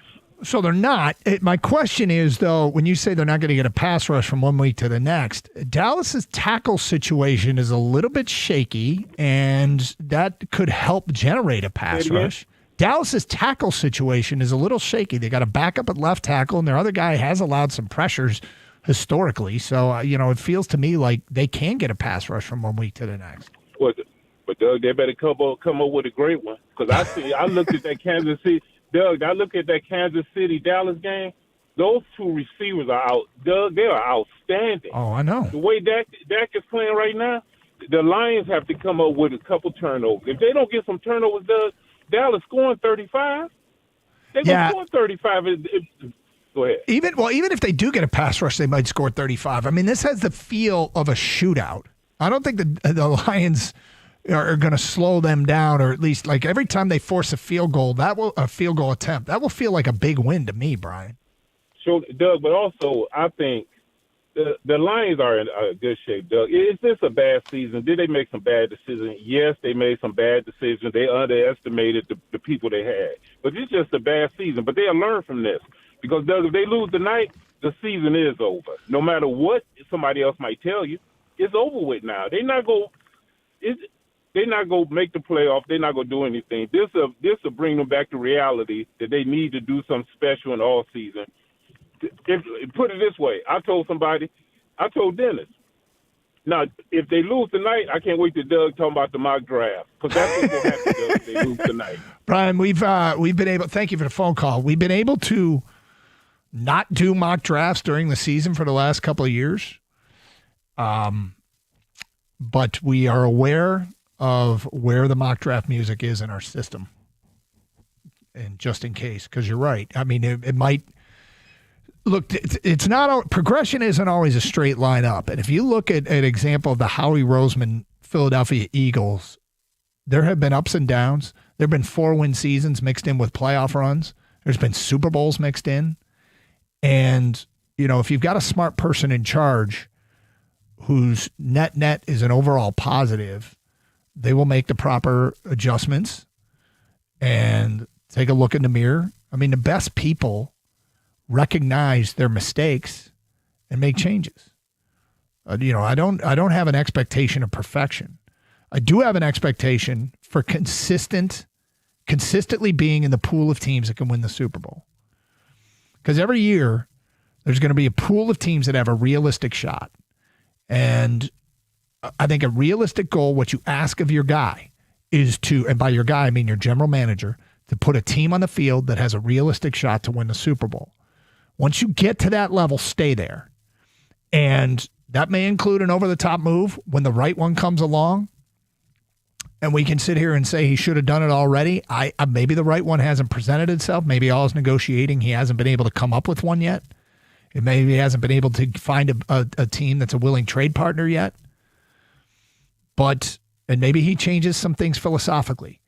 But at the end of the day, like, they've earned the benefit of the doubt as far as I'm concerned. But that's an off-season topic. Right now, we got Dallas on tap tonight. 248-539-9797. Do they save their season tonight? And if so, who's the hero? Feedback to the Carson Anderson inbox at the same number. Doug, I think the Lions pull out the win tonight. It'll be extremely close, high-scoring game with CeeDee Lamb and J-Mo having monster games. But I think at the end, Jake Bates kicks a 60-yard field goal to win it in overtime. 38-35 Lions. That's from Marlin and Walled Lake. Yes, a win saves the season. J-Mo is the hero tonight. 3 catches for 150 yards. A Randy Moss-style game. Also, the over is 53. I don't expect much defense on either side. That's from Keith and Frazier. Anthony says, key stat I'm watching, Dak has a 7% 30th turnover-worthy throw rate over the last 3 games, while Goff has been 0% first in the NFL. 2, Dallas frequently uses a light box on 30% of the snaps with 2 high safeties. But can the Lions exploit that with Dan Skipper? That's from Anthony. 248-539-9797. Well, we don't know. I mean, here's the thing. We don't know exactly yet who's playing for the Lions on the offensive line. It feels like every week they're listed as questionable, and most times all those guys play. Last week, Glasgow didn't, obviously, but he's back practicing. 248-539-9797. Nathan's in Battle Creek and next. What's up, Nathan? Hey, guys. Thanks for having me on. I appreciate it. Appreciate your call. Well, tonight, I don't really have a prediction. Based on the inconsistency of this team all season long, you don't know if you're going to get gold or fool's gold for that matter. But in order for us to win tonight, we're going to have to control the clock with the run game. And we're going to need a couple unsung heroes on the defense. Everybody's saying this defense is going to need to be bend but don't break. I don't really understand. We still got all of our linebackers. We have Aiden Hutchinson. We have all those nose tackles. Brian Branch. Okay, Terrion's out. What has Terrion actually been? Inconsistent. He still needs to develop. We need variability. We cannot be man defense every single play, and everybody knows it. You got to call some zone. You got to change it up. But to be honest with you, this whole entire situation is bittersweet because I absolutely want to see this team win and succeed. But I'm also excited to the fact that the covers can be taken off of Holmes and Campbell. They got a little ahead of themselves. No more villain shirts. No more salty shirts. You can keep the grit. Let's keep the grit. We haven't made it. This has been a shot of adrenaline these last few years, and I really do appreciate it. But there's no reason this organization should have rose the ticket prices the way they did at the rate that they did. The fans deserve better than that. Well, Nathan, look, if you don't want to pay for tickets, I understand that, and they raise the ticket price. You know what raises ticket prices is secondary markets. When teams see what they're going for on the secondary market, and they're like, "Why is everybody else making the profit and not us who have the product?" It's supply and demand, and it sucks. I always feel terrible for the longtime season ticket holder that owned tickets through the years, and then you get to this time and you can't afford them. But as far as look, I don't think the people, as far as changes they might make, and again, we keep getting into off-season topics when we got Dallas at hand tonight. But I don't think these guys are idiots. The people that have gotten us here are very smart football people, and perhaps they made a miscalculation. And, that's something that, we'll find out when it's all said and done, if they made a miscalculation, how big of a miscalculation was it, and what do they do about it? Smart people adjust. Smart people make changes. I think we all do that in our jobs. If you're successful in your job, you've had to change the way you do things over the years. And if you don't change, then you become obsolete, right? Now, I agree with you. If you run the ball and control the clock and get some unsung heroes defensively tonight, and there are guys that can make plays. Like, there are guys, that Legion of Home thing was a real thing. Now, it can be a one and done, but guys that were counted on and had to make plays earlier in the year, they just may have to do it tonight. And it might be up to Thomas Harper, or, you get down in the depth chart in that secondary. It gets tough to even figure out who's going to be active because of all the injuries. I mean, Amik Robertson, if you ask Amik Robertson who's going to be the hero tonight, Amik Robertson will say me. But maybe it's Rock Ya-Sin. Maybe it's Avonte Maddox. 248-539-9797, 97.1. Hey, FanDuel, every NFL Thursday, it's your chance to hit the jackpot, because with FanDuel's Thursday Touchdown Jackpot, you can win a share of $2 million in bonus bets each week. To get in on this Thursday's action, all you got to do is place an anytime touchdown score bet before the game kicks off. I think the minimum bet you can make is $5, and I like Jameer tonight. And if your player scores the first or last TD of the game, you'll win your bet plus a share of bonus bets. Just visit FanDuel.com/Doug to take a shot at the jackpot. That's FanDuel.com/Doug for your chance to win a share of $2 million in bonus bets. Play your game with FanDuel, an official sports bet partner of the NFL. Must be 21 years of age or older and present in Michigan. The opt-in is required. Must apply Profit Boost token on select market. Prize pool will be split evenly amongst all eligible participants who made the correct first or last TD pick. Bonus issued as non-withdrawable bonus bets, which expire 21 days after receipt. Restrictions apply. See terms at sportsbook.fanduel.com. Gambling problem? Call 1-800-GAMBLER.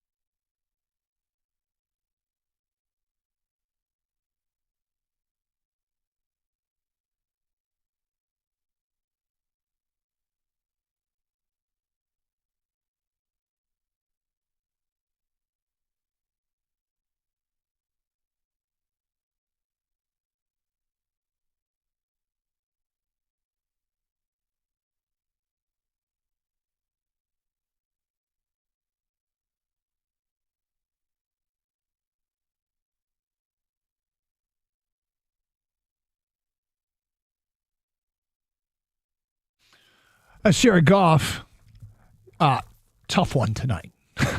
Tough one tonight against the Dallas Cowboys. Maybe if the Lions win it, maybe the most impressive and most important victory of the year. Because you know what? If you get up and running, if this team gets hot, and to make the playoffs, it's almost a requirement to get hot, right?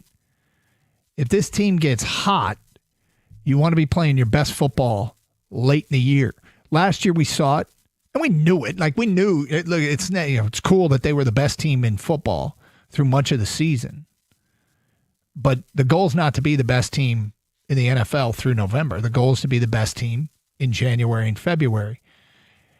But if they don't play better, they're not going to play many games in January and February. And so it's time to get hot, and it starts tonight in an important game against a Dallas Cowboy team that's been trending in the right direction. We'll get back to your phone calls and feedback regarding the Lions. Something happened last night that I literally was trying to think of when's the last time that this happened. I was pissed about a regular season NBA game. What are we, game 23 of an 82-game regular season? And the Pistons lost to the Bucks, who lost Giannis in the first 5 minutes of the game. And I went to bed angry. I couldn't go to sleep, which sucked. But it was also kind of cool because it meant that the NBA mattered to me again the way it hasn't in a long time. I can't remember the last time I was mad about a regular season loss. And, I try to keep, be as clinical as I can when it comes to analyzing things and take the emotion out of it. I couldn't last night. I was pissed. The Pistons blew an 18-point lead. They had multiple opportunities late in that game. They did not respond well at all to Milwaukee's zone defense, and the Pistons are going to keep seeing it. And they need Duncan Robinson on the floor. I don't know how many threes they took last night, but it felt like way too many. I'll have to look up the box score here. But there was a reason why Karis LeVert had so many open looks at the end of that game, because they were willing to give those up. Karis did hit a big three and then I think missed two after that. He finished 1 of 8 from three-point land. The Pistons took 43 three-pointers. They also had turnover problems, rear their ugly head. They had at least 7. I stopped counting at 7 in the fourth quarter. They finished with 14 for the game. So that was 7 in the fourth quarter, 14 for the game. And look, I'm not mad at the Pistons per se, because this is going to happen in the course of a long season. And what's becoming abundantly clear is when the Pistons go into somebody else's barn, it's a big deal now. Like that's a benchmark game for them. Now, the one good thing last night is it looked like Jaden Ivey started to get his groove back a little bit. Hit some big buckets in that game. Variety of shots, 3-pointers, floaters in the lane, finishing on the break. Had an and one. Finished with 15 points in 19 minutes. But I got to tell you, I honestly can't remember the last time I went to bed angry about an NBA regular season game. I've been disappointed before. I've been like, well, that sucks. And now, again, finding a solution for the zone defense is going to be a deal. But there were like some of those turnovers in the fourth quarter were weird. Paul Reed just threw the ball up the floor to no one in particular for no reason. Karis LeVert had a top of the key throwaway where, like, it looked like in both those cases they were passing to literally no one. Strange game, frustrating game. Anybody else have those emotions watching that game last night? It was odd. I usually, hey, you're going to have bad performances happen. I couldn't shake that one. I was laying in bed like, what the hell did they just do? 248-539-9797. Let's go to Bobby in Dearborn. You're on 97.1. Hi, Bobby. Hey, man. Ditto. Listen, very pissed. Very pissed because a couple weeks ago I was telling people, man, the 13-game win streak, great. They're doing great. But I'm still kind of calm about it. I'm a realist when it comes to the season overall. None of these games are going to come back to haunt them. Okay. What is it with? I call it maybe 2 weeks. Okay, ago. Bobby, I don't know if What you got is us it on with speaker Cade? or you're not speaking directly into your phone, but we're having problems hearing you. You keep fading out. Okay, sorry about that. Can you hear me clearly? That's better. Yeah, go ahead. Sorry about that. What is it with Cade and these turnovers, man? I've never seen a starter, a superstar, a star, whatever you want to call him, turn the ball over. What is it with the coaching and not telling these guys, dude, these turnovers are really killing us. And I'm afraid, man, what are they, 17-5 now or 16-5? 17-5. Guarantee you, give it 2 weeks. They will not be there. Now, by the time they go out west, they're going to get smoked, literally smoked, because turning over the ball is not what OKC does. You don't see a lot of it done with Denver. They're going to get smoked, man. They're a good team, but these turnovers, this nonchalant play down the line and whatnot, is going to come back and haunt them. And I'm sitting there watching this game. I'm like, they're going to get killed with Antetokounmpo in the game. Once he went out, I had Dude, they had no business losing at that point. Bobby, I agree. It's frustrating. If you look at the top of the NBA, who leads the league in turnovers? Right. It's all great players who have the ball in their hands a lot. It's Luka. Right. It's Cade. It's James Harden. It's Devin Booker. Right. So, you say you don't see them, and maybe it's just because you're not watching other teams do it, but there are a lot of, when players are ball dominant, they're going to turn it over. I just don't see him at that clip. Now, with that said, Bobby, I'm not like, oh, it's cool you're turning it over. The turnovers will kill you, but there are other great players that turn it over. Let me ask you about this, though. I'm not looking at them to do any trades right now, but what is it with them not setting up plays for Jalen Duren? What is it about him not getting him more involved in that game? He seems to be a little bit aggressive sometimes. Then he's always basically throwing it back out, and if he throws it back out, he's turning the ball over. I just don't see that consistent aggressiveness from him. I don't know. I don't know if there's anything that they're doing like intentionally. I mean, it's just kind of the arc of a young player. Now, as far as the coaching, I'm sure they talk a lot about turnovers. In fact, last night, J.B. Bickerstaff, they cut to a sideline shot of him, and he was not his normal, cool, calm self. He was mad about the turnover. So I would suspect that it's something that he addresses. Kevin in Algonac, you're next. Hi, Kevin. Hey, how you doing today? Hey, I think Ivy's trying to do too much on his own. He's not passing the ball. He's trying to play solo. Who was the one dude we had last year who got in trouble for the gambling? Beasley? Yeah. Is that the right name? Yeah. I think we need to get him back because he can't do it all by himself.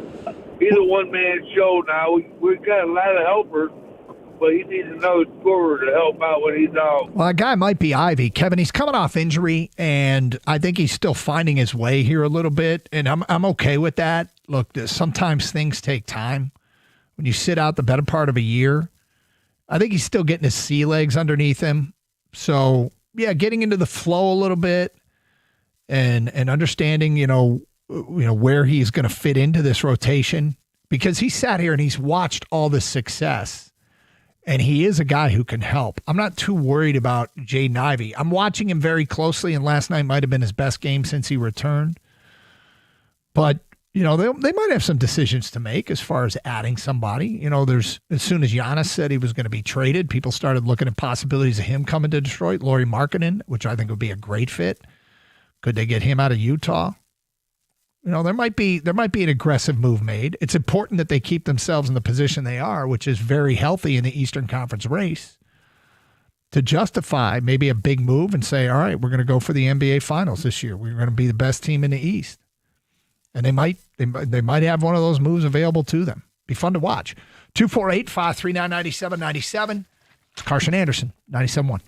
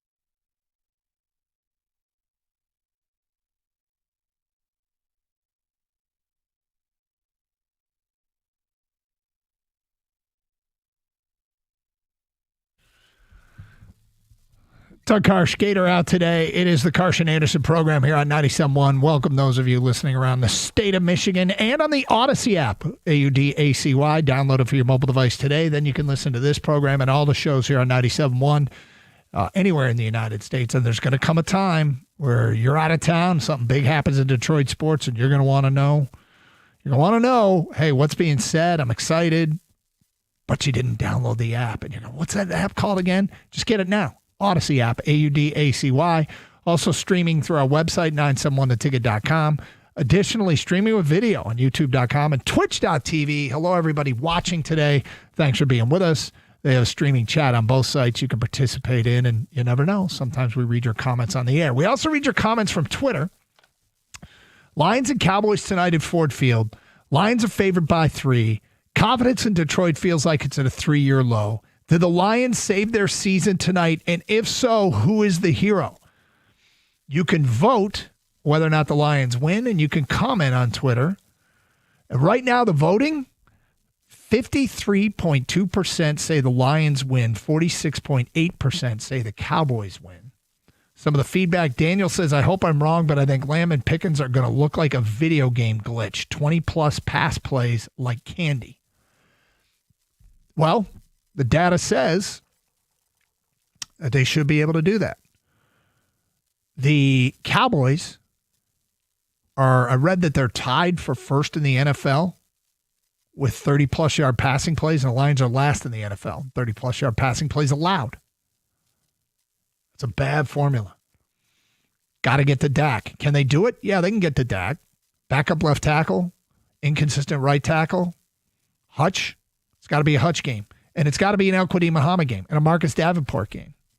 They can't be non-existent. Like Davenport played 24 snaps last week, didn't accrue one stat, got credit for one quarterback pressure. I guess that is a stat, but got to be better than that. Todd Nagy tweets us, Lions 27, Cowboys 20. Hutchinson will come up big with a lot of pressures that cause Prescott to throw a couple interceptions. He's thrown 8. 10 quarterbacks have thrown more. So, I mean, that's not a dreadful amount, but it is a little bit on the high side.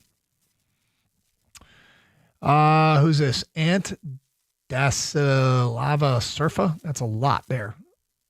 Whatever that means. 34-27 Dallas. I think we see some offensive improvement coming, but I think we will struggle on 3rd and 4th down, and it bites us in the butt. Hope I'm wrong. Did the Lions win, and who's the hero? Micah tweets us, hero Jamison Williams as he goes off and has a career day. Tim says, all on the defense and getting pressure on Dak. They won't win a shootout with our depleted O-line and Amon-Ra compromised. Ball control, punt when you need. Lions win 27-23. Do they win tonight, and who's the hero? Call your shot. I'm recording these. We'll revisit them tomorrow. Who made the best pick? Tonight, huge game. Detroit and Dallas. Can the Lions save their season? Dave is in South Lyon and next on 97.1. Hello, Dave. Hey, Doug. How you doing? What's up, man? Hey, I think I picked a bad first game of the season to watch the Pistons last night. I'm really not a fan of the current brand of NBA basketball. And I watched the Pistons in the playoffs this year, and I was kind of following them as they got off to a hot start. And I had time last night. I'm like, I'm going to sit down and watch a game from start to finish. And, boy, I was not impressed. I'm not excited to go watch another regular season game. I mean, I just thought it was uninspired. I mean, they got up 18 in the first quarter and then just kind of coasted for a bit. And then the second half, I mean, lazy shot selection, started taking difficult shots for I don't know what reason. Then the turnovers in the fourth when Milwaukee, really started playing. They upped their defense a little bit, and the Pistons just, were still lackadaisical. And, I don't know. I just feel like regular season NBA is like exhibition basketball. Here's what's funny about it, Dave, is you probably picked one of the more frustrating games to watch this year. The Pistons, we were talking about the Pistons quite a bit in the office today and how they do play more of a college brand of basketball, which is awesome. But last night, their inability to crack the zone, the turnovers, I mean, when Giannis left the game, it felt like that's a wrap. And they managed to build a huge lead. I'm like, oh my God, this is going to be they're going to put on a show. I mean, with him out of the lineup, and it's hard to get emotional about an NBA regular season game. But Dave, I watched a ton of them this year. I went to bed angry last night. Yeah, You picked a terrible one to debut on, so I would argue that you have seen the worst that they're capable of at this point. All right, I'll give them another chance, and then real quick on the one thing I will say in the Pistons too is they were rotating. They went deep in the bench. There's a lot of names. I'm like, who is this guy? So they obviously are not afraid to play everybody on their bench, which is encouraging, I think. But you welcome Dennis Jenkins if you haven't seen him play, and Paul Reed got forced in it because Isaiah Stewart lost his temper and got 2 Texans thrown out. But those guys, the Pistons dealt with a ton of injuries, and those guys have come through for them this year. Yeah, real quick on the Lions, I think with they're so banged up. Gibbs is going to have to be the star that he's been tonight to me for them to have a chance. Catching and rushing, receiving and rushing. So we'll see. I'm very terrified of this game. I consider it must win, and I don't think it's a great matchup for us. So fingers crossed. We got to have it. That's how I look at it. Do they win it? I think if the defensive line can find something, and maybe, Kelvin Shepard draws up some blitzes, some stunts or something, we can get pressure. If we don't get pressure on Dak, we can't. But I think I'm going to say we win a close one, like 31-28, but I think there's a little bit hometown bias in that prediction. Don't worry about it at all. Not bad at you. Look, you brought up the injuries. And I get torn a little bit on how much do we talk about them. Last year, they dominated the storyline. And I'm going to suspect that many of you got sick of hearing about it.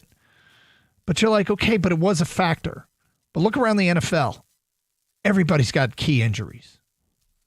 Right? I mean, you just it's dwelling on an issue that everybody has. And I'm going, okay, do the audience want to hear that? And is it really unique what's going on here? Well, maybe it is. Maybe it is unique what's going on here, because I'm watching SportsCenter this morning, or Get Up this morning, or whatever it was, and they're talking about Adam Schefter's like, look, Detroit's going through it again, and they're just getting absolutely destroyed in terms of injuries. They're getting guys off the waiver wire and having to start them. And, the Cowboys won't have Trayvon Diggs tonight, and their left tackle's out, Guyton, and those are key injuries for them. But, I step aside and say, okay, when Schefter's bringing it up on SportsCenter, yeah, it's a factor. But it doesn't mean you give up. You don't give up. You try and endure and survive while guys are hurt. Find a way until guys get back on the field. So, whether or not we talk about it too much or not enough, I don't know. But I'll tell you this, I'm not giving up on this season, and I'm not giving up on this team. They've done too much in the last 3 years for me to think that there's not another gear there. The last few weeks haven't been great. They have not really looked like what we're accustomed to seeing. And the offense, I think we lose a little bit of perspective. The offense, it hasn't been bad. It just hasn't been as good as it's been. But they haven't been bad. But they might need to be really damn good tonight, because this one could be a shootout. 248-539-9797. Phone calls, feedback. Do the Lions save their season tonight? And if so, who is the hero? It's Carson Anderson, 97.1.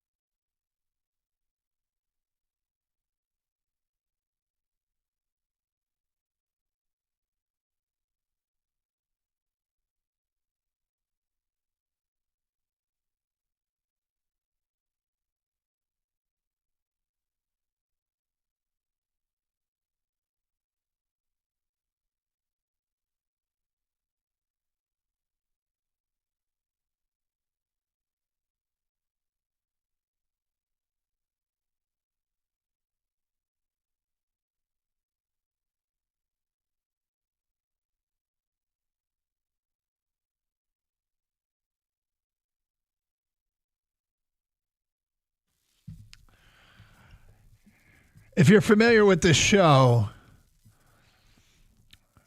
you know one thing about me, and that is I have great taste in food. And coming up at 12:30 today on this National Cookie Day, I will unveil my cookie rankings. My top 3 cookies. And no, none of them are kale. I do like a good cookie. I don't eat healthy all the time. It's not like I avoid sugar. But at 12:30, my cookie rankings. Actually, we'll do it at 12:24. We'll do it at 12:24 because I want to get some text during the break. So 12:24 on National Cookie Day, my top 3 favorite type of cookies. Now, I'm not talking about brands. I'm just talking about this, like chocolate chip is a type of cookie. In the meantime, plenty of Lions discussion today with this massive football game tonight. This is a huge game that the Detroit Lions, if they lose, are they done? Well, this is they're at a point now where a path to the playoffs feels like it goes through a win at home against Dallas. Because you're kind of getting to the point where if you lose this one, there are tougher games that they'd have to win. So Dallas is good. Their question is how good. They've made some changes. They got aggressive at the trade deadline. Will it pay dividends? The early returns are pretty good. These are two teams that look like they're trending in different directions. And so the Lions bounce back again and keep that most direct playoff path alive. They've played 56 regular season games of the past 3 years without losing 2 in a row. And they are exceptionally good in this spot. After a loss, 14-0. And more intriguing, and this is why I think this really is something. They're 13-1 against the number. So they've covered 13 of the 14 times after a loss in the last few years. Now, here's the thing. Like, we got a text yesterday saying enough of this about winning after losses. It's time to win some games in a row. Completely agree with that. It is time to win some games in a row. It's a time to win games after wins and then win another game after a win. Got it. But the question is this a fluke or is this something? Because when we sit down and we look at this game on paper and you talk about the Lions' struggles in pass defense and you talk about Dallas's receivers in CeeDee Lamb and George Pickens and what they do to man coverage, that's like a massive, massive issue. You talk about Dallas' strength in the interior of the defensive line and what they've put in the middle. And they like to do a 5-man front and get more bulk out there. And how does the interior of the offensive line, which has been, unfortunately, a weakness this year, how do they stop Dallas's pass rush? And how do they stop their run-stuffing ability? That's a problem. These are things on paper when you look at the matchups, which is oftentimes what football comes down to is exploiting matchups. Then there's this immeasurable thing of the Lions in a bounce-back position. I've given you the numbers, but it's not like I can figure that into the equation as to how important that is or how unimportant that is. But it seems to bring out the best in our football team. And eventually that's going to end. Eventually, that's going to be, they're going to run out of keeping one loss turning into 2. And that's going to signify, something they haven't had to deal with in a long time. But as you look at that, that's an immeasurable thing that when you apply it to analysis tonight, what we think is going to happen, I'm not sure what to do with it. Other than I think it's a real thing that this team and this organization possesses. That the way that they coach them and the people that they've brought in are really good at responding. And, that they're good with moving on and being a professional. You see things that spiral. I've been around teams that have spiraled and gone downhill and down the drain. And hell, we've seen it with Lions teams in the past quite a bit. This is why they don't spiral. There's a toughness, there's a coaching, there's the individuals that they draft, can step up in these moments, but how do you keep this alive when on paper This is a tough matchup. It's a real tough matchup. And I'm not sure there's a worse team for this Lions team right now to be playing than Dallas in terms of their strengths versus Detroit's weaknesses. But the question today is, do the Detroit Lions save their season? And tonight, who would be the hero? 248-539-9797 from an unnamed texter. Good show, guys. Brad Holmes handed a Super Bowl roster a couple years ago to Dan Campbell, and he screwed it up. It might take us 3 or 4 years to come up with a roster like 2 years ago. What is your view on that? I don't want to relitigate what happened 2 years ago. I don't know what good that does, and I'm not particularly interested in doing. I'm particularly interested in what they're going to do next. Next text. I think this game will be incredibly tough. Their strengths work perfectly against our weaknesses. Our strengths, well, I'm not sure what our strengths are outside of Gibbs. Well, I think we have an exceptionally good quarterback, and we have a super explosive wide receiver, and we still have 2 above-average tackles and really good linebackers, and the ability to make plays off the edge. And Brian Branch is still roaming around in that secondary. He can be a bit of a playmaker. It's not like the Lions are completely outclassed tonight. So I guess, if you only see the only strength on this team is Gibbs, I would be pretty doom and gloom if I was looking at this game through that prism. Next text. I think it'll be interesting to see if they put Gibbs in the slot with Monty in the backfield, Tesla on one side and J-Mo on the other. That way, all your weapons and options are on the field at the same time. It's a thought. We've talked a lot about Gibbs, lining up Gibbs as a slot receiver with David Montgomery in the backfield. Now, maybe that tips your hand too much that you're going to pass it. You got to run it out of that formation because obviously Gibbs is a guy you want to get the ball in space, and Montgomery is the better pass protector. So you're going to have to run it out of that formation every once in a while. But yeah, I think that makes a ton of sense. I wish you signed it so we give you credit. Sign your text, people. If the Lions don't beat the Cowboys tonight, I already read that one. Sorry. I have noticed Hutch never uses his inside spin move anymore. I don't know if he can't do it because of the leg or he just isn't doing it for some reason. He won very quickly with that last season until his injury. Interesting observation, something I haven't noticed. Week 9 loss to Minnesota, Decker's poor pass protection, his failure to handle pressure, and allowing that pressure to get inside to his quarterback and record speed contributed directly to offensive struggles and the team lost. He's not solely to blame, however, since Decker is probably elite. So he has to show up every game. That's what elite is. 8 sacks allowed and 31 quarterback pressures is way too much. He's been dealing with some stuff, but he's capable of playing very well, yes. The Lions will not save their season. 31-10 Cowboys. Lions are just too beat up. That's from Don. If St. Brown is out or limited, I think the player who could be the X factor would be Isaac Tesla. So it's interesting. I was sitting in the office today thinking, who do I expect more from tonight in the pass game? Tom Kennedy, if Amon-Ra can't go. Tom Kennedy or Isaac Tesla? Who do you have more faith in making plays for this offense? If Amon-Ra's not playing, do you like Tom Kennedy to pick it up, or do you like Isaac Tesla to pick it up? Somebody has to. Somebody's going to get those targets. Tom Kennedy had 1 target all of last year. I think he only played in 4 games. He had 4 for 4 catches last week. Tesla had the touchdown on a play where Jared Goff had all day to throw, which was awesome. And it shows you snap to snap, this offensive line can get the job done. Not as consistently as they have in the past, but whatever they do on snaps like that, got to do it again as many times as possible because Goff had all day to throw on that touchdown to Tesla. But I don't know who to pick. I went with Kennedy. But look, that's almost a flip of the coin. Tesla is a talented receiver that they identified and didn't want to let get away.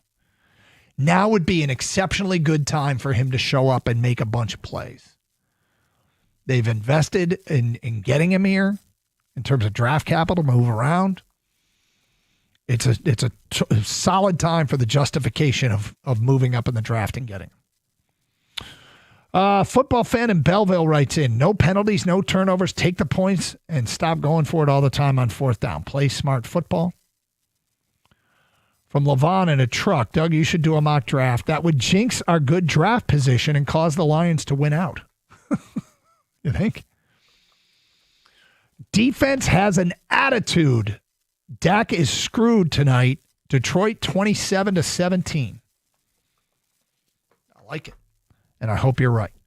248-539-9797. Did the Lions save their season tonight? And if so, who is the hero?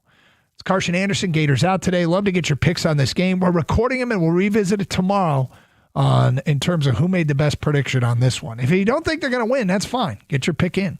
248-539-9797. Gator sent his over. We'll get to that coming up next hour. Carson Anderson, 97.1.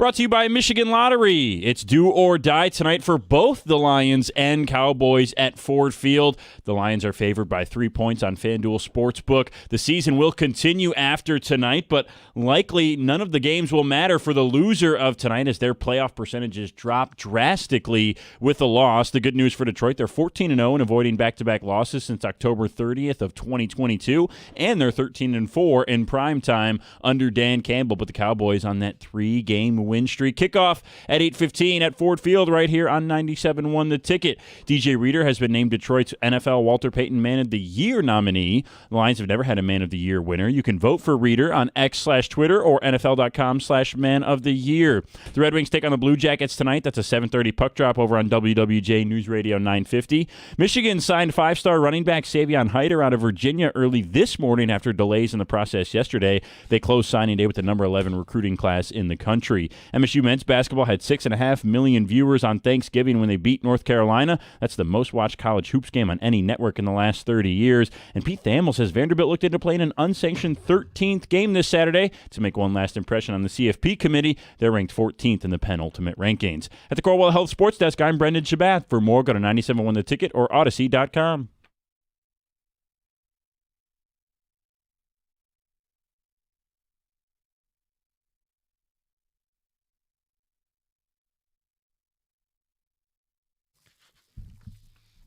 Doug Karsch, Gator out today, but it's a huge day. With the Lions taking on the Dallas Cowboys tonight, you just heard in the update the percentage chances, how they drop for postseason play. If the Lions don't win, if the Cowboys don't win, it's two teams backed into a corner on Thursday Night Football.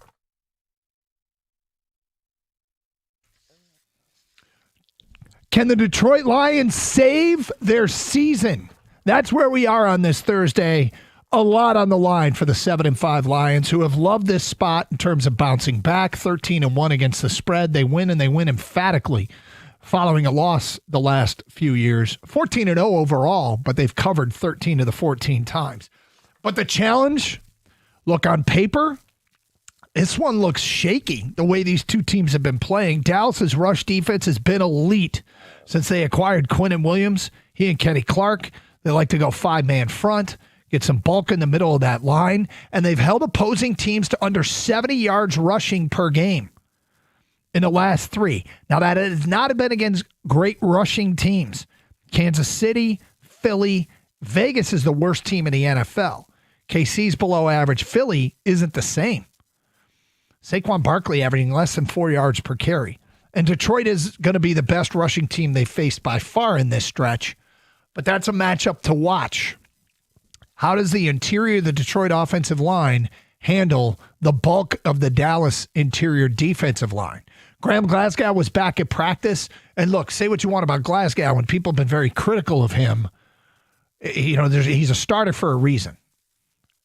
You got to put your best people on the field if you can. Hopefully he can play tonight. Now, if the rush offense can't produce anything in the interior, can they get Gibbs to the edge, take advantage of his speed?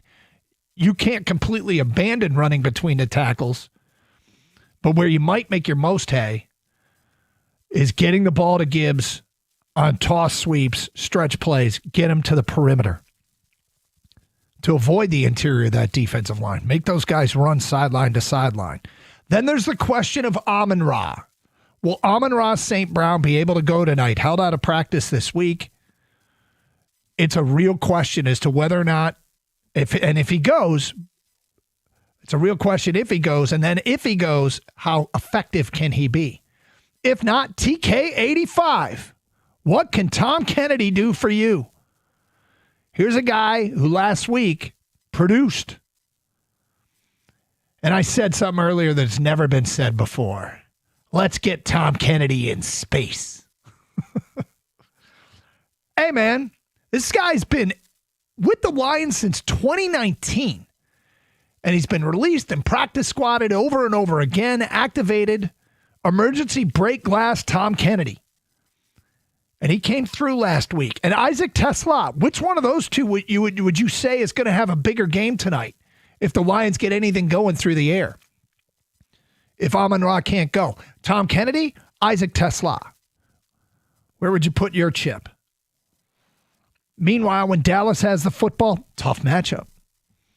Pass defense, the Lions have given up more 30-plus yards plays in the pass game than any other team in the NFL. And Dallas, nobody's done it more, 30-plus yard plays. Pickens and CeeDee, tough matchup. Terrion Arnold, out. Kirby Joseph, out. Playmakers in the secondary. Legion of whom activate. Thomas Harper, Rock Ya-Sin, Avonte Maddox, whomever. Somebody's got to at least keep the dam from bursting back there. Big part of this game might be Kelvin Shepard. What does he dial up? Does he dial up more zone? Lions play a ton of man coverage, and that's where George Pickens eats. Man coverage. He eats it alive. So, do the Lions change what they do and play more zone? I suspect they will. But it doesn't mean that the Lions can't be effective. Not every matchup favors Dallas. Dallas is without Tyler Guyton, their starting left tackle. Nate Thomas is in for him. Hutch. You heard what I just said, right? Backup left tackle. On top of that, on the other side, Terrence Steele last year allowed 37 pressures, 126 amongst qualifying tackles. He's had some ups and downs this year, so maybe it doesn't matter what side Hutch lines up on. But even so, we talk about the Lions' injuries and how teams can exploit those. Time for Detroit to exploit somebody else's injuries. And if it's El Quadin Muhammad or Najee Davenport, Marcus Davenport, you need to be felt in the pass game tonight by Dak Prescott. Birchie had that scary stat. 16 quarters, the last 16 quarters. Half a sack out of the edge rushers. Although Hutch had that one to finish the game, so that might not be true. Well, whatever it is, it's not been enough. Let's face facts. It hasn't been enough. So the question is, do the Lions save their season? And if so, who's the hero? 248-539-9797. Well, let's get to your phone calls. We go to Juan. You're on 97.1 The Ticket. Hi, Juan. What's up, fellas? Oh, well, not fellas. What's up? How you doing, Juan? I'm okay, man. I've been confused all week because all week I've been thinking about the two players I've been thinking about is CeeDee Lamb and George Pickens because of what I've seen Dominic Wicks and Christian Watson and then a giant Will Robinson. I'm like, we got CeeDee Lamb, George Pickens, and then we got Puka Nacua and Adams, which is we're not worried about that right now. But what got me confused is I don't hear too many people talk Vegas. Why is Dallas plus 150, plus 140 on every book? Like, that's scary. Like, to me, the whole world is betting with Dallas, in my opinion. The whole country, rather. The whole country is betting with Dallas to win this game. But Vegas, some way, somehow, got Dallas plus 150 and plus 140 on all major books, money line. So that's kind of scary. I'm like, I know Vegas is not just giving away money like that because everybody I talk to, like my friends and people around the city that I deal with at sports bet, everybody's putting a ton of money on Dallas, on the money line. So I'm like, that's kind of tricky. So at the end of the day, I got Lions man Jake Bates to win it in a late field goal in the fourth quarter. Lions to win 27-24. Well, by 3, huh? Which is the spread. I don't know, Juan. I always try to talk about and process how important point spreads are. Like, and I don't mean in anything other than, is that set a more realistic expectation when you remove yourself from Detroit and remove yourself from Dallas and you're looking at it as a business proposition? Detroit's still favored, which is a fascinating fact going into this game. And the expectation outside of Detroit and Dallas is that Detroit's going to win tonight. And that's fascinating to me because I think confidence in this Lions team is at a 3-year low. Yeah, I agree. I mean, it's super fascinating to me because, I mean, I'm not to be a conspiracy theorist sounding, but I just don't think Vegas in a business to give away money. And not saying Lions can't win, but of course, with all our injuries, I'm still appalled that this spread. Well, I'm not even talking about the spread. I'm talking about the money line. Yeah, but The money Juan, line is, to be fair, you just took the Lions to win. yeah, that's because I'm a little biased. I'm here. Okay, I'm biased. I'm picking it as a fan, but as a sports betting guy, I mean, I'm still considering betting with Dallas. It's on a business tip. I'm still considering betting on Dallas. I'm a fan, but I'm like plus 140, plus 150. You'd think by now, the day of the game, it'll be even, or either maybe minus 110 or something of that. Maybe, I mean, it did open at 5 and got bet down to 3. Big money came in on Dallas early. Juan, I'm as fascinated by this fact as you are. And what it tells me is that in spite of our doubts, we should be a little bit more chesty about this game. Because we've gotten they have no shot call today. We've gotten the Lions have no prayer tonight text today. And I mean, I guess if that's the case, you can take it to the window. But I always remind myself that the season is filled with ups and downs. And if any team has shown that they can be up and down, it's ours. Our team does the up-down thing better than others because we don't lose back-to-back games. It's just what we do. All right, there it is. A table set for you. Let's get to your phone calls and feedback. Do the Lions save their season tonight? And who's the hero? It's Carson Anderson, Gator Out, 97.1. Hey, this holiday season, use your UMCU card to make a difference. It's the 10th annual Shop Local, Give Local campaign benefiting the Children's Literacy Network.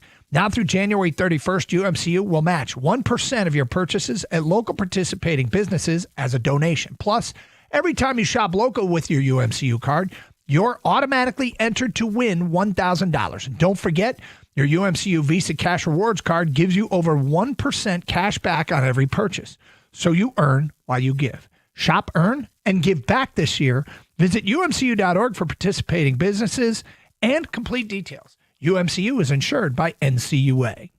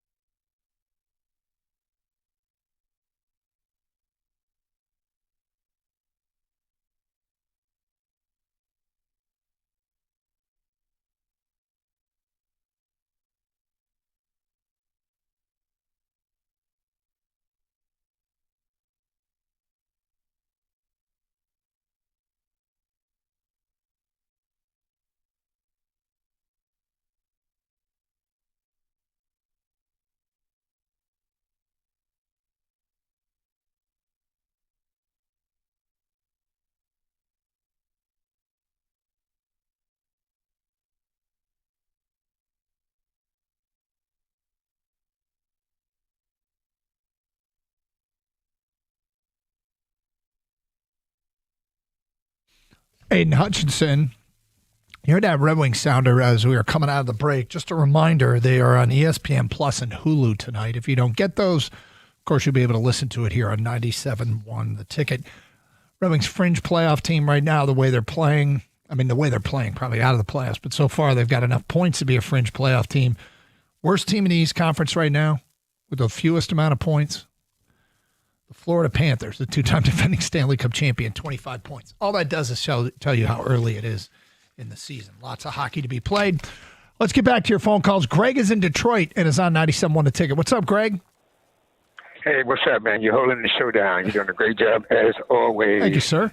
My thing, I'm so sick and tired of these bandwagon fair weather fans. The minute that something goes awry, everybody's ready to jump ship.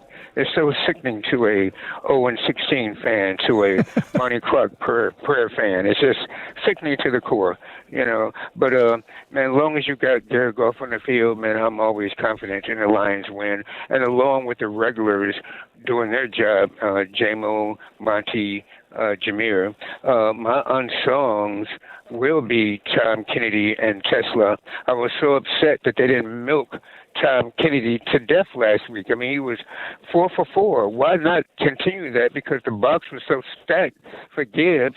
Why would you continue that on and on when it wasn't working? But Tom Kennedy, the guy was 4 for 4. You should have milked him dry. But Tesla, along with Bates, that's what I'm looking for. I'm just looking for overall team performance, just pulling it all together and bringing out a win and until next week. So let's get it done. As long as you got Jared Goff on the field, I'm confident. Well, the Kennedy thing is you're not going to throw to him over J-Mo, right? So J-Mo ended up with 10 targets in the game. The pass game was reasonably effective, 20 of 26, 256 yards, 2 touchdowns, no picks. Where it hurt them was the 3 sacks. Sacks and TFLs get you behind the chains and end drives. And so, the numbers for Goff were fine when he was able to throw it. As far as Kennedy, I don't know if there's more there to give. What I do know is what he did give was useful. And if Amon-Ra, I want Amon-Ra to play tonight. If he doesn't, there's a guy there that can make some plays, can make up for some of that loss. But probably it's going to be J-Mo. Probably it's going to be a lot more targets for Jamison Williams. And I like that he did step up. I like that he stepped up. And he's going to have, it's hard to envision a path to victory tonight without Jamison Williams playing a big part in it. And Jahmyr Gibbs playing a big part in it. I do like the faith in Goff. I feel like it's something that's taken for granted. Darren's in Ann Arbor and next on 97.1. Hi, Darren.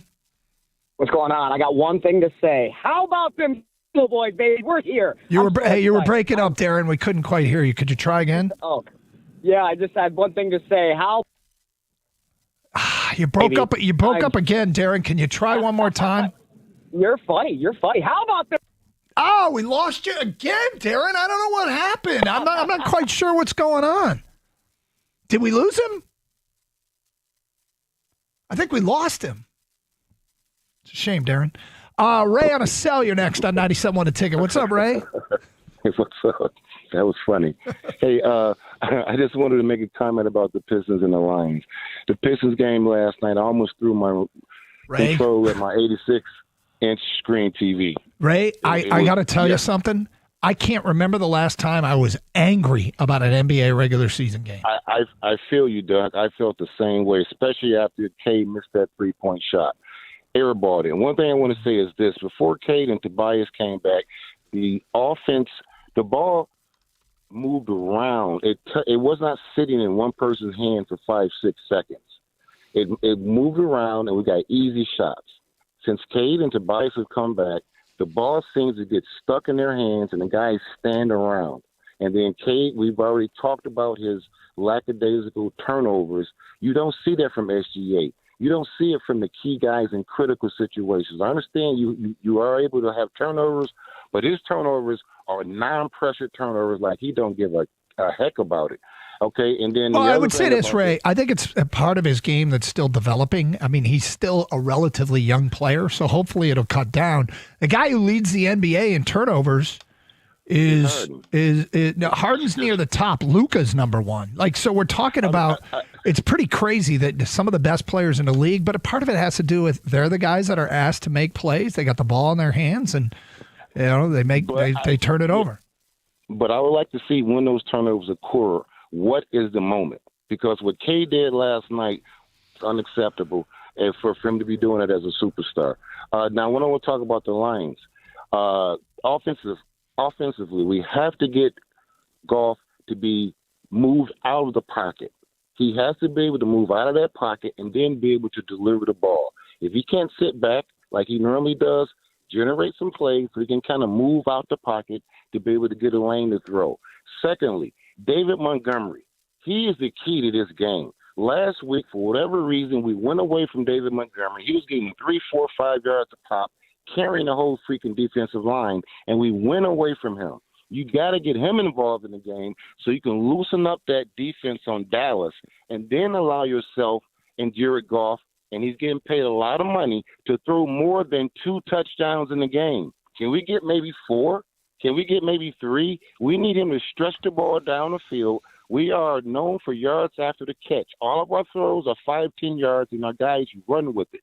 Give me something down the field to stretch the darn defense out, and also include some screen plays in there to get those guys a little scared of blitzing like the way they do. It's not a normal game because of who they don't have. I don't care how they get it done, and I don't care if they win 3-2. They just got to find a way to win this game. And I'm no football coach. I don't spend a lot of time harping on call this play, call that play. I just know that their best players have to play their best tonight. That's Goff, that's J-Mo, that's Gibbs, that's Penei Sewell, that's Jack Campbell, that's Aiden Hutchinson. Those guys have to be at their best. And that hasn't always been the case. As far as David Montgomery's concerned, yeah, David Montgomery needs to play a role. But it comes at the expense of somebody else, right? I mean, so I don't know how many people want less Gibbs. In fact, against a defense whose linebackers don't have a reputation for being the fastest and whose interior their defensive line's a strength, that feels like a Gibbs game to me. It feels like getting Gibbs on the edge is the game plan to me. But I don't ignore David Montgomery. I mean, what's the proper ratio? Is it 2-1 in favor of Gibbs? But, hey, your plan is noted.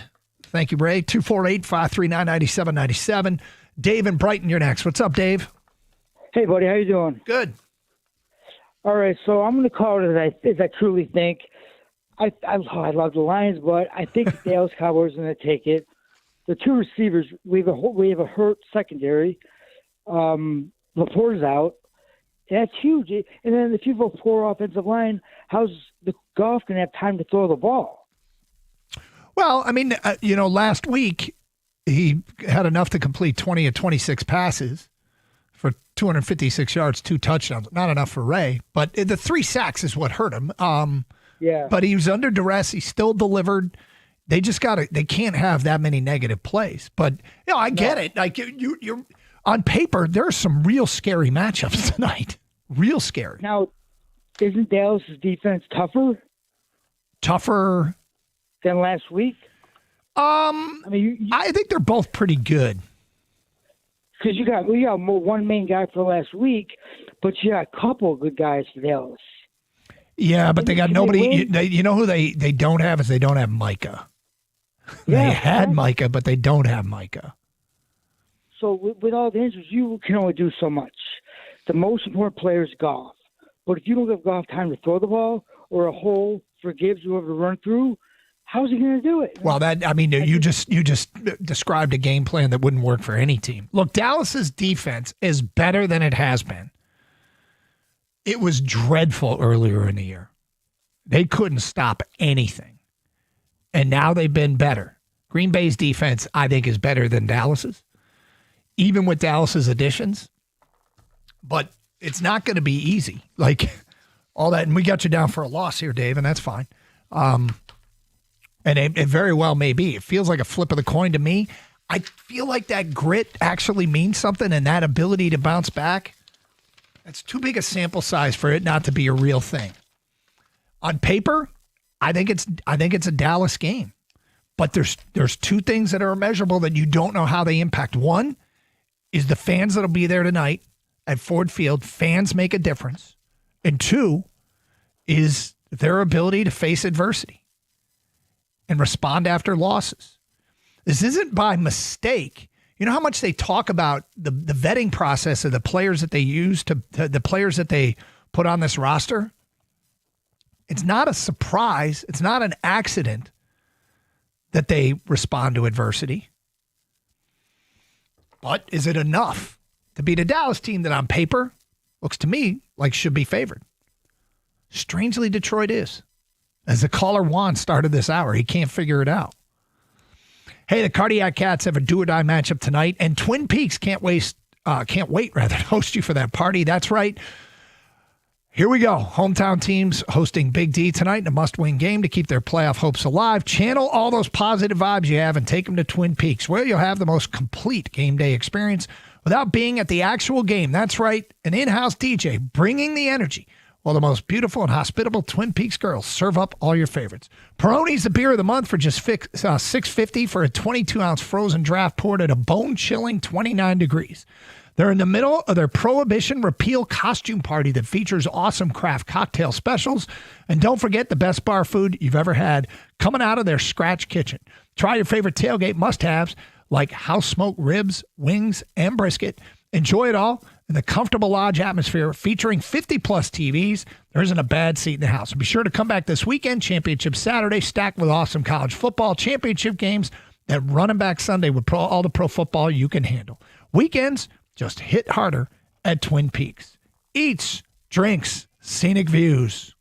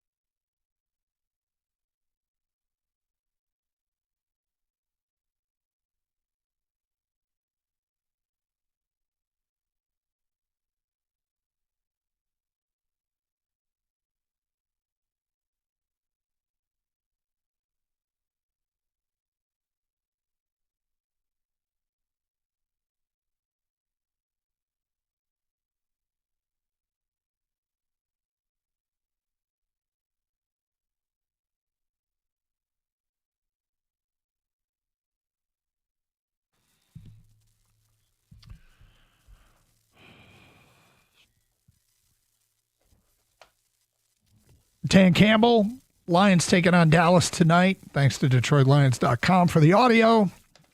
Here we go. Can they save their season? And if so, who's the hero? 248-539-9797. I forgot to give you my cookie rankings on National Cookie Day, so let me do it right now. Doug's cookie rankings. Now, I'm going to tell you, you have no expectation for me. You think my cookie rankings are going to suck. And I understand why. I don't like a lot of foods that other people like, and that's cool. But at number 3, okay, number 3, my third favorite cookie, I love a good gingerbread cookie, and especially this time of year. And I'm not talking about the gingerbread man or that little thing, but when somebody bakes like a big, round, fat gingerbread cookie, that's number 3 on my list. Number 2, macadamia nut. Love the macadamia nut cookie. A little sugar cookie with the white nuts in there. Very, very good. And my number 1 cookie in the cookie rankings, oatmeal butterscotch. You take the butterscotch chips, bake them into an oatmeal cookie. Oh, I think that's the best. Now, do the rankings suck? You'll probably all tell me they do. But those are my top 3. 248-539-9797. Let's get back to your open line calls. Richard in Columbiaville, you're next on 97.1. Hello, Richard. How you doing? Yeah, how's everybody doing there? We're good, Richard. It's about time we get warm weather. This is cold. I don't think it's going to happen in early December. I don't think we got a bit of a wait here, Richard. We're just getting started. We can hope. Anyway, I think the Lions will win 31-22 or 21. I mean, sorry. All right. And I also think it's got to be the running backs. They have to come through, especially Dave Montgomery. That'll win it if they can do their thing and take time off the clock, not get Dak out there. You know, David Montgomery is a fascinating X factor because it doesn't surprise us here at any time that if he would go for 80 to 100 yards, right? I mean, we've seen it, and yet there's no way he's at the top of the other team's defense's scouting report. Right, but if we need the fourth down, I hate to tell you, he's going to go for it. And I'm telling you, David Montgomery be the only one I would allow. Richard, yes, he's a really good player. It's a good call. We got you recorded. 248-539-9797. Do the Lions save their season? And if so, who is the hero? Gators pick at 12:50. He texted me over who he thinks the hero will be tonight. Damian and Howell, you are next. Hello, Damian. Hey, guys. How you doing? Great, sir. First of all, cookie rankings were atrocious. Oatmeal and gingerbread should not even be near top 10. Have you ever had the oatmeal butterscotch? I have. Awful. Okay. Well, what's your top 3, Damian? I mean, you got to go, chocolate chip. I will give you the macadamia. Okay. And I don't know. It's not why you called. Go ahead. I think this game comes down to one thing, though. I think offensively we'll be fine. The crowd's going to be behind them. It's a must-win. We have too many weapons on offense. I think we'll be okay. On defense, if we play man, we lose. Pickens will rip Amik Robertson apart, and I can't watch that. I think if we play zone, you give yourself a chance. If we do go man, I think Reed could hold his own with CD, but on the other side, we just have nothing that can stop Pickens. And we'll give up 31, 34 points doing that. I know Campbell loves his man defense, but we can't do that tonight. So, do you think they win? If we play zone. Okay, well, do you think Calvin Shepard's going to play zone? I hope so. I've seen Pickens, and he will rip Robertson apart. I mean, he probably will, but that doesn't mean they win the game. I mean, you could sit here, you could pull a stat from a player and say, all right, if he goes off for, let me give you a stat line here, 7 catches, 150 yards, and a touchdown. Like, that's a big day. That was JMO's day last week in a loss. So, yeah, he might rip them apart, but it doesn't mean they're going to win. I give it 31-30 Lions. 31-30 Lions. Okay, there you go. I mean, I think there's no doubt that they will explore more zone defense tonight. They love playing man coverage, but got to take a look at it. And you know what's funny what you said about Amik? Amik is maybe the most confident player I've ever seen. I feel like I hope Amik heard that call and puts a chip on his shoulder for tonight. Brian in Novi. Hi, Brian. Hey, how's it going? What's up? I think the key to success is if Jared Goff learns how to pump fake. You know, it'll be like the alley-oop to the Flint Tropics. You think, huh? Yeah, I just think, throw a pump fake. They won't knock the ball down as much, and it'll set that slant free or the open ball down the field. Well, I'm sure he knows how to pump fake. I'm not sure how often you will do it, given if your receiver's open, you get him the football as quickly as possible. Yeah, one can dream. Yeah. Yeah. I didn't think of using the Flint Tropics to come up with a game plan. So, my bad. Ted in Ann Arbor, you're next on 97.1. Hi, Ted. Hi. Hey. Yeah, they're going to win, and I think there's two ways to look at Hero, right? There's the Hero could be the guy who puts 180 yards on the board and is reliable and doesn't fumble, or the Hero can be the guy who makes a spectacular, unexpected play toward the end of the game, and I think that's going to be TeSlaa. Okay. You like Isaac TeSlaa, huh?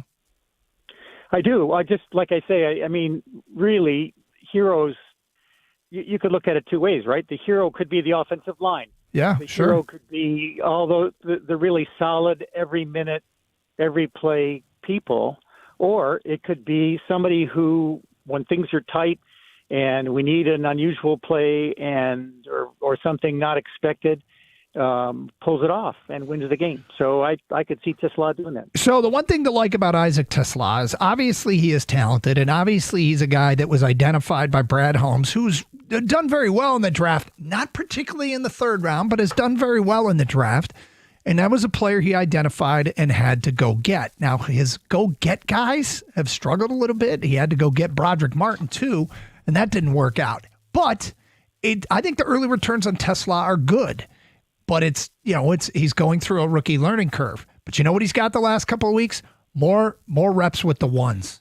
He's had more of an opportunity to practice with Jared Goff. He's had more of an opportunity to learn get more run and learn the routes and all that goes with when you talk about rookie players and young players. And I think the learning curve's probably pretty steep with him. Thank you, Ted. 248-539-9797. Question is, do the Lions save their season tonight? And if so, who is the hero? Bill from Wayne sent us the text.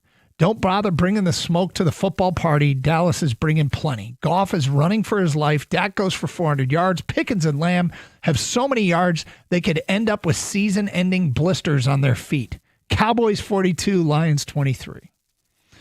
Cowboys are coming off two very emotional wins in the last 10 days. We have our backs against the wall, similar to the Chiefs when we played them.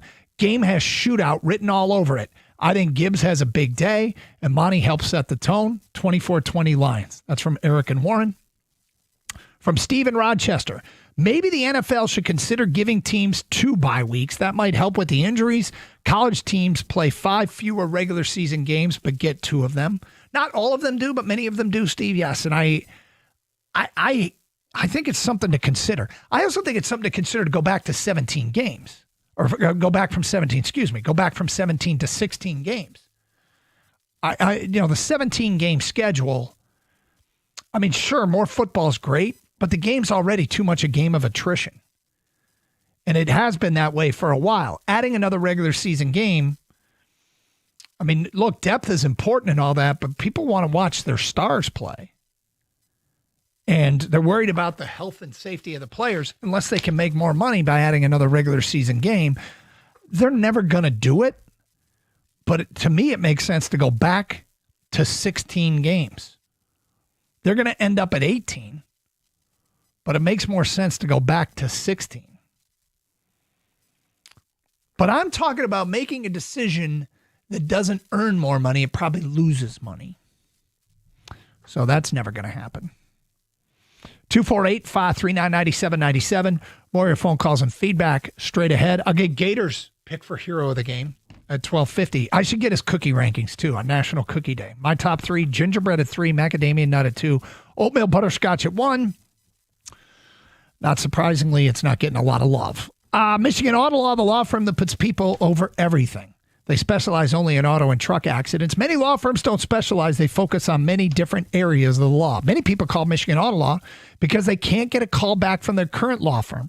Proactive communication is super important to them. Michigan Auto Law returns all phone calls within minutes. You will get a call back from them. Plus, they take on fewer cases on purpose. It means they have more time for your case, a formula that leads to faster and larger settlements. They are the law firm that puts people over everything. Visit autolaw.com. That's autolaw.com.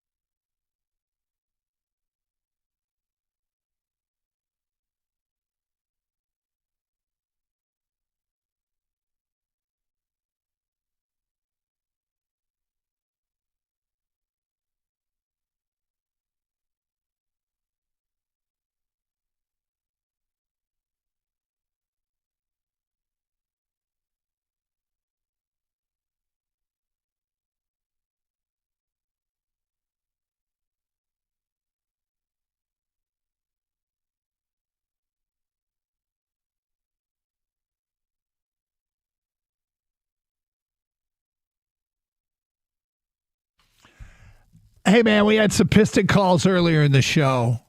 I found myself going to bed angry last night. This team has changed the way that Detroit is viewing NBA basketball, and it's awesome, and it matters again. And it's It's been a tough watch the last few years, but we've powered through, some of us, with very little reward. How have they changed the dynamic? I can't remember the last time I went to bed angry after watching an NBA game. If you want to talk some Pistons, lines are open, of course, 248-539-9797. But the big story today is a gotta-have-it football game tonight in Detroit. Can they save their season? And if so, who's the hero? 248-539-9797. To tell you where Detroit is, and I think this is the least confident Detroit has been in the last 3 years. Our Twitter poll with an hour left, 51.9% think the Lions will win. 48.1% think the Cowboys will win. Comments are coming in on Twitter. Josh writes in, it's going to be close, but DC has some magic about keeping the bounce-back games happening. Took OT the last time. Going to be razor thin, but I think Hutch gets home a few times late to save the day. Tesla gets 2 red zone scores. Raymond says Cowboys 24, Lions 23. Don't believe in the interior O-line against Dallas's 2 stud DTs. Cowboys win with a late touchdown to George Pickens. If there's one man that can save the Lions season, that would be J-Mo having a historic night, 2 touchdowns over 125 receiving yards. John says, I expect a big-time game from J-Mo, 2 touchdowns. Scoves writes, the O-line is too bad and Goff can't rise above that. From PG Stipe on Twitter. Goff will emerge as poised and sharp. Everybody has good hands. Monty and Gibbs get it done. The defense returns. Dave tweets us, teams are beating the Lions at Ford Field. It's not an advantage this year. Cowboys 2 wide receivers are going to be a big problem tonight. Sadly, I have the Cowboys 38-31. Dave, based upon what I've seen happen in Dallas that had nothing to do with the fans, I'm glad this game's being played in Detroit. 248-539-9797. Michael in Bay City. Hello, Michael. Hi, how's it going? Hey, I'm so glad you said oatmeal butterscotch, because if you said oatmeal raisin, I was going to lose my cool. No, I think that this game really, the hero in this game needs to be Jared Goff. We're so used to seeing him make every single time he throws the ball count, and I don't know what's happened these last few weeks, but his decision-making's poor. We saw on the broadcast against the Giants where they showed us how he was kind of forcing the ball to Amon-Ra, and he just doesn't look the same. We're seeing him throw the ball away a lot. That 4th down we got stuffed on this Thursday where we ran the ball up the middle, that was him checking out of the play. So he just needs to be smarter. He needs to hold on, let me stop you there for a second, Michael. Do you know he checked? I didn't see that. Did you read somewhere that he checked out of that play? Because Dan Campbell took. The play. He did. He killed the play and was talking to all his old linemen right before the snap. Dan Campbell took accountability for that, which he didn't have to say anything. Coach does, though. Yeah, I get it. He didn't have to say anything, but yeah.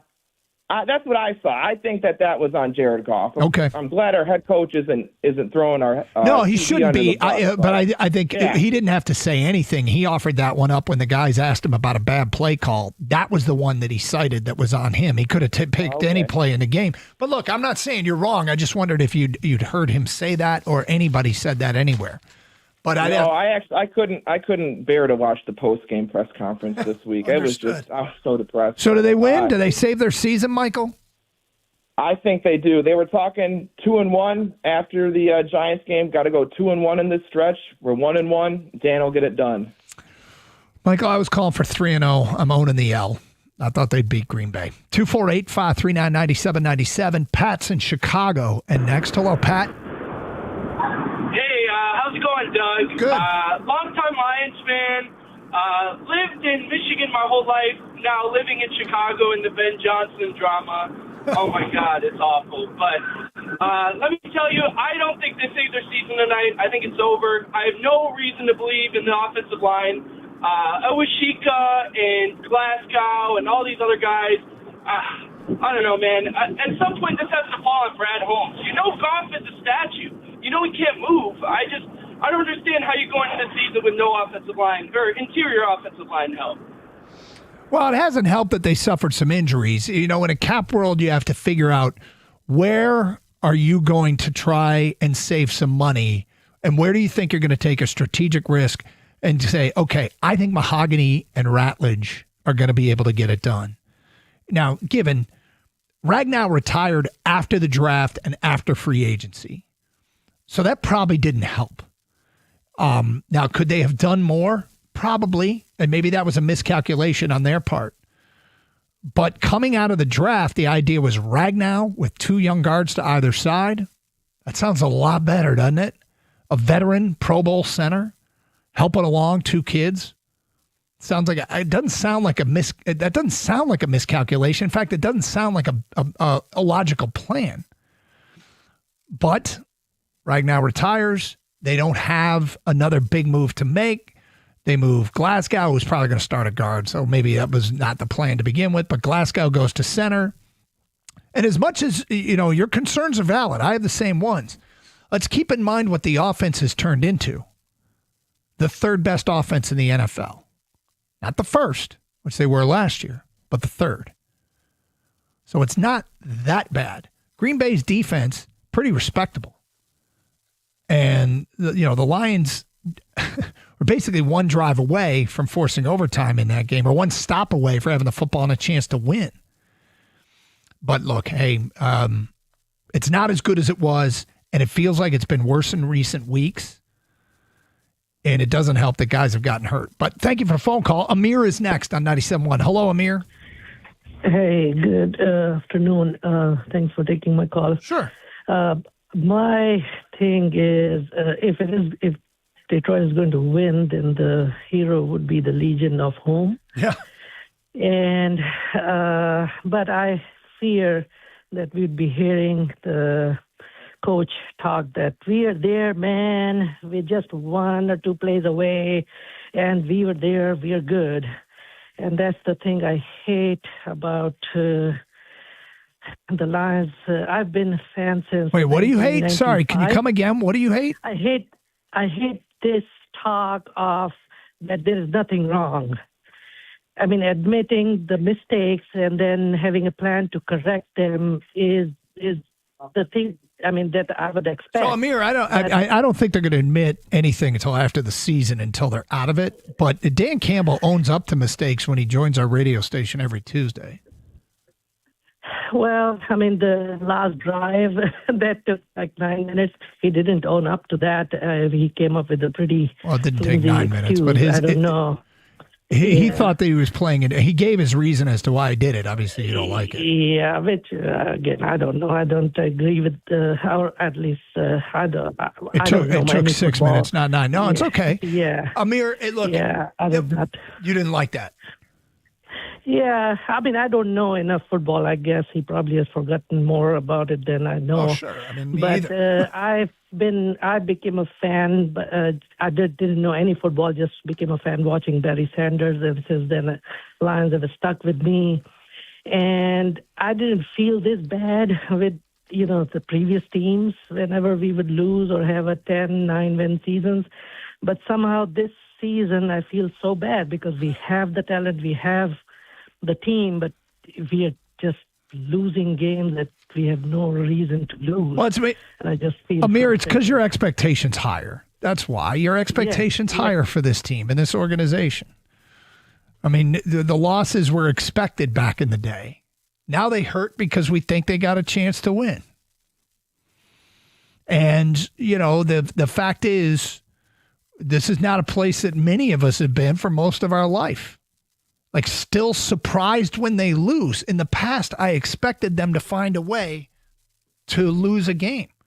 All right, Gators hero for the game. His hero for the game, Jared Goff, throws for 300 yards and 4 scores and has a quarterback sneak for a big first down late. Lions win. Gator thinks the Lions win, and he thinks the hero is Jared Goff. I then asked him for his cookie rankings, and something from his cookie rankings shocked me. We will get to that today at 102 here on Karsch and Anderson on 97.1.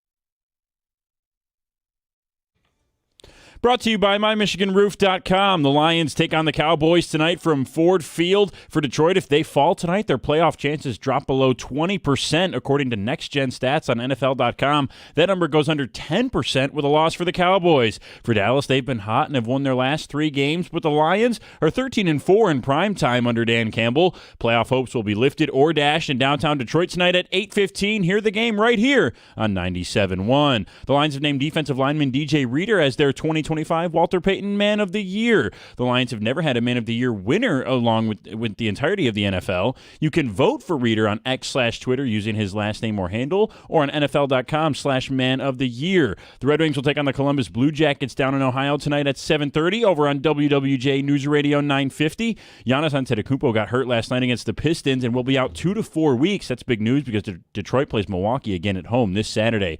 And Evan Petzold of the Free Press reports that the Tigers were very interested in signing reliever Ryan Helsley in free agency. However, they wanted to sign the 7-year reliever as a starter. Ultimately, Helsley signed as a bullpen arm with the Orioles for 2 years, $28 million. Helsley said, quote, "Detroit was in on me heavy for starting. I weighed the options and risks, and they just didn't seem to line up with where I was at in my career," unquote. Helsley was an all-star with the Cardinals in 2022 and 2024. In 2025 with the Cardinals and Mets, he had a just above 4 ERA. At the Cornwall Health Sports Desk, I'm Brendan Shabath. For more, go to 97.1 The Ticket or Odyssey.com.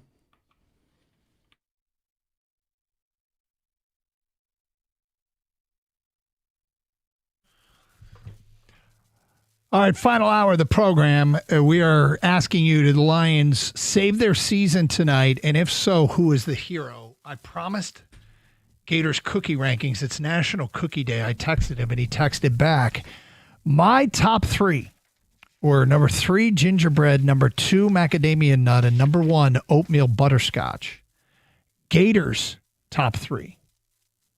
I was stunned. Number 3, molasses cookie.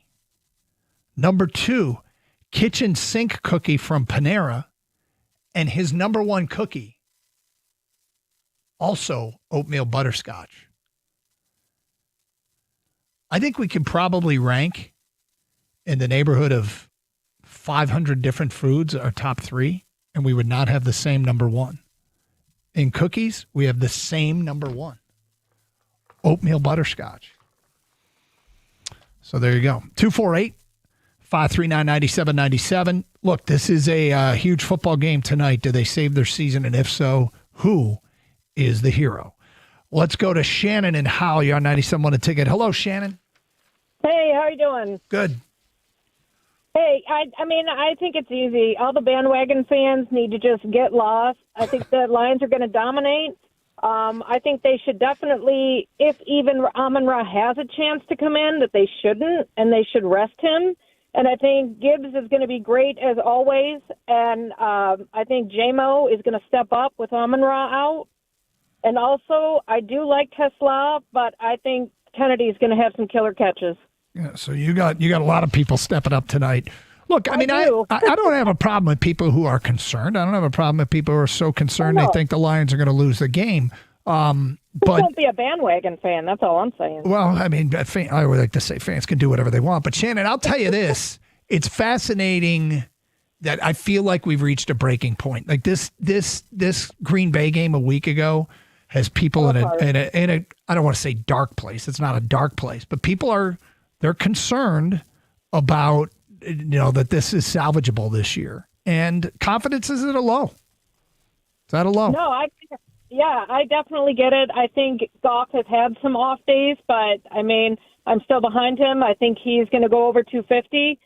Dak's been stepping up. I think, obviously he's going to have a good game, but I see us pulling it out and we're going to win. Thank you for the phone call, Shannon. 248-539-9797. Matt is next on 97.1. Hello, Matt. Hey, what's up, Doug? Hey. Hey, I'm actually, I've been down here working in Arlington for the last couple months, so I've been paying a little extra attention to the Cowboys. Yeah. My biggest concern is what the Cowboys are doing right now is they're doing what the Lions aren't doing. Their interior rush has been phenomenal, and I feel like that is what the Lions are not doing. And I think CD and George Pickens are each going to go for 150 yards each. Easily. I'm concerned. The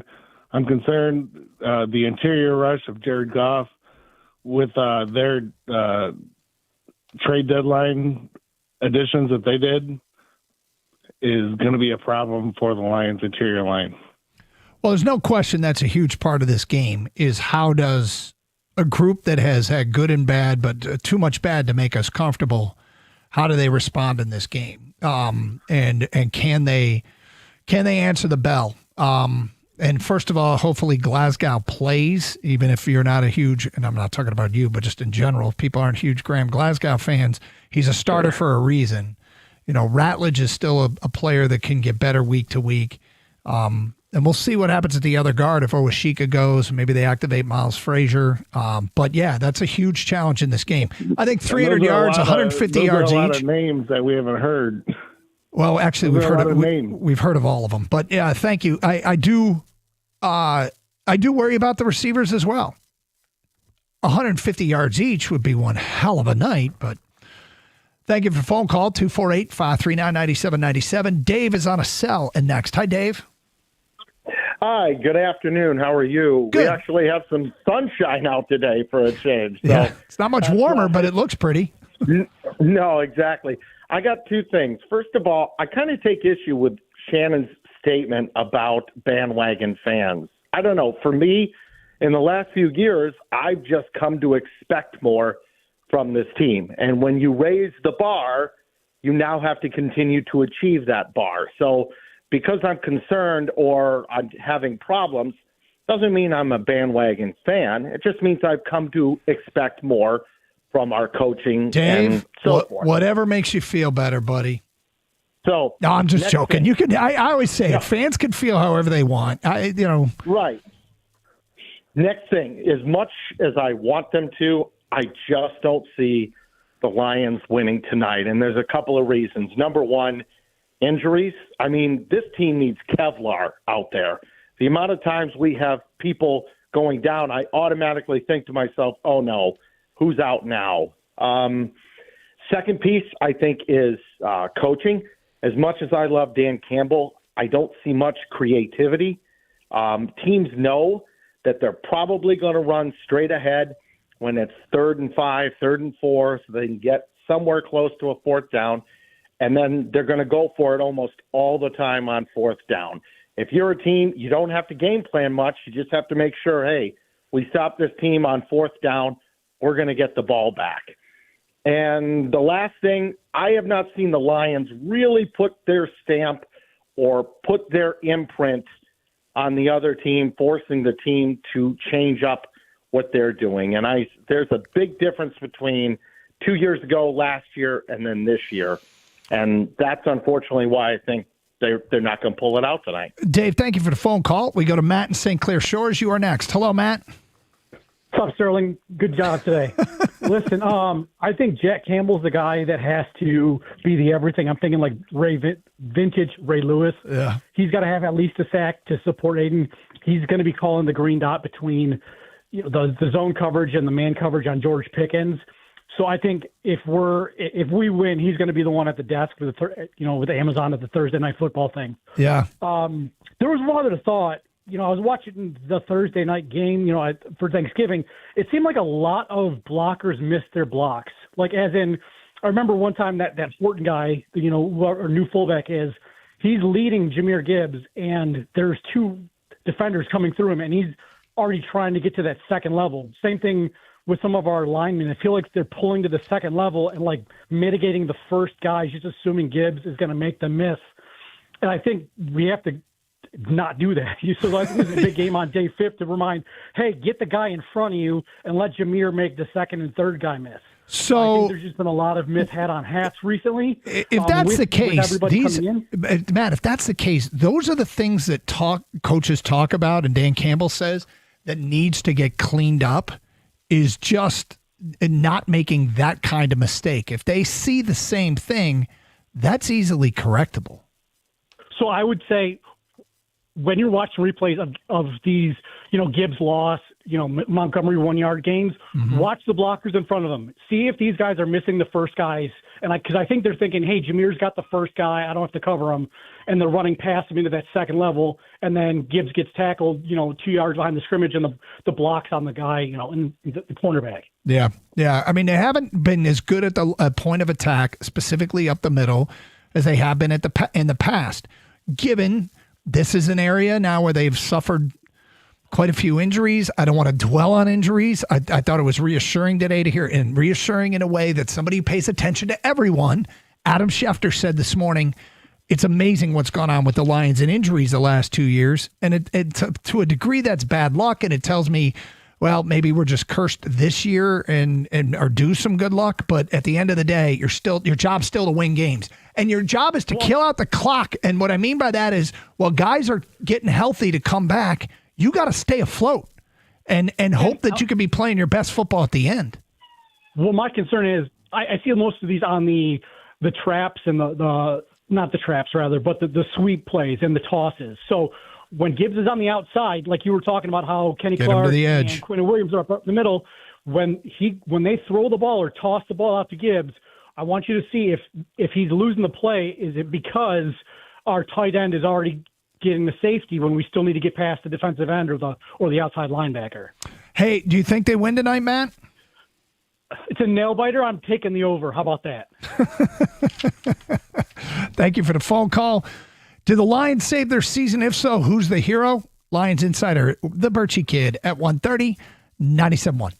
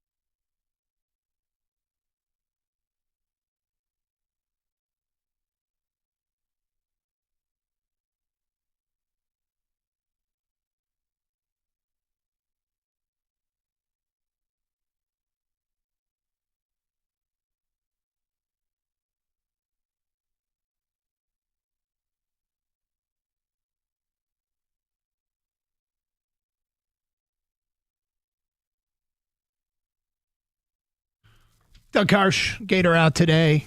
It's the Karsch and Anderson program. 248-539-9797.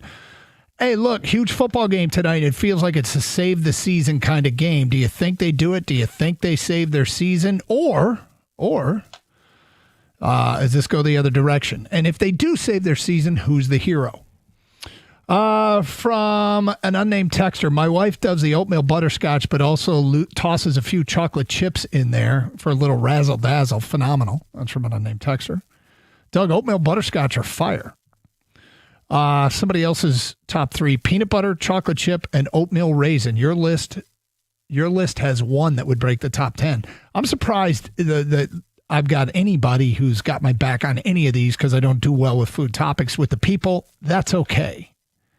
It's National Cookie Day. I ranked my top 3. Number 3, gingerbread. Number 2, macadamia nut. Number 1, oatmeal butterscotch. Gator texted over me his top 3. Number 3 was molasses. Number 2 was kitchen sink cookie from Panera. And number 1, also oatmeal butterscotch. That feels to me like a stamp of validation that I should be accepted now in food conversations because we have the same number 1. Although if we ranked 50 different foods, top 3, I doubt we'd have much crossover. I don't think the Venn diagram would have a lot of shared space. With that said, cookie-wise, both same number 1. Vote on our Twitter poll. Do the Lions win tonight and save their season? And you can comment on who the hero will be. Right now, 51.7% say they win. 48.3% say they lose. Confidence, probably at a 3-year low right now. 248-539-9797. Alan is in Farmington Hills. And next. Hello, Alan. Hi, how are you guys? What's up? A lot of great shows on your station. Yours is my favorite. I appreciate you guys a lot. Thank you. I'm going to go against the grain here, and I'm going to see this game as a low-scoring game because I'm going to hope our defense gets back to the way they played 3 games ago against Philly. I know that was an outdoor game, but I think this is going to be a lot of field position, a lot of Jake Fox hopefully pinning them back, and a lot of field goals, maybe, a lot of bend, don't break, and red zone problems on both sides. And I'm going to call it 23-19 for the Lions, just covering the spread. Maybe a safety mixed in, maybe some special teams stuff. But that kind of a game more than a big shootout. So, it's interesting, Alan, because there are often times that games do exactly the opposite of what everybody says. Everybody's saying shootout, shootout, shootout. I would like to give them more credit for the defensive performance at Philadelphia. They made some big plays, but Philly's offense is struggling so much. I'm not sure that what the Lions did was anything special, but, there is a better version of it. What's that? By the last couple of weeks of performances and, maybe rally. I mean, they had almost their entire ideal defense out there last week before Arnold got hurt, except for Kirby. And he's important, I know, but I'm hoping maybe they'll work some blitzes in with Barnes. Something different to get some pass rush, I hope. Alan, pass rush, keep in mind, it's possible. It's not a given. Nothing's a given. But it's possible that this is a good matchup for the edge rushers. They're down their starting left tackle, Dallas. Tyler Guyton's out. So they're starting Nate Thomas at left tackle. And Terrence Steele, the right tackle, has had some problems giving up pressures the last couple of years. He's kind of inconsistent. There's good and there's bad. That screams to me, Hutch needs to have a good game.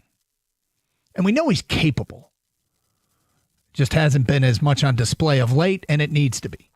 248-539-9797. Tom's in Southgate and next. Hello, Tom. Tom. I want to hear what Tom's doing. Is he making an order here or what? I'm sorry. You know what? It's Tim. I don't think it matters. He's not paying any attention. Tim? All right, thank you so much, brother. You too. This is a dangerous game to play. Hey, Tim. Yeah. You've been on the air for 30 seconds. Who did you just thank? You've been on the air for 30 seconds. I'm sorry. I'm picking something up. I had to step outside for just a second. Oh, we could hear. We heard the whole conversation. It was a I drug deal, apologize, man. Tim. I A drug apologize. deal just went down, and we just heard it live. No. I'm buying some shelving up in Madison Heights. I'm sorry. It's okay. Anyways, here's my take. The Lions are toast. Their offensive line's in a shambles. They're playing poorly. Dallas is playing really well. I think they're going to maybe give up 4 or 5 sacks. It doesn't matter who's stepping up for Amon-Ra. The O-line just isn't there. They don't have it. You're done. The season's over tonight. You say you're done. I mean, they're done. The Lions. You sure you didn't We're mean done. you're done? No, I mean, I'm sure you're doing fine. But it's over, man. I mean, I don't know. I get it, man. Everybody wants them to win, but they're grasping at straws. The offensive line is not going to carry you through the rest of the season. So, look, I mean, this season might be. If they lose tonight, the season might be. The offensive line, in spite of their struggles last week, and they did struggle, that was a better defense that they played last week than this one. And, you know, the problem in that game was the defense getting off the field on 4th down. They gave up huge 4th down conversions. So it takes something else to step up. Like, I get it. Offensive line isn't as good as it was last year. Something else needs to step up. The offensive line needs to step up, and it's just not there. Well, they're not as good as they were a year ago. There's no doubt about it. And I hope Glasgow can go. And I hope Owashika can go. If they can't, it doesn't make it any easier. It just makes it tougher. Tom and Dearborn, and remember, that was backup center last week. Tom and Dearborn Heights, you're next. Hi, Tom. Yes, sir. Hey. Lions are going to win tonight. I don't know Didn't about you the rest just of the hear season. Tim said they were done? Yes, okay. That's all right. That's fine. Listen, think about this. They've got 3 sacks in the last 2 weeks, right? But even with that, they had the Packers beat. When you pull a face mask, when they have a 4th down incompletion and you pull a face mask, you just gave them the touchdown that beat them. Even without the pass rush, they still had the Packers beat if they wanted to beat them. Now Dan Campbell said he wants to clean things up. That's one of the things he had to clean up. The other thing is 12 men on the field. I mean, come on, it was a giveaway. And the Packers know they're lucky. So I think the Lions are going to be better because of those. They're going to clean those up. As far as the rest of the season, I can't predict. But I say they're going to pull it off tonight. Well, I don't know if you heard Kelvin Shepard this week. He was awfully upset about the penalties and put it on his own shoulders. These are things that I know. when they hear stuff about cleaning up. But I mean, you don't have to be perfect, but in a close game, those things matter. And it's been too much of that, unfortunately. And last year, even though when they made those mistakes, their offense was so good they could overcome them. And it's got to be a big game for Goff. It's probably got to be a huge game for Gibbs and J-Mo. Those are ample weapons to win a football game and maybe even win a shootout. But your margin for error is less with the guys that they don't have and the way that they are playing right now. Yeah, but it's needless to say though, it was only a 1 touchdown game, and they got 2 touchdowns on these 2 plays that they shouldn't have made. The 12 men on the field and the face mask. We had the Packers beat, at least tied. Well, okay? And maybe it was a winnable game. I don't know if I would say that they had them beat, but Tom, I will agree with you that it was a winnable game. Detroit 1701 says the Lions are done. Even if they win tonight, it's an uphill war. I'm a realistic fan. And he writes, roar. Detroit 1701, the only question we're asking is about tonight. And do you think they'll win tonight? From Spread Whisperer says the line injury report tells the story. They've been banged up for a while. I don't know how depleted the secondary keeps up with the 2 best receivers and how our O-line holds up. I love this team, but the confidence isn't there. I really hope I end up eating these words. And then Daniel writes in, Doug, I'm so jealous of your top 3 cookie preferences, which were 3 gingerbread, 2 macadamia nut, number 1 oatmeal butterscotch. He writes, I'm so jealous of your cookie preferences. While the rest of us have to sprint to the dessert table to grab good cookies, you get to stroll on up at your leisure and grab all the leftover ones that no one else likes. Daniel Gator likes the oatmeal butterscotch. It's Carson Anderson 97.1. Every NFL Thursday is your chance to hit the jackpot on FanDuel, because with FanDuel's Thursday touchdown jackpot, you can win a share of $2 million in bonus bets each week. To get in on this Thursday's action, all you have to do is place an anytime touchdown scorer bet before the game kicks off. I went with Jahmyr Gibbs this week. And if your player scores a touchdown, the first or last TD of the game, you'll win your bet plus a share of bonus bets. So first or last TD of the game, you'll win the share of the bonus bets. Just visit FanDuel.com/Doug to take your shot at that jackpot. That's FanDuel.com/Doug for your chance to win a share of $2 million in bonus bets. Play your game with FanDuel, an official sports betting partner of the NFL. Must be 21 years of age or older and present in Michigan. The opt-in is required. Don't forget to do that. Must apply Profit Boost token on select market. Prize pool to be split equally amongst all eligible participants who make the correct first or last TD pick. Bonus issued is non-withdrawable bonus bets, which expire 21 days after receipt. Restrictions apply. See terms at sportsbook.fanduel.com. Gambling problem? Call 1-800-GAMBLER.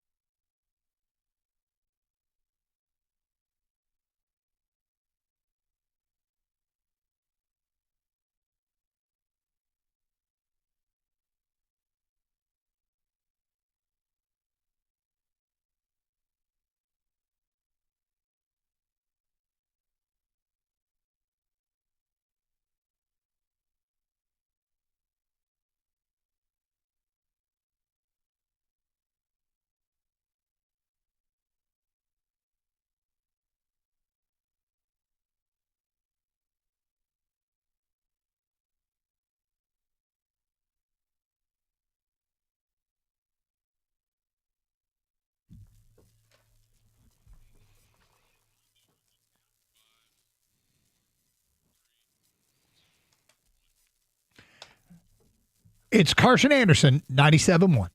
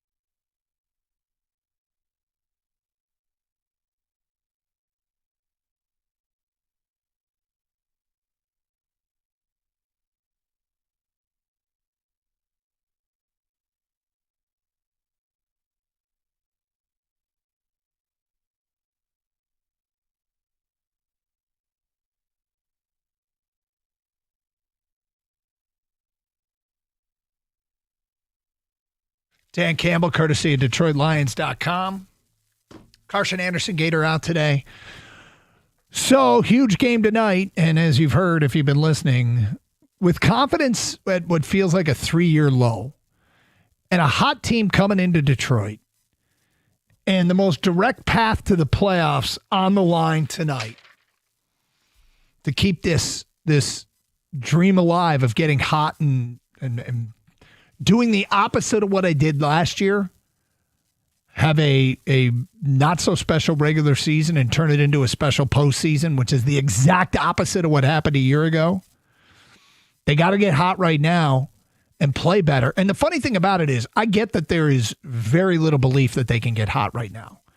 But if they win 4 of these last 5, they can't do it without playing much better, which means I feel like if they get to the playoffs, they'll be dangerous because they have to start playing a much better brand of football to even get there. There's reason to be skeptical. I'm not counting them out yet, but there's reason to be skeptical. And this is a big test tonight. I'm not sure there's a worse team in football to be playing right now than the Cowboys if you're this Detroit Lions team playing the way they've been playing in recent weeks. I know that they can do better than they have, specifically the edge rusher spot. We know that Hutch can be a problem. And these Cowboy tackles, well, maybe he can take advantage of them. Maybe not. And in which case they're probably doomed. And you know, the O-line is going to be tested without a doubt. But it's also trying to factor in the immeasurables. Their ability to bounce back has been spectacular, and home field does matter. And people say, oh, they've lost some games at home. Yes, they have. But I just think about playing in Dallas. I'm usually fearful of the officials in Dallas. The whole reporting thing from a couple years ago. Now, one of the intangibles working against Detroit is Dallas is still pissed off that we absolutely BTA'd them last year. And that they say was embarrassing, and it's motivating them. So we'll see. 248-539-9797. Do they save their season? And who's the hero? Let's go to Scooter in Novi. What's up, Scooter? What's going on, fellas? Y'all all right? We're good. Yeah. How are you? I'm good. Just out here working. I'm going to be at tonight's game, and I'm about to tell you how they going to come through. It's going to be a trench game. The O-line and D-line going to have to come and play, and the person that's going to say today is going to be Ford Field and Amik Robinson. All right, so there's a couple things here. I like the Ford Field call. And we have gotten calls of people more concerned about Amik, and you are fired up about Amik. I've seen Amik Robinson shut down Justin Jefferson. I've seen him go against every best receiver out here, and he took every challenge on. And we got CD and we got George Pickens tonight, and he's gonna have to strap it up and come out here and play. And at D-line, they're gonna have to cause pressure, because if they don't cause pressure, Dak gonna throw for 300 tonight. Well, and he may throw for 300. He may throw for 300, even if I hope they throw for 300 because they're trailing and need to catch up. But he may throw for 300 even if they do pressure him. There might be parts of Dallas's game that are unstoppable, in which case you got to make up for it elsewhere. Sure, they're going to get pressure up the middle, or they're going to stuff the run. Well, that's not been a strength for them this year, and heck, winning fourth down hasn't been a strength for them this year, which is in part because they aren't quite as efficient. And this is where I think there's a simple change that can be made by the head coach. As this season has gone on and you've gotten more and more data and feedback that the offense isn't quite as capable as it was in the past, doesn't mean it's been bad. It just doesn't look quite as efficient, which was very high. That maybe those fourth down gambles, which have been calculated risks in the past, are more risky. Right?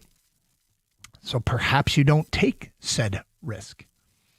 I hope so. They got a great punter who can pin them deep from just about anywhere on the field. So I like the faith in Amik. Amik is an interesting player, because I'll tell you who else has faith in Amik is Amik.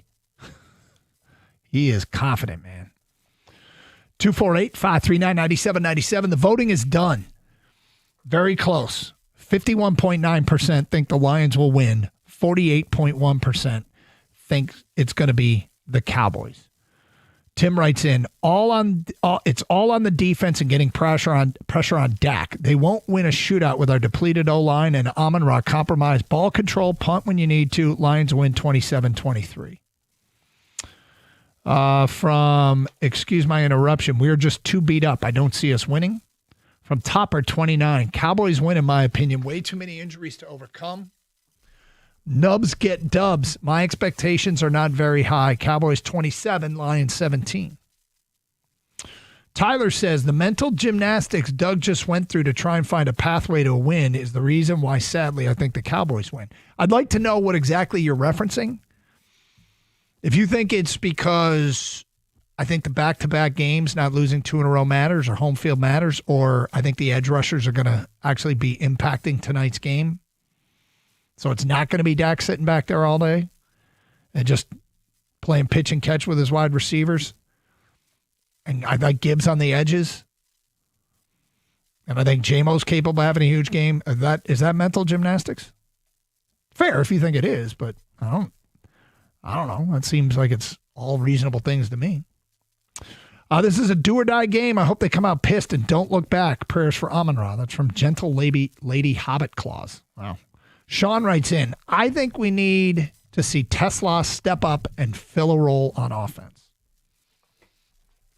Red Ranger writes in, Lions will win simply because this team doesn't lose back-to-back games. The hero will be Aiden Hutchinson. Mark says Lions win in a get-right game. Michael, Dallas 38, Lions 28. Lions D-line sucks and can't rush the quarterback. Williams and Kenny are going to destroy the middle of the Lions offensive line, and Pickens and Lamb are going to shred them for 100-plus yards and a touchdown each. And that's all we got today. So the poll is done. Thank you for all your feedback on that. Look, it's a big one. It's a big one. Our Lions are backed into a corner. Feel like they're on the Russian front here. It's time to bow their neck, dig deep, and find a win. Amazing thing has just happened. The Lions are now a 3.5-point favorite. Money is coming in on Detroit. They're a 3.5-point favorite. That, given the tenor of this program, does that not surprise you? Well, good luck. Everybody who's there tonight's got to make a lot of noise and impact this football game. Lions, can they save their season tonight? Thanks for listening. It's Carson Anderson here on 97.1.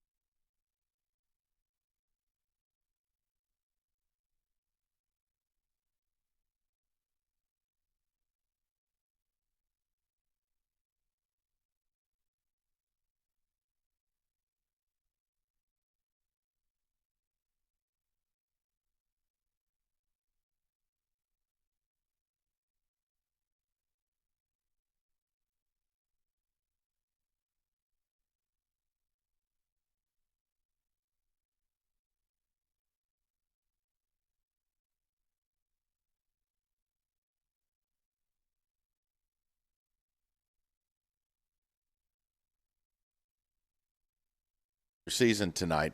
And it's not that we have a special guest at 3 o'clock. Thurman Merman will be joining us. Grumble. You know Thurman Merman. Right. No, I just said grumble. People have to look up Thurman Merman. That was a hint. TJ's acting debut was electric. He'll join us, but it's really because Rico has decided of all things he could wear to the party today, he has chosen the ballyhooed, almost unicorn clothing piece of item as his founder's quarter zip. Yes, he is crested today. Because it's Founders Day. So I don't give a damn. That thing is the most uppity thing I've ever seen in my life. Oh, man, it's a quarter zip. It's a crested. You look like Jim Nance. So you can just stop. You know what? When we're done, Mike, I'll hand you this stylus. Listen, you've earned it. The tie means a lot to me. So here's what we're going to do before Thurman Merman joins us at 3. Rico has completely disarmed the best confidence I have for this game tonight. And that is a sign of someone who understands the art of debate. So I want you to lay this out for people. Okay. Because you have disarmed me. You've taken my I'm Buzz Lightyear minus the battery pack now. I'm done. That's the biggest confidence I had is what you've taken away. So lay it out for the people in your crested Philip Banks blazer. Here's how I see it. Let's get to business. No. Here's how I see it. This is a big game. Everybody's been talking about this game all week long. Dallas in town. Lions fans, you know what's at stake. You have to win this game just to keep pace. Because even if you win this game, you're still not in the playoff race. But I want Lions fans to sell me this pen. Tell me why the Lions win this game tonight. But here is your caveat. You can't use this phrase, Dan Campbell doesn't lose 2 games in a row. Damn it. Tell me tangible reasons of why the Lions win this game. 248-539-9797. Or do you simply believe they're not going to win? Right. Look, Doug and Scott have the most positive, I'd call it delusional audience on the station. Even they were a 50-50 split on this game tonight. I heard. And that's on National Cookie Day, for God's sakes. Have people no respect? Oatmeal butterscotch. Dude, miss me with that. The whole point is, if you don't think they're going to win, you can just say it with your chest, because you know between 2 and 6, you don't have to fear reprisal. But Rico has taken away my biggest confidence, which is, Dan, you have 3 years of data. They don't lose back-to-back games. Right. All right, so without that, what do I have? I mean, look, you don't win a desperation battle. The Cowboys are equally as desperate. Mm-hmm. You're at home. Okay, that's not nuanced, but it does matter. You got the crowd. Okay. I could offer you one thing. Can the Cowboys really, for lack of a better term, get it up for a 3rd week in a row? In a 4-day span, they beat Philly and they beat the Chiefs. Mm-hmm. And one of those games was super dramatic. Now they got to go on the road, short week, against a team that should be angry. I'm not allowed to say don't lose back-to-back games. No, but let me stop you there. I think that they can, because it's not even a short week for them. It's a regular week because they played on Thursday as well. So you're right. This is a full 7 days. That crested quarters. It's amazing, isn't it? Dude, it is. Honestly, it feels like something Philip Banks would have worn. If you could yell Vivian, I think we'd really be where we're Vivian! Yes. All right. I'll give you one.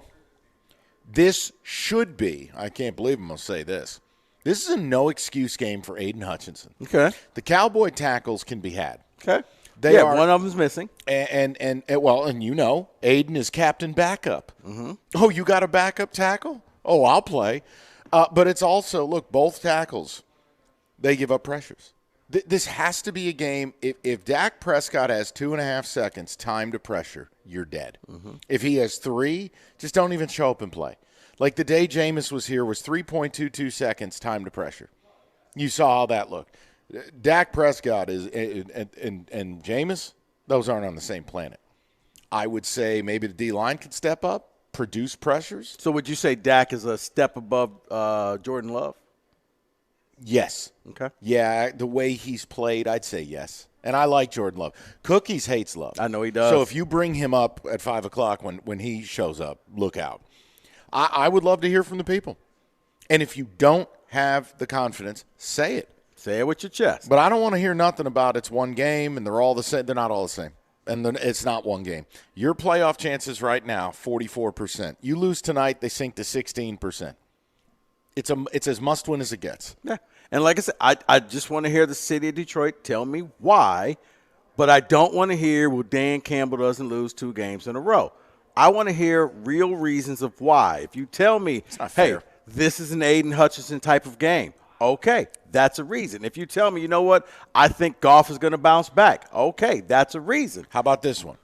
I'm digging deep because I'm looking at the Cowboys receivers and the Lions secondary, and that kind of feels like Micah Parsons versus your O-line last Thursday. I mean, if you want to go the other side of why they can't do it, I tell you one thing that does stick with me a little bit: the revenge factor. You decided to, rub their faces in boo-boo last year and do all that crap. That was for the next segment, Mike. But you know what? Let's lean into that because, yes, remember, the revenge factor took place last year because you were angry over the whole Dan Skipper was eligible, 2-point conversion, and, after about the 4th attempt, you missed it. So last year, you ran it up. You ran trick plays. I think you did something with Penei Sewell. You did the helicopter in their face. You did. Get the hell out of here. You did. So, look, people, it's your show. He's disarmed my best point, which is you don't lose back-to-back and you're at home. I've learned from the best. It's a really Vivian! It's a really good exercise. And you're right, get creative. Because here's the other problem. If you're going to call up and say Dallas's defense is bad, that's kind of a half-truth. If you look at the trade deadline plus the bye week, they got 6 starters in total. Mm-hmm. They traded for Quinnen Williams, that's 1. They traded for Logan Wilson, that's 2. They got Overshown back. They got both their safeties back. They got their second-round pick, whose name escapes me. I apologize. But they got 6 starters back that they just didn't have. No, I'm not going to call the Cowboy defense good. I'm simply telling you. It's improved. Hey, if you say they went from terrible to average, that's probably what we're talking about. And stopping the run, they went from almost dead last to almost the best since the trade deadline. Well, and the problem is Quinnen Williams. He is an all-pro player who had lost some form in New York. I think you're seeing that with Dexter Lawrence right now. The losing catches up with you. Lion fans know all about that. When good players go bad. Now Quinnen looks like he's excited to play football and get paid for it again. I mean, yeah, you saw it with Jalen Phillips. Like, you go play for a winning team, it reinvigorates you. So you've taken away my biggest hope. I need the people to help me.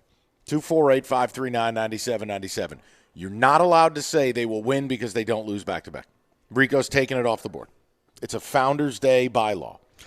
Because I think you're smarter than that. Because if that's all you have, guys, like it or not, that's hope. Okay, then you can make fun of me. That's all I have. No. You're better than that. No. Wait a minute. I'm not better than that. Because hold on. Because this team hasn't given me any other reasons to be better than that. They haven't won back-to-back games in 2 months. Not losing them in 2 months is all I have to fall back on. Can I tell you that Goff will play well tonight? I cannot. Can I tell you this offensive line will power a running game when clearly Dallas's interior is dominant? No. Okay, go to the defense. Do I know you will hold up against Dak in this offense? I do not. I don't have those things. Now, if you want to tell me that Jahmyr Gibbs, because of his speed, and if there's a weak point on the Dallas defense, it would probably be athleticism at the linebacker level. Could Jahmyr maybe out-leverage them to the perimeter on a couple of plays? Fine. Rico, what am I supposed to do? I can't lie to the audience. No, I don't have some great confidence. It was just, we're at home, and they don't lose back-to-back, and you bleeped in the punch bowl. So now I got to go to the store and mix up a different brew. I don't have anything else, okay? This team should have lost to the New York Giants 2 weeks ago. And you want me to get up here like Ben Johnson and shake my ass? What the hell am I supposed to do? I'm just curious, man. I want to hear from the Lions fans. 248-539-9797. You cannot say Dan Campbell doesn't lose 2 games in a row, but sell me this pen. Why will the Lions win this game? Say it with your chest. All right. Thurman Merman joins us at 3 o'clock. I loved him in Bad Santa. He was tremendous. TJ Lang will join us Now, don't tell me you don't know that movie. Okay, you know the kid. You know, that's TJ. No one knows it. Unbelievable child acting debut back in 03. All right, listen, so tonight for the big ball game, how about Hungry Howie's? You ain't got time to cook. That's ridiculous. You're at work, you're busting your ass. Plus, half an inch of snow. People act like they've never seen it before. They don't know how to drive. I mean, what was going on last night? Go to Hungry Howie's. Get the mix and match. Pair it all up, $7.49. Any item, you name it. Salad, subs, pizzas, flavored crust, anything in between, $7.49. Match them up. Get dinner on the table for the big ball game. It's Hungry Howie's Mix and Match for a limited time only at hungryhowies.com. That's hungryhowies.com.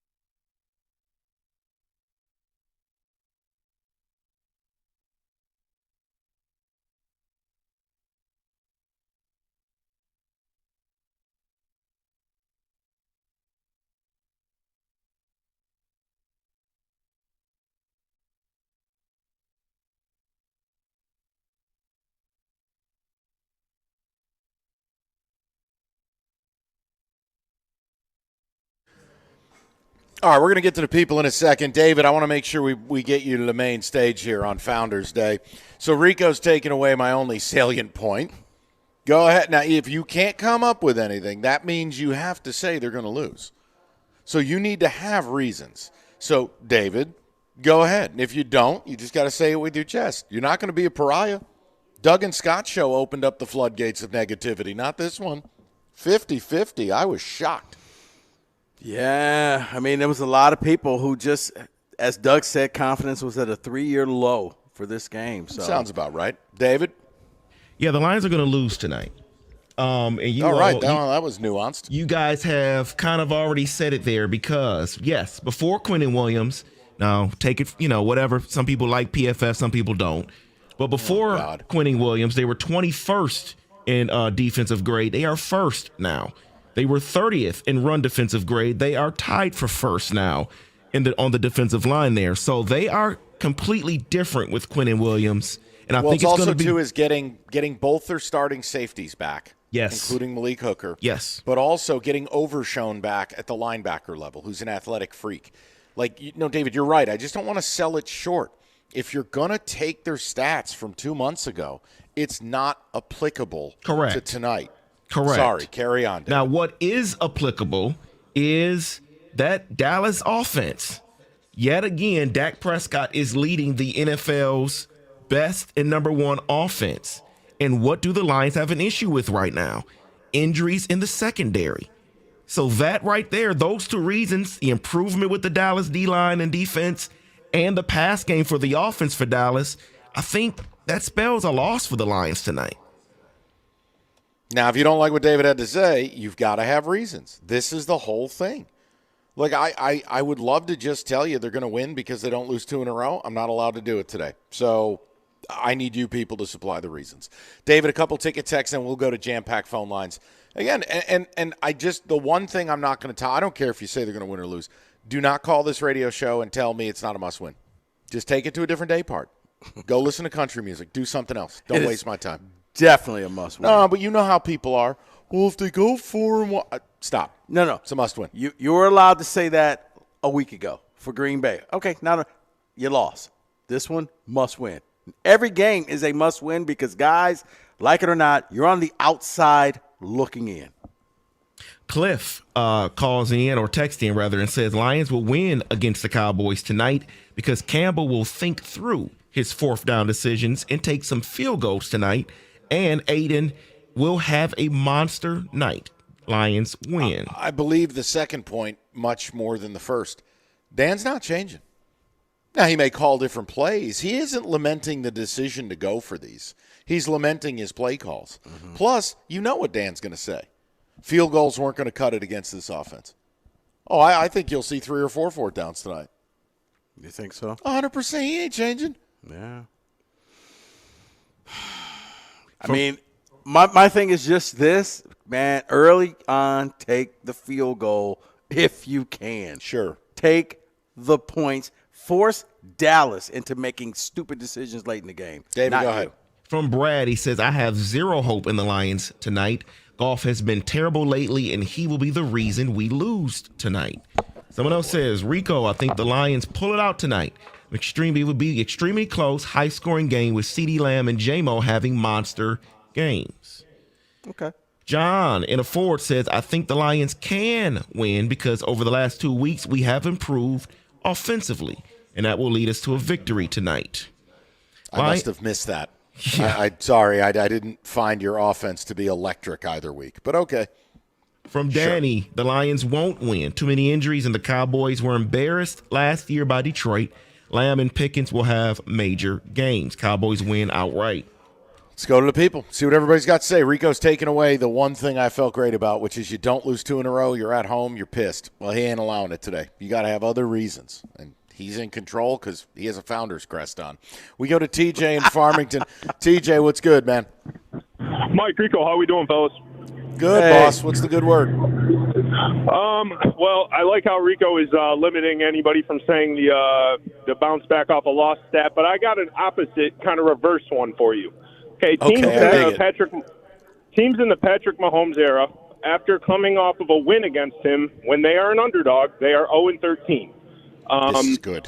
This is good. I don't know if that cancels out or creates a medium with the 14-0 off of a loss stat with Dan Campbell, but I do think that's an enticing thing to look at. And Mike, I'm also a big fan of Cash the Ticket, not to veer away from what we're looking at, but I just think the line coming out with us as a favorite, even with all the injury news, and I know Saints questionable, but Rico, I just wanted your opinion. Do you think that 0-13 after, coming off of a win over Mahomes as an underdog the next game, does that mean anything? It ranks right up there with Dan Campbell, doesn't lose 2 in a row. But, TJ, I'll give you that for originality. I love it. Okay, I like that. And guess what? it's now over, and we can't use that one either. But, TJ, you were allowed. But here's what I just need to hear, TJ. Why? Tell me, you know what? It's going to be because of Aiden. It's going to be because of the offense. It's going to be because of the defense. Hell, if you tell me it's going to be because of special teams. I just want to hear a tangible reason of why the Lions are going to win. Well, I think if you were to give me one tangible reason on the field, it's mainly going to be that this secondary in spots where they've been depleted this season, the Tampa Bay game, even last season dating back that far, I know it's a different personnel group now, but I think in spots where no one expects this secondary to step up, they've shown in previous instances similar to this that they're able to handle at least, enough to keep the offense in spots where they can give them a chance to win late in the game. Because I think if this is tight late, I think the Lions do have what it takes between Jake Bates and Jared Goff in the red zone. I think this team can pull through late in this game. I'll add something for TJ. TJ, you call anytime because I'm telling you, I dig the originality, and I didn't even have that stat on Cash the Ticket. You know so what? TJ wins. Yeah. Let me do something simpler. How about the fact the Cowboys are 2-4 on the road? 4-1 at home, 2-4 on the road. Now you want to know who they played on the road? Cool. Glad you asked. They opened up at Philly. They lost 24-20. They went on the road at the Bears. They lost 31-14. At the Jets, that's a win. I mean, better be. At the Panthers, that's a loss. At the Broncos, that's a loss. Now, why is it? Oh, and then they beat the Raiders, which shouldn't even count. Do you know the problem with the 2-4? All four of those teams they faced are playoff caliber teams on the road. At Philly, at Chicago, at Carolina.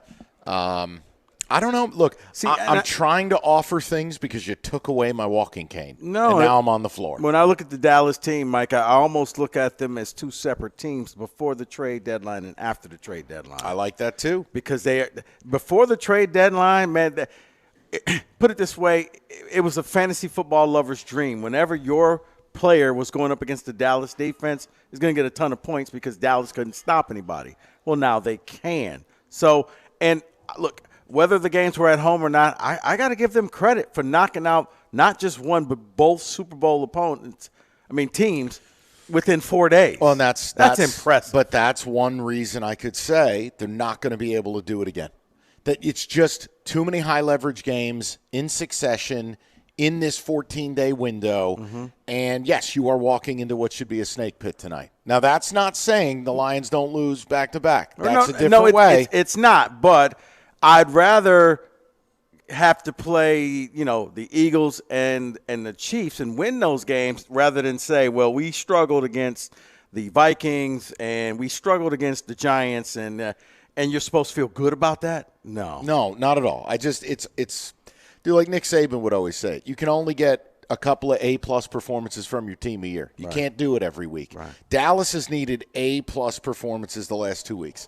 If they could turn the trick this week, forget it. They're going to the playoffs. I have doubts about that. Dallas is where Detroit needs to be. Dallas hit playoff mode a couple of weeks ago, where they could not afford to lose games, and now they're like, look, we got to run the table. Lions, we're hoping, jumps into that spot, but Dallas is already there and they're already warmed up. Let's go to Mike, Port Huron, 97.1. Mikey, what's good, buddy? Mike, Rico, how are you guys? Hey. Good. So my thing is, I'm pretty not super confident about this game, but the only way that I can see them getting a path to victory is that the defensive line has got to step up. Like, they have to be significantly different than the last 2 weeks.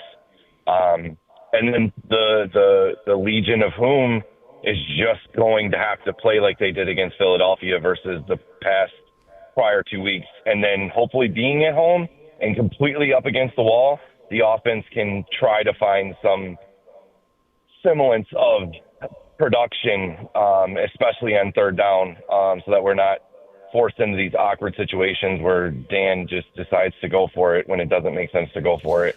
Well, the other thing, too, that would Mike, be what is, I'm looking for. If Amon-Ra does not play tonight and you have no Laporta, it has to change your fourth down calculus. It just has to. You can't. Yeah, I totally agree. We have to get Saint back. I don't see a path without him, really. I don't. No, and look, to Rico's point, if you don't have him and you don't have Laporta and you know it's 4th and 4, Are you really going to call a play there versus taking points and your 3 receivers on the field are Jamison Williams? 'Cause remember, Khalif Raymond's out tonight too. It'll be J-Mo, Tom Kennedy, and Isaac Tesla. Now, that has to change your calculus. To me, I'm sorry. No. You're right. I mean, but I know. That's Dan Campbell. And I think that this may want to be one of those games where he figures we have to score something every time we're on the field. 248-539-9797. We'll get more of the people in the mix. Thurman Merman joining us at 3 o'clock. Very excited for his appearance today. 97.1.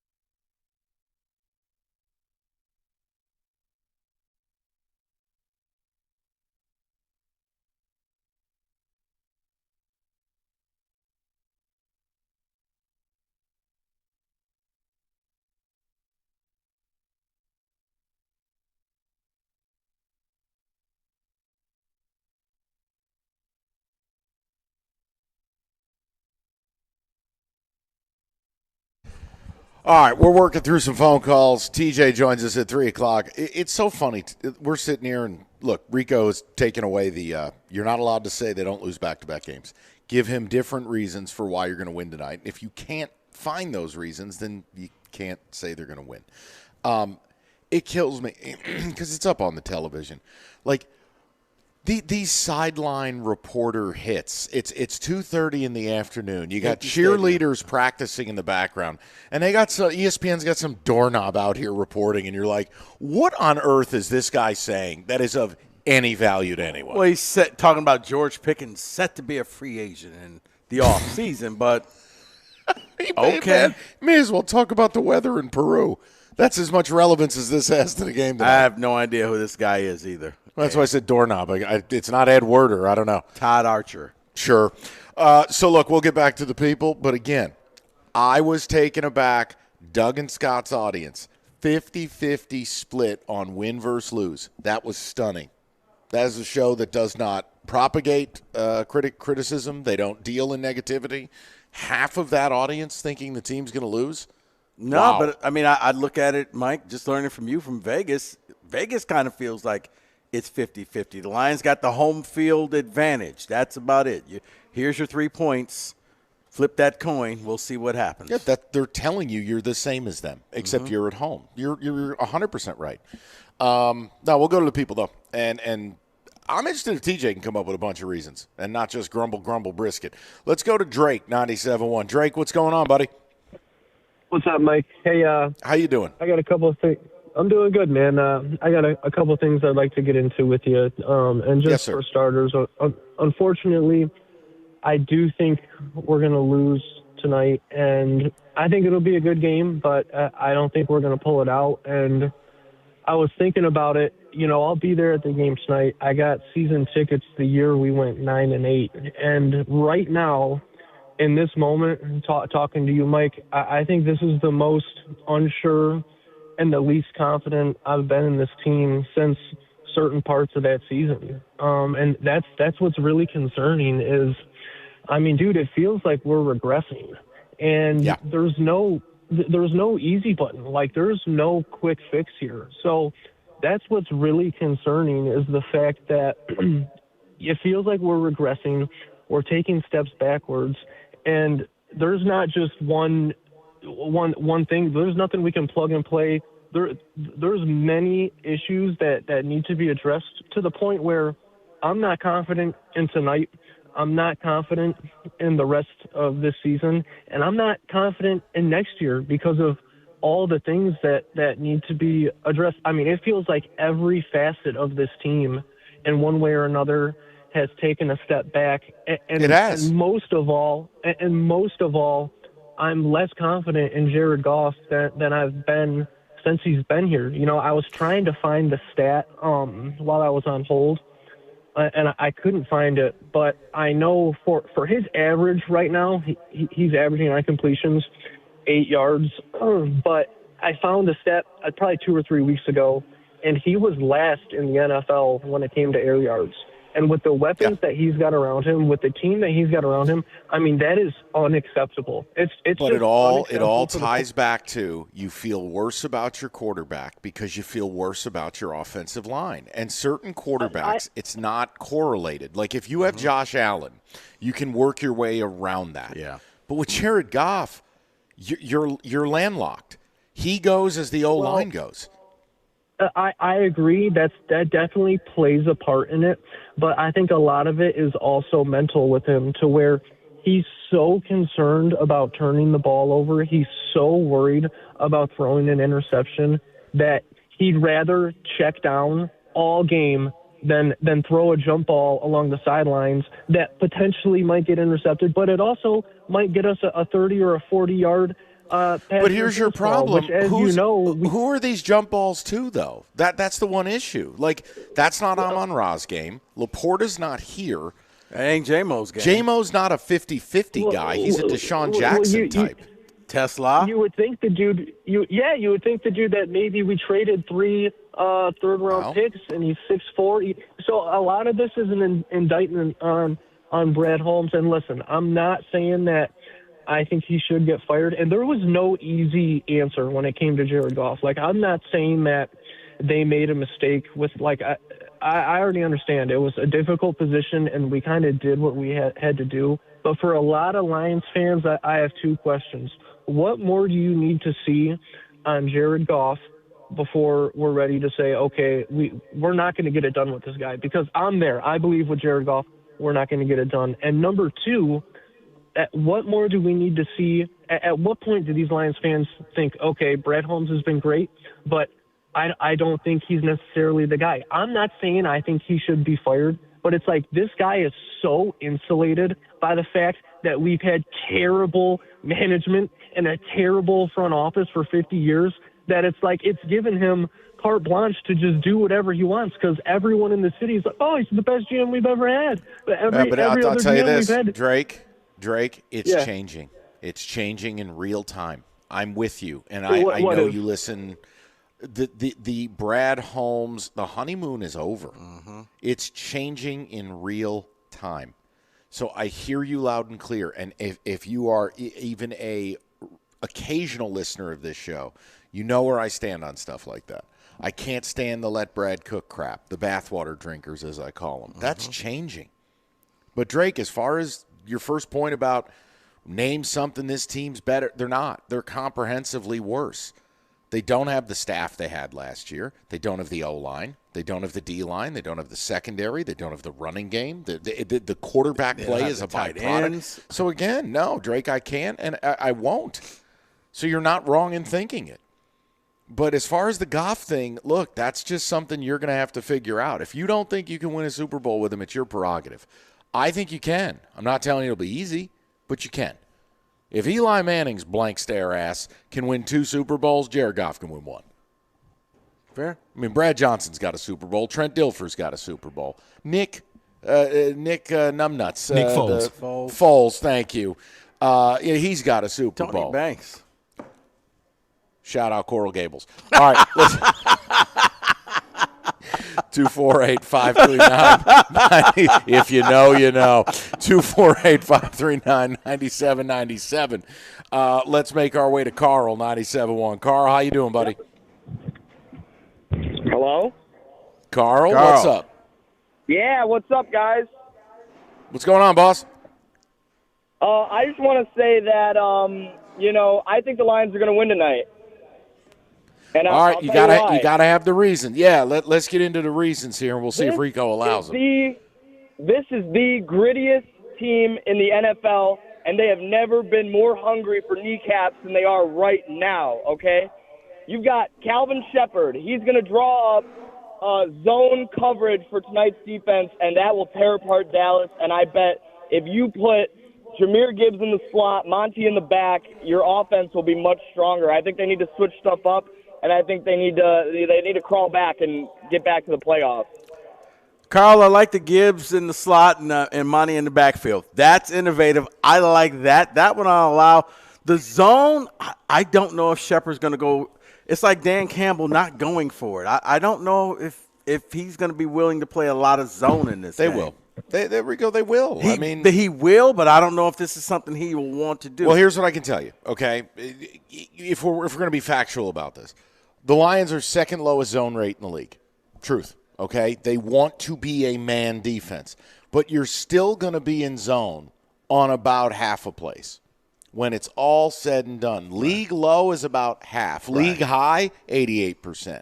But I hear you. Now, here's the key. You can't be something you're not. Correct. You have man corners. Now, with being down a couple of them, the best way to hide backups, you'd ask them to play a little more zone. And I think that's smart tonight. But here's your problem. Here's the give back. Okay, we're going to play zone. We are not going to get beat deep. We're going to kind of cloud the picture a little bit. Dallas's adjustment is great.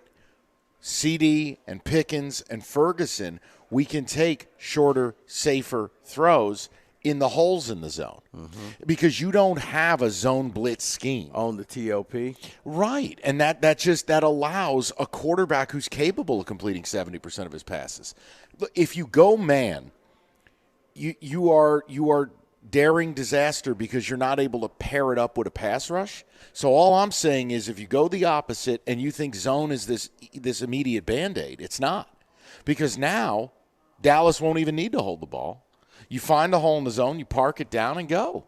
They have the tight end to do it. They have the 2 wide receivers to do it. And I'll tell you the other thing that's a pain in the ass is this Turpin. Turpin and that speed is a real problem. Now, again, more versus man, but in a screen game. Yeah, as that third receiver, he's the forgotten guy because you're so focused on the other 2 guys, and he's going to end up with the safety or a linebacker on him. Yeah, that could be problematic. But, no, look, I don't think there's an easy answer. I think the best way to say it is, you know what? You got to mix coverages more tonight than you normally do. But see, I did like what he said about, you know what, maybe you put Gibbs in the slot and you put Montgomery in the backfield. How many times we've been hearing about that? I know. We've heard it for years. I know. I'm tired. I'm tired of it. That's I give him points for every. I like that. Like that's something. Okay. Gritty team. Yeah. Okay. 248-539-9797. If you want to upgrade your home for the holidays, the TV, the sound, the smart home setup, do yourself a favor. Skip the online roulette. Go to Paulson's Audio Video in Farmington Hills. December, the perfect time to refresh that system. And Paulson's, they got incredible year-end pricing on TVs, speakers, home tech setups, all in stock, ready to roll, backed by people with real knowledge. It's Paulson's. You're not buying a box. You're getting a full experience, and you're getting experts who choose the right gear. So, better products, better prices, better people. That's why they've been Metro Detroit's go-to since 1991. It's Paulson's Audio Video, your technology partner, Farmington Hills, 248-553-4100, or simply go to paulsonsav.com.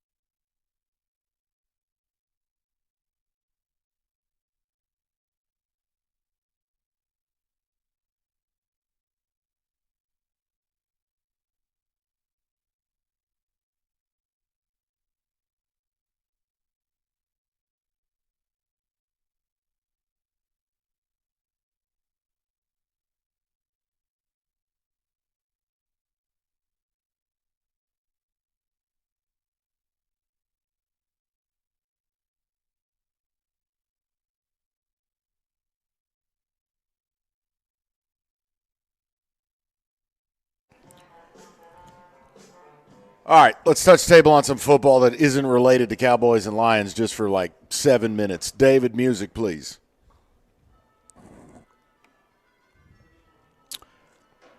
All right, gentlemen, you know what that music means? Oh, more are you? Oh, yes. Damn it. All me, all day today. Guy puts on a Founder's quarter zip and thinks he runs the world. Hey, all right, Thanos, hey, deliver man, the mail. I'm here till 7. All right. All right, let's get our top 14 teams in the NFL, if we would. Let's start off with the honorable mention teams, the teams that just missed the cut. And guys, remember, this list changes week to week. I'm not saying that this is going to be the team that wins the Super Bowl. It just means that these are the hottest teams as of right now. Noted.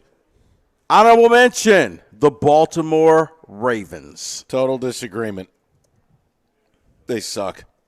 Okay. I don't think Lamar's right. Derrick Henry looks old for the first time. Defensively, they're nowhere close to their standard. And again, you just got butchered by the Bengals. I don't want to say your name after that combination. But somebody's got to win that division. Nah, you just leave them out like the ACC. Okay. Honorable mention, the Tampa Bay Buccaneers. They are a team that is trending the wrong way. Again, 20-17 over the Cardinals. The offense is not explosive, obviously. Mike Evans not being there kills them. But it's also the defense isn't dominating either. Baker, I think the thing, and I'm guilty as anybody, this is me telling you I got seduced. Look at their first 4 weeks. Mm-hmm. Every win was the last drive of the game. Comeback. The heroics. And some of those teams aren't any damn good. They just feel like a team that will end this season 9-8. Okay, fair. David? Yeah, makes sense to me. I mean, they should be honorable mention. Get some injured players back. Okay, you know what, David? Mike Tomlin just popped up on the TV. You guys are aging this man right before our eyes. Oh, he's aging himself. He did this to himself. He looks like he's like 85 years old. Okay. Yeah, I'm also reading that Rico lied to us. Founders Day is September 21st, according to Google. What kind of lie, what kind of con are you putting out here? What are you talking about? Alpha Phi Alpha Founders Day. December 4th, 1906. Get it right. Oh, I'm fancy. All right, carry on.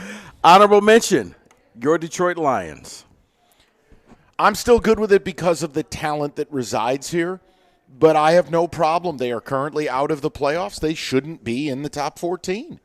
I'm not against it. I think of the teams you mentioned, they have the highest upside. Well, that's why I have them the closest to making it in there. Alpha Phi Alpha. Get it right. Hey, keep my name out your mouth. Okay, go ahead, David. Oh, God. David. No need. Go ahead. Okay. At 14, the Carolina Panthers. Knocked off the Rams. They're weird because some weeks they're good, some weeks they're bad, but this was a good week. For right now, I'll live with it. I'll live with it because, again, they had arguably one of the best wins in football over the last 4 or 5 weeks, beat the Rams. They've shown an ability to stop the run and run it. I'll live with it. But you know what's going to happen. We're going to trust in them. Mm-hmm. They're going to get hit with a cartoon piano and lose 40-0 next week. But fine, put them at 14. Like riding with a 3-year-old in the backseat on an 8-hour road trip. All right. At 13, we have the Los Angeles Chargers. Ooh. Boy, tough to trust, man. Especially with the O-line. The tackle play has been so bad. But, yeah, someone's got to be in the top 14. So, okay, I'll live with it. At 12, we're going to go with the Houston Texans. Yes, 100%. Trending upwards. Okay, so hold on. Can you just – you don't have the Colts above them, do you? No. Good. Then I'm down with this. No. Because I think they're going to win the division. I've given up on the Colts. Me too. Colts weren't even in the honorable mention. That's crazy. You know how bad it's going to be? I picked Jacksonville this week. What's wrong with me? Well, you know what? Guy in a Cabela's fishing vest, and I'm trusting him to beat At the number Colts. 11, the Jacksonville Jags. Jaguars. Okay. I'd probably flip him just because I can't. There's something about Trevor Lawrence besides his face that bothers me. But, yeah, those two teams, you want to flip a coin, I'm good with it. Between those two teams, though, by far and away, the single best unit is the Texans' defense. Yeah. That is fierce. Yeah. David, if they get a win in Kansas City this week, they have to move into the top 8. If they get a win in Kansas City, we can go ahead and just bury the Chiefs. And, Mike, You will be correct. Why are you looking up Alpha Phi Alpha right now? I'm looking up Founders Day. I want to learn more. This is tremendous. Look at this. David, there's a whole website for this. I'm amazed that he's amazed, I guess. I don't Right. Oh, we need to get Rico one of these gold portraits right here. How do we do that? David, what do you got? This makes sense. Either way, with these teams, they can jump way up soon. At number 10, I have the Philadelphia Eagles. Okay. All I'll tell you is they did cross the line, egg in the OC's house. That's not right. Come on, man. The guy calls football plays. Okay. Get it moving. All right. At number 9, I have the San Francisco 49ers. I'm good with it. Problem is, you still don't run the damn football. No, they but don't. They keep winning, and I hate you. Move on. At number 8, the Buffalo Bills. Fine enough. But I think that's – I'm with David. I think that's the ceiling. That defense still can't stop the run. Yeah, they can move backwards. Just like I said, moving up, they can move backwards. Okay. Go ahead. At number 7, Seattle Seahawks. Yeah. Again, the ceiling is Ginger Jesus. Okay. You're not winning a big game with Sam Darnold. The top 6 are going to be interesting. At number 6, the Green Bay Packers. Have to. Beat the Lions here. Chips down game. I think they're going to beat the Bears this week. They've had a volatile year. They've been uneven, but yes. At number 5, I got the Los Angeles Rams. I think you're being harsh and overreactionary, but I respect you because you're in a crested quarter zip, so I'll allow it. At 4, the Denver Broncos. Can't score in a whorehouse, but boy, that defense is good. Yeah, that's what has them at 4. I'd still put the Rams ahead of the Broncos. Same here. But I'm not going to fight you over it. At 3, the Chicago Bears. This is the one that's going to move down the rankings, guys. But for this, I know it's for right now. You're right. Incredible win in Philly. They ran it for damn near, 300 yards? At 2, the team that probably had the best week ever, the Dallas Cowboys. Okay. This is – That's crazy. Okay. Yeah. But look at who they won in 4 days. I know. They also lost to the Arizona Cardinals 3 weeks ago. That was 3 weeks ago. Okay. Fine. Erroneous. Fine. And then number 1, New England Patriots. For right now, yes. I still think the Rams are the best team. All but right. fine. For this week, I worry about the left side of that O-line and Will Campbell being hurt. That's your top 14 rankings, 97-1.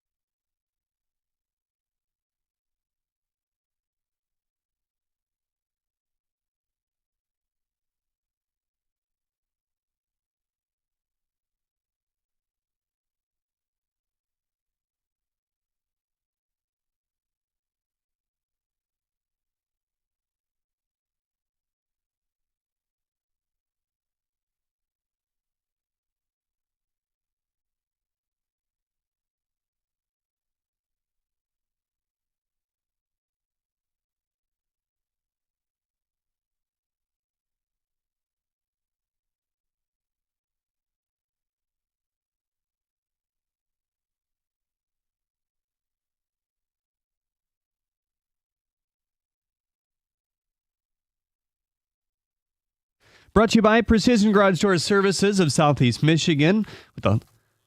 With the Lions and Cowboys matchup looming tonight, Adam Schefter just tweeted out the following quote: Lions receiver Amon-Ra St. Brown did not practice this week due to his ankle sprain, and a return next week was considered the more realistic expectation per source. But the team also knows St. Brown is one of the NFL's toughest players, and if anyone can come back sooner, it's him, end quote. Hear the network pregame show right here on the ticket beginning at 7:10. Ex-Lions corner Darius Slay was let go by the Steelers and picked up by the Bills. He's not reporting to Buffalo, however, and is considering retirement instead. The Red Wings begin a 6-game road trip tonight in Columbus. 7:15 pregame over on WWJ News Radio 950. MLB reliever Ryan Halsey confirmed that the Tigers pursued him heavily as a starter. The righty ended up inking a 2-year deal with the Orioles. He said the options and risks did not quite line up with where he was in his career. Ex-Pistons GM and coach Dan Van Gundy laments not drafting Devin Booker over Stanley Johnson.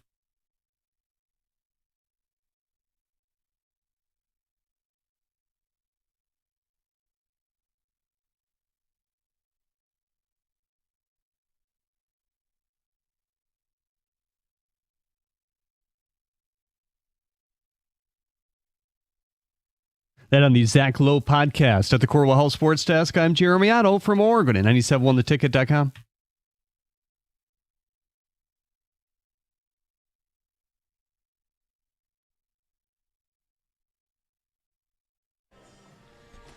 All right, well, it's clear our next guest has found the drop board, and I couldn't be happier. So we welcome in a man who made his... Got to keep up the tradition, Mike. I love it. TJ, you have carte blanche. He gave me the angriest stare. I think he was Jeremy. He was expecting just to have a nice, clean update. Nobody in here pushing buttons. He gets very sensitive about it. He glanced around and was like, oh, no. By the way, fellas? How's downtown Detroit? It's cold and lonesome. Yeah, but Rico, I want Rico to ask the question to you because he's taken away my most favorite reason why I think the Lions can win tonight, and I don't like it. But I'm interested in your answers. So if you are okay with this, I'd like Rico to present this to you, okay? Sure. TJ, first of all, I did not know you were a child movie star. Loved him in Bad Santa. Mike told me you were in Bad Santa, and then he showed me the photo. Thurman Merman. All right, TJ. Yeah, continue. All right. Tell us, I told people, look, say it with your chest, but tell me how the Lions win this game. Except I don't want to hear Dan Campbell doesn't lose 2 games in a row. Give me real reasons how the Lions win this game tonight. Khakis? No, I mean, look, Dallas is obviously playing at a high level right now across all 3 phases, and the Lions are kind of going the opposite way, which is surprising. But with that being said, I think that there's still a hope that these play callers are going to start to change some things around. I think that, you go back a couple years starting on defense. Obviously, Kelvin Shepard's been here a while. Under Aaron Glenn, saw some of the adjustments that he made mid-season. And look, it's tough as a coaching staff if you're going to say, hey, we're gritty, we're tough, we're going to play man coverage and get after the passer. Well, when you're not doing those things, you got to make adjustments. And I remember I think it was 2 seasons ago, guys, where we said, Aaron Glenn, just become an exotic team, and you don't know where the pressure's coming from. You don't know if it's man. You don't know if it's zone. You don't know what you're doing, and you got kind of a flavor of the week every single game and just trying to confuse opponents. I think that the Lions' defense is kind of at that crossroads right now where what we're doing is not working, and we just simply don't have the guys. Like if you're Dan Campbell and you have to say, we got to win our one-on-ones. We got to win our one-on-one every single week, and it just gets repetitive. You clearly don't have the guys that can do that. So defensively, I think this could be an opportunity to get after Dak a little bit with some exotic pressures. And, he's been not lately, but Dak historically has shown if you get after him and you can put some hits on him and get a free rusher, he will give you opportunities to take the ball away. And offensively, I look at the same thing with Dan Campbell. Like that's been missing the past really 3 weeks is the creativity on this offense. Like it's just kind of like blah, you know what they're going to do. Okay, they're going to go for it on 4th down. I don't see much like in the passing game where it's creative, like let's get some double moves or some picks and some man coverage and get some guys open. I think that he's got to have a good feel for his guys by now to say, you know what, okay, on 4th and 3, I'm not going to run it right up the gut behind my backup left guard, my backup center, and a rookie at right guard. Like, that's a mistake, right? So I think he's learned from some of those lessons. And players, like, they still have the guys. And I know that there's going to be some dudes that are going to be game time decision. Obviously, the biggest one with Amon-Ra St. Brown, if he can play or not. If he can play, that's going to give you a big boost. If he can't play, like, that's going to make it tough on your offense. But I think I don't want to make a statement and be wrong. I think that if you're Amon-Ra St. Brown, who is one of the toughest dudes, not only in this team but in the league, I think they're going to have a hard time keeping him out of the lineup tonight. Amen. Just with how impactful this game is going to be. This is a playoff game. Whoever loses this game is going to need a lot of help throughout the last month of football. So I'm just going to take a guess here and say I'd be surprised, I'd be shocked if we don't see 14 on the field in some capacity tonight. Yeah, because if you lose, you got the rest of the season to rest. You can go to Cabo. Here's one I offered, and you tell me, TJ, because Rico had me scrambling. Because I do believe in the whole, bounce back thing, and you're at home and desperate, and Campbell's done a phenomenal job not losing back-to-back games. I said this would be Aiden's last stand. The Cowboy tackles, obviously they're down a tackle, so automatically Aiden will be better because he's the lord of the backup tackle. But both, even Steele, the other tackle, they are susceptible to giving up pressures. And to your point, Dak, when pressured, he will throw a couple of YOLO balls out there and you go, what was that? Do you think this is an Aiden bounce-back game? Yeah, I do. And I think that Aiden has to be that player, right? Especially when you sign that contract, what was it, 5 weeks ago now, and people are like, okay, man, we signed you for a reason. You got to make impact. Do I think that some of the pass rush has been misjudged? Yes, and I know that we all talk about pressures, and I'm like, okay, that's like a stat that basically says, oh, you were close. They just got to find ways to finish. And this is, if you're Aiden, this is obviously, I don't think you have bad will against the Cowboys for what happened last year, but anytime you play a team where you had that significant injury, I think, you want to get back out there and be like, okay, yep, this is the game I was having a career game in last year, and unfortunate things happened, and I get them back at my home now, and you're looking at a couple tackles that I think you can get after a little bit. That, like Mike, you said, that strength of that Dallas offensive line is their interior guys. But the bottom line is it doesn't matter, what Aiden does. If he's getting double teamed or triple teamed, you're going to have guys on the other side that can do something. You got to be able to do something. And when you look at last week, they were close a lot of times, but they just didn't have that closer. They didn't have the clutch gene where somebody's getting in the backfield and getting a meaningful hit that leads to a turnover or a meaningful hit that, leads to an incompletion on some of those fourth downs that we saw Green Bay convert. So, it feels like we've been saying this for about, 3 weeks now, Mike, where it's Hutch has got to come through in the big moments. I don't care if you get a sack when you're, down by 2 scores late in the fourth quarter. I want to see a sack early in the game on third down. Get that place going, man. If they go for it on a fourth down, how can you be impactful on that play to let your defense have success? Those are the big moments that I need to see him step up in. Well, it's something, Rico, just one thing, and TJ, I'm not trying to ambush you or anything, but something you and I have talked about off air, nothing scandalous, but that how people get seduced with some of the stats and you go, no, you got to lift the hood on some of this. So, for instance, the Lions are dead last in the league in time to pressure. They are dead last in the league in opponents' average time to throw. Yet, on the other side of it, they still maintain a top 10 blitz rate. So they're bringing extra and still producing nothing. Now, you're going to be able to explain it better than me and Rico. But when when I paint that picture statistically, that's not just an Aiden thing. That's showing you the rest of the line comprehensively. No one's winning.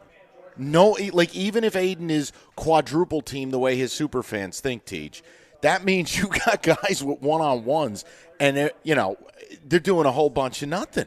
Yeah. How do you fix that? The big thing, Mike, is finishing, because I go back and watch that game, and I've studied that Packers game throughout the entire week now and watched it 3 times, and I'm like, come up with something, man. And Aleem McNeil was a wrecking ball in that game.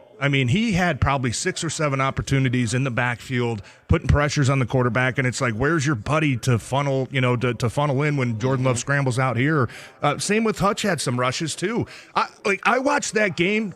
the third time I watched it, Mike, I came out of there going, the Lions had a better initial pass rush than the Packers did that game. And if the Lions were playing Jared Goff or the Detroit Lions offense last week, they probably would have had 5 sacks. But guess what? The quarterback's allowed to move in the pocket, and that's not a shot at Jared Goff. Like, that's just a fact. Like, he's not one of these guys like Jordan Love or other quarterbacks that can escape one guy. You got to start talking about don't let him escape you twice. And there's plays last week where, a lean bust right through the middle, beats the hell out of his guy, and, the defensive end, Hutch, makes an inside move, and now you're letting the quarterback get out, where it's like, dude, if you just maintain your discipline on the edge, you're probably both funneling into the quarterback and laying a pretty big hit on him.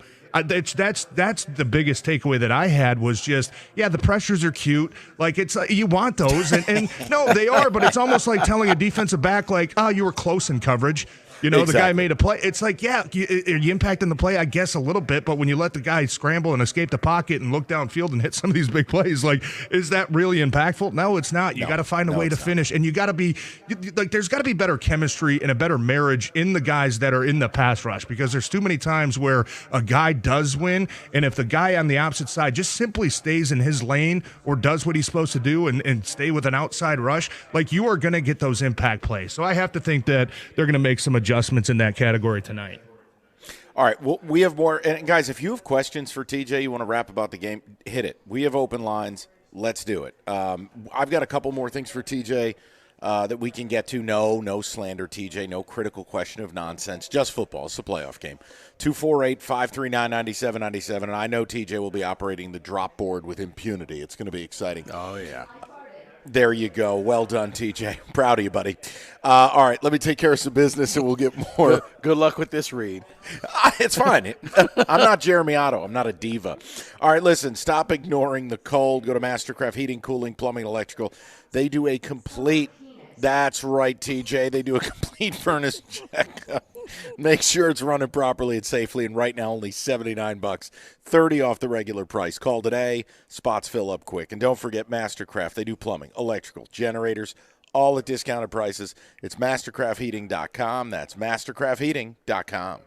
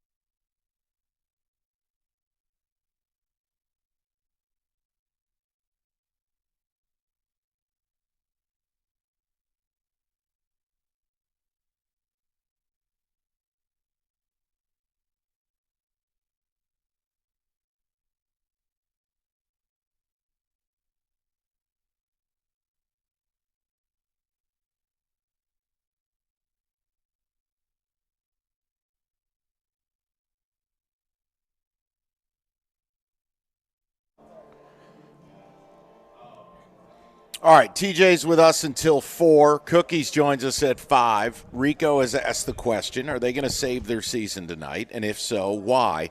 But you're not allowed to say they don't lose back-to-back games.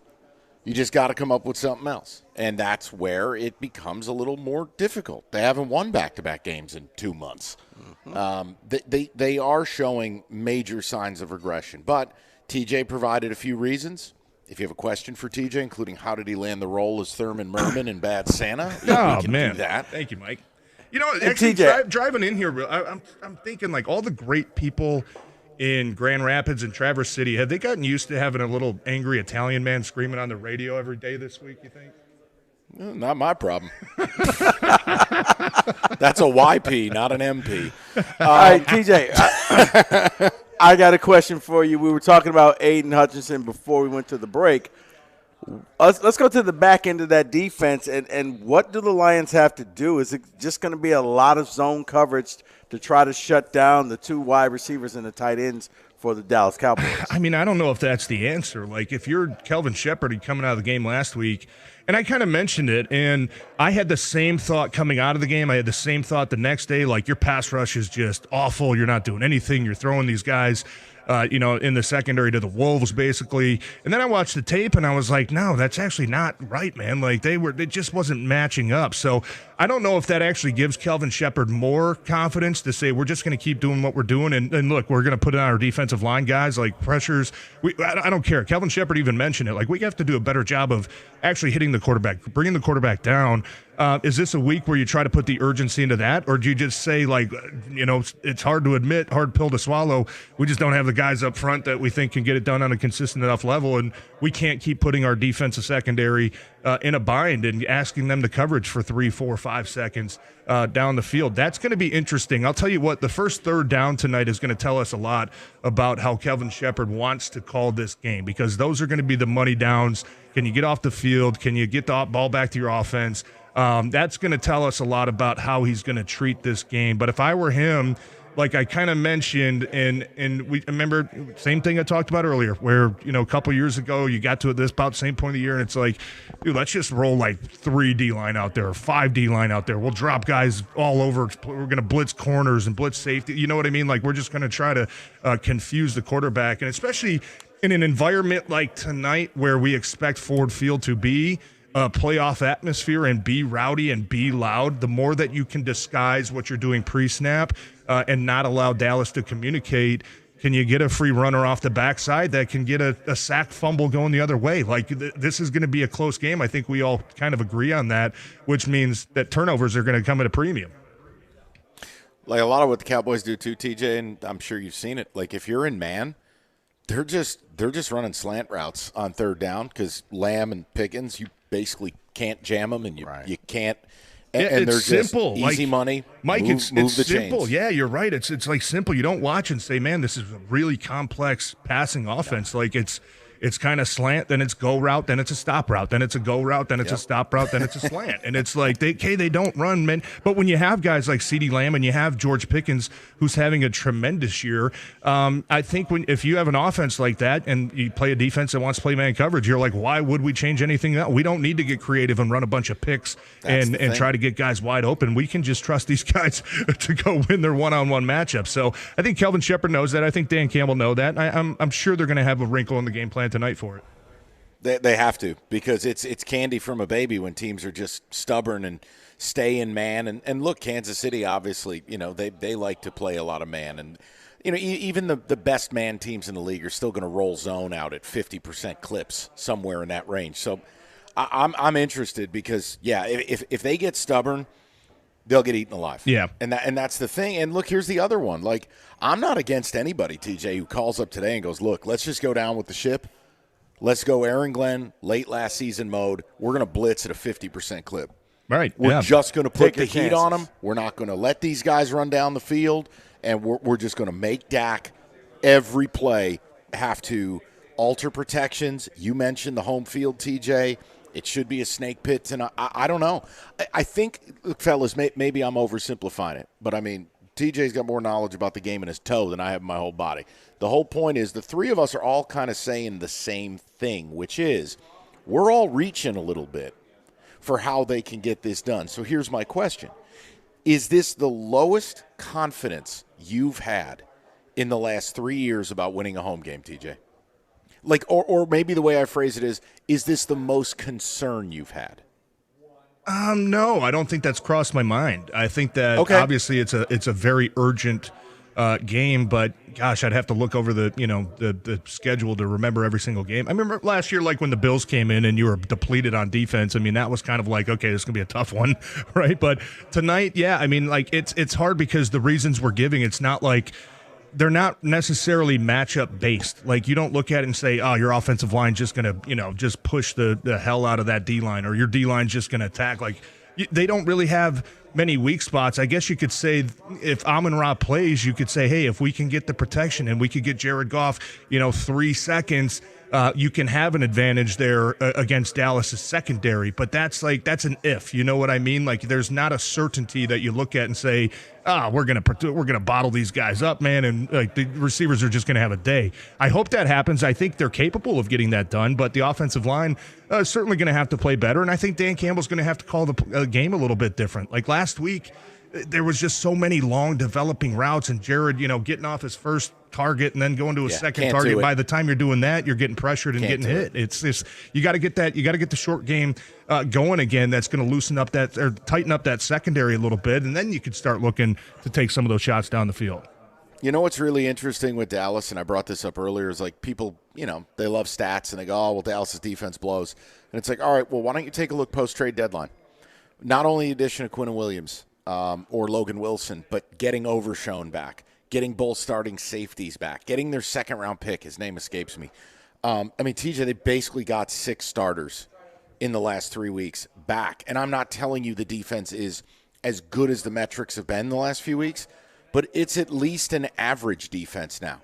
So it's like a lot of what we thought about the Cowboys is irrelevant. It's not applicable. Yeah. Because the defense is actually a lot better. Yeah, and I think that they do have some weaknesses in the secondary, but you're right, Quinnen Williams, I was amazed just looking at some of the stats.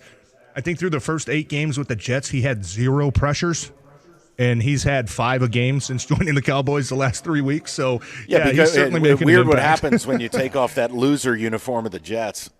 Yeah, well, he's actually excited to play football for money again. And you know what, Mike? And earlier in the week we discussed, too, just on, we're off air, Hutch is playing a lot, man. He is playing a lot of football, and I think that's because, there was out of the top 10 pass rushers, I think Hutch is sitting right at number 10 when it comes to sacks. He's at 90, almost 93% of playing time. He's on the field. There's not another guy in that top 10 that's above 78%. But a lot of that is, I know Hutch doesn't want to leave the field, but a lot of that is who do you have behind him that can come in and give you confidence to say, yeah, we can give Hutch, 3 or 4 plays, catch his breath, and be fine out there. Like that, I just don't think they have that. And when you look at Dallas's front, you got 7, 8, 9 guys that are rotating, keeping each other fresh, and especially on that interior with the addition of Quinnen Williams, it's keeping guys like Kenny Clark and Osa Odigizua, who's a heck of a pass rusher as well from that 3-tech spot, keeping those guys fresh, and even the same thing on the edge. With you mentioned Jadeveon Clowney and the other.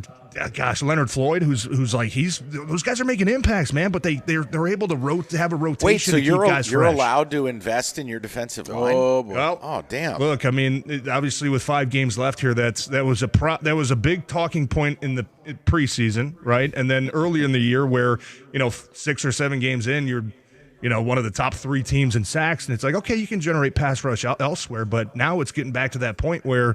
If you keep saying, hey, if Hutch is getting double teamed and you just got to win one-on-ones somewhere else, but you've said that every single game, clearly you don't have the rotation to believe in the personnel that you have, which, we'll see. These guys still have 5 weeks to, turn this thing around and get going. Like James Houston, I think, has 5 sacks down there in Dallas pass rushing. So could a guy like that help you out in third downs this year? Yep, probably. Has he pooped his pants yet? Questionable. I think he said there was some brown Gatorade that they had on the sideline, wasn't it, Mike? Right. What was that, a limited edition flavor? It was the yellow-orange mix, I think. Yeah. Ode to Pew. Get out of here with that. Western Michigan version of Gatorade. Special edition. It's Gatorade Zero Pine Cone. Come on, man. Good God. All right, we have calls for TJ. You want to get to those next, TJ? You good with that? Yeah. Yep, good. All right, enjoy the drop board. We'll talk to you in a second. Good God. Rico, take him to church, will you please? This is mine. All right. There you go, exactly. Let's talk about the Chevy dealer that's in the area that's been leading the way. Hamilton Chevrolet in Warren through December 17th. Hamilton is participating in the Season of Giving Bottomless Toy Chest Toy Drive, delivering new toys and crafts to hospitalized children with cancer and blood disorders right here in Metro Detroit. Stop into Hamilton Chevrolet and drop off a new toy to help lift the spirits of a child fighting cancer.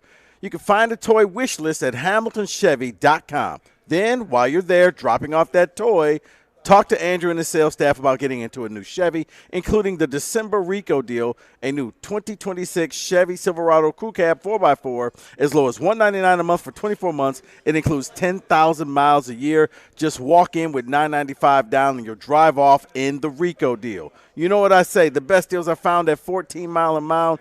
Stop in with some toys and go see my guys at Hamilton Chevrolet. Visit hamiltonchevy.com. Chevrolet together, let's drive.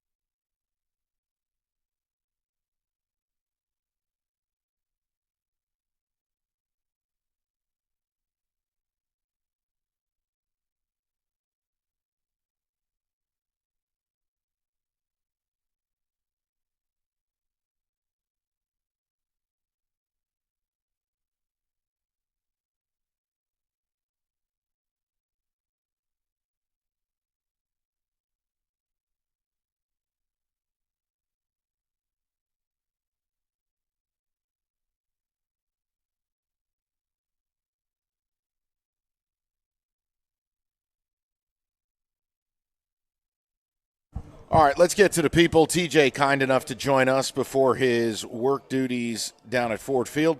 We'll lead it off. We'll go to Felix, 97.1. Felix, welcome. What's going on, buddy? Well, I have to say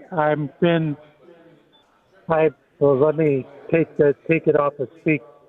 I've been a Lions fan since 1968, and I'm really happy to be able to talk to Mr. Lang. He stole my thunder. I think the Lions are going to lose, and I've been a great fan, but I think they're going to lose because the culture that Brad Holmes and Dan Campbell have built here with in Detroit. When Brad Ragnow retired. Hey, Felix, Felix, yeah. Can I stop you real quick? You think the Lions are going to lose because of the culture they built?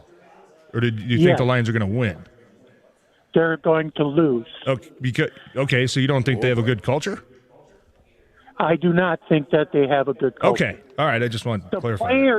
The players have a great culture, but Dan Campbell, the way he calls plays, the way he goes on fourth down, the way he doesn't punt from the 40 from their own 40-yard line, the way he doesn't go for on field goals, the way he took, as Mr. Valente said a while ago, he made the Dallas Cowboys, he took them to town last year, the way they didn't address the center position last year during the offseason, the way they didn't address that Brad Holmes is the smartest man in the room.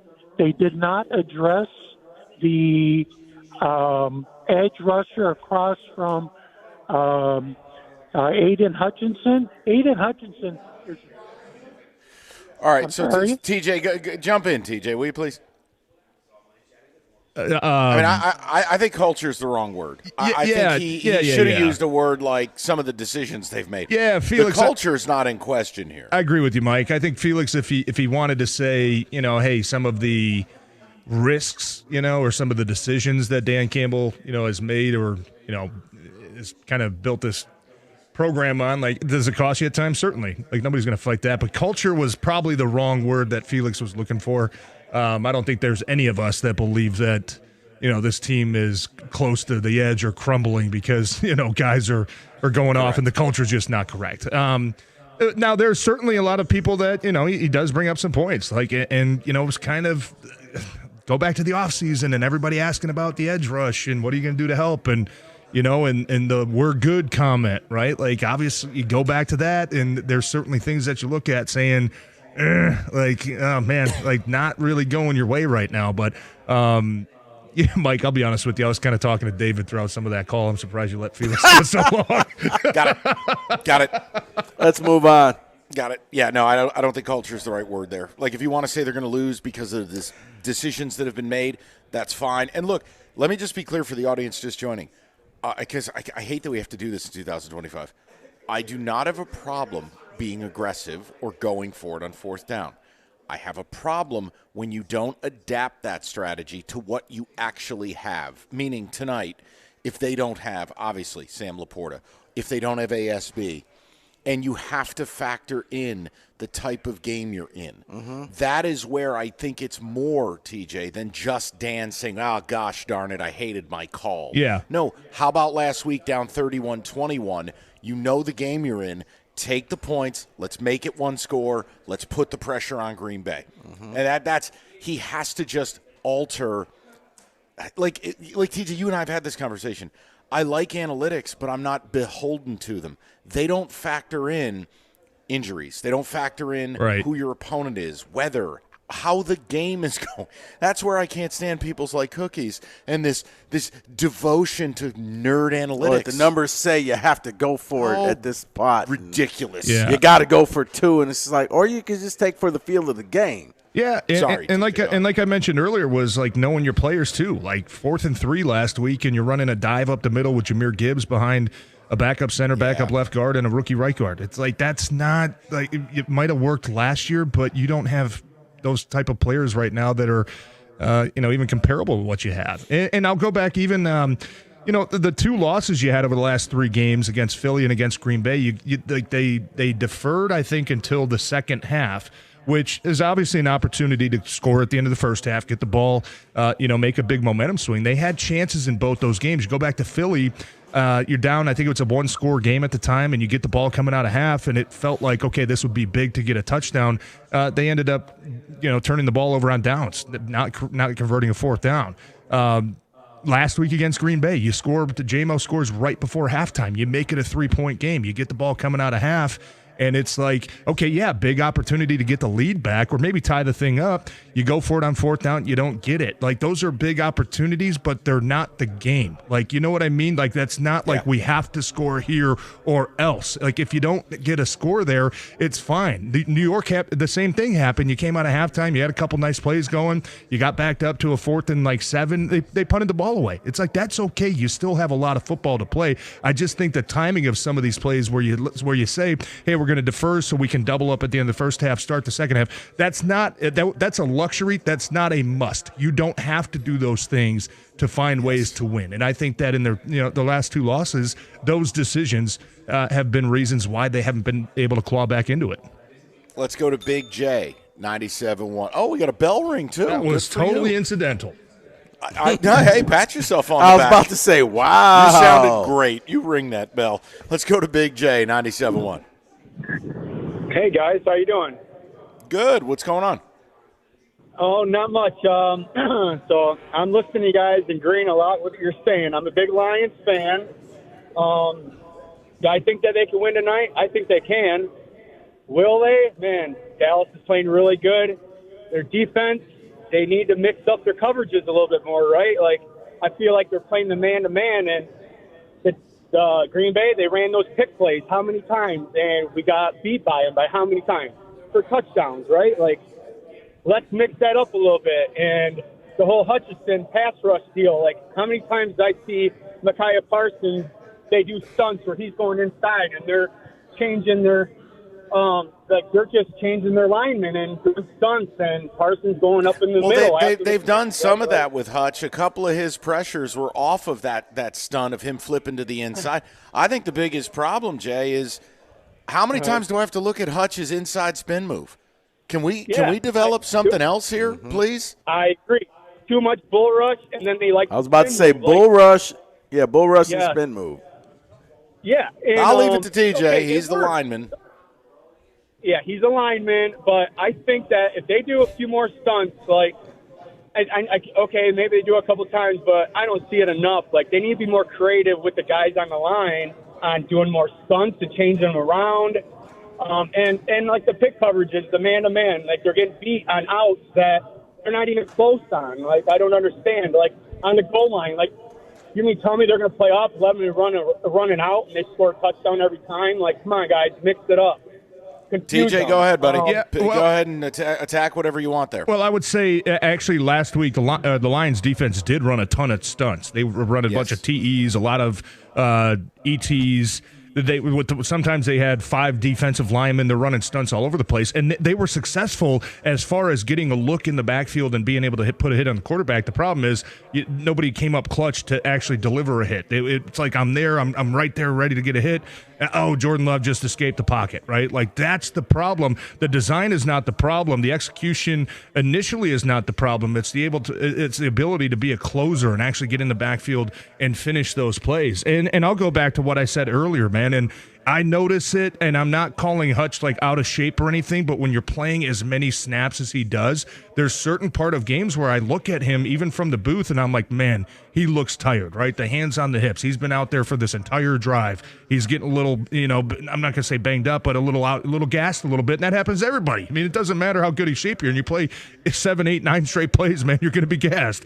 I think that they just, they have to find ways to keep him a little bit fresher in some of those big moments. And even you go back, and I remember last week with Green Bay, and even to start some of those drives, Micah Parsons and Rashawn Gary both being on the bench and being on the sideline. And then it's like, okay, if they pick up a first down, you guys are going to get back into the game. Now, what that does, the offense is going to be a little bit more fatigued when you get out there. The offensive line, maybe they've ran 4 or 5 plays, and they're starting to wear down a little bit. Now you get Hutch back in fresh off the bench and say, okay, now this is your opportunity to go out there and take advantage of a weaker opponent across from you. I go back to that's my belief right now is that him and Max Crosby are the only two edge defenders that we put into the top pass rushing category that are above 90%. And I don't know if you watch much Max Crosby. He's having a lot of the same issues too right now in Vegas. You watch the other guys and they're rushing fresh and they're coming in on the big moments on third downs and they're able to be at full energy to make the impacts.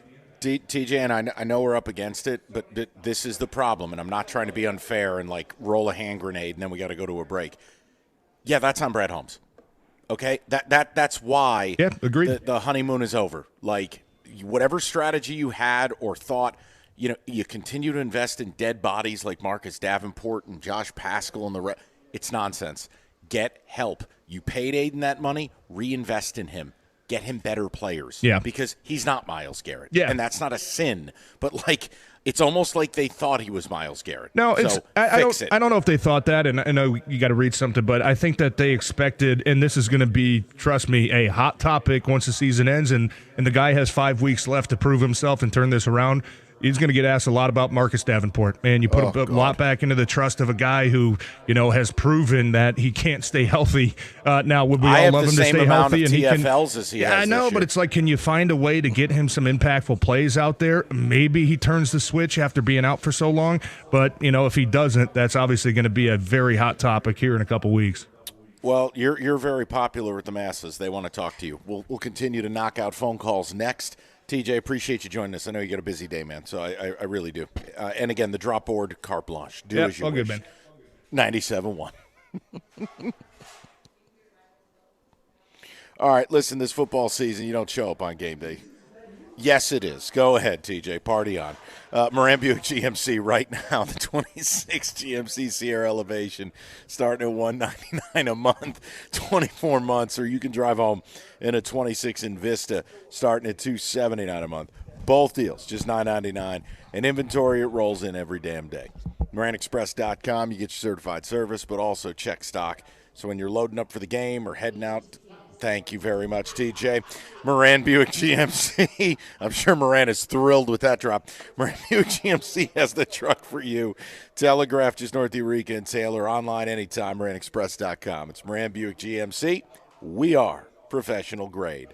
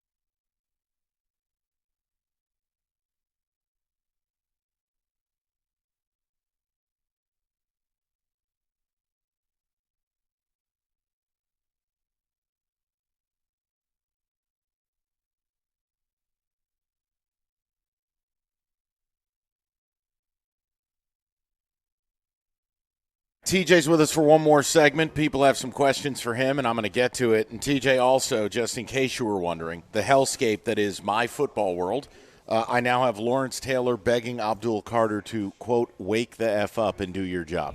Things are going great for me. Well, I mean, maybe he could wear his number if he wakes up. My life is a nightmare with football. All right, let's get to the people. Nick is up next, 97.1. Nick, how you doing, buddy? Hey, had to run to my phone. How you guys doing? You're all good, brother. What's going on? What's up, Nick? So I'm a pretty frequent listener, and there's just a few things that I think you guys kind of brushed over, or I guess didn't whine enough for my preference. I think Laporta being out is a huge. I think Laporta was the key to our offense, especially with Campbell being the tight end. I think that there was a connection there, and that he was so explosive. First of all, he'd catch anything you threw at him. Second of all, he would always fall forward and gain yards. Our other tight ends weren't too impressive to me, anyways. And then now we got the Irishman out there, Kennedy. We need the Italian back, Valenti. And, that's right. You're damn right. Furthermore, kind of off topic, but I'm a little sick of everybody talking about in this league. They're always like, it's hard enough in this league, as opposed to what, the NBA? You know what I mean? I know what they're saying, I guess, but I'm just sick of that sentence. In this league, third, and I'm guilty of it. I'll live with it. No, Nick, you're right. It's just, you know what it is, Nick. It's just hard because people refuse to accept that different sports there are different rules, and in the NFL, it is by far and away the hardest league to win in. You have the fewest games. I understand what they mean. Yeah. And you have the smallest margin. Like, yes, I'm not going to say in this league, but like you see every week. A 3-game losing streak in any other sport, no big deal. Well, what I'm saying is the worst team in the league is not that far away from the best. It's not. Yeah. Other you know other what leagues. I mean, like, I think yeah, I hear you, brother. Tonight's game, though, the key to tonight's game is to run it down their throat.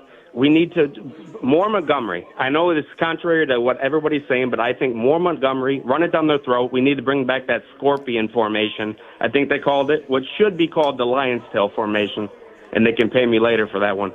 But so, TJ, answer Nick's question there. Does this offensive line still have that gear that they can do what they did to the Rams to open the season last year, overtime? No, I think we're just going to feed you pizza. I think they're capable of doing that, but I think the coaches need to put the guys in a better spot to do it. Like, you don't have. Let's hear how. You don't have maulers that can just go, hey, we're going to be a zone team and just reach you and just, get up to the second level. They have struggled when it comes to the zone game. I think the best game that they played up front was Washington, where there was so much variety. Like, it was like outside zone, then inside zone, and then a counter, and then a toss, and then a trap, and then a draw. Like you kept the defense so off balanced with what you were running. In the last couple of weeks, I haven't seen that. I've just seen like, okay, we're going to try to attack the inside zone this week. And it's like, okay, that's not working. You got to change it up. And I just haven't seen the amount of parity and variety that I've seen when they have had the success. Now, certainly against the Giants, your numbers were huge because Gibbs busted,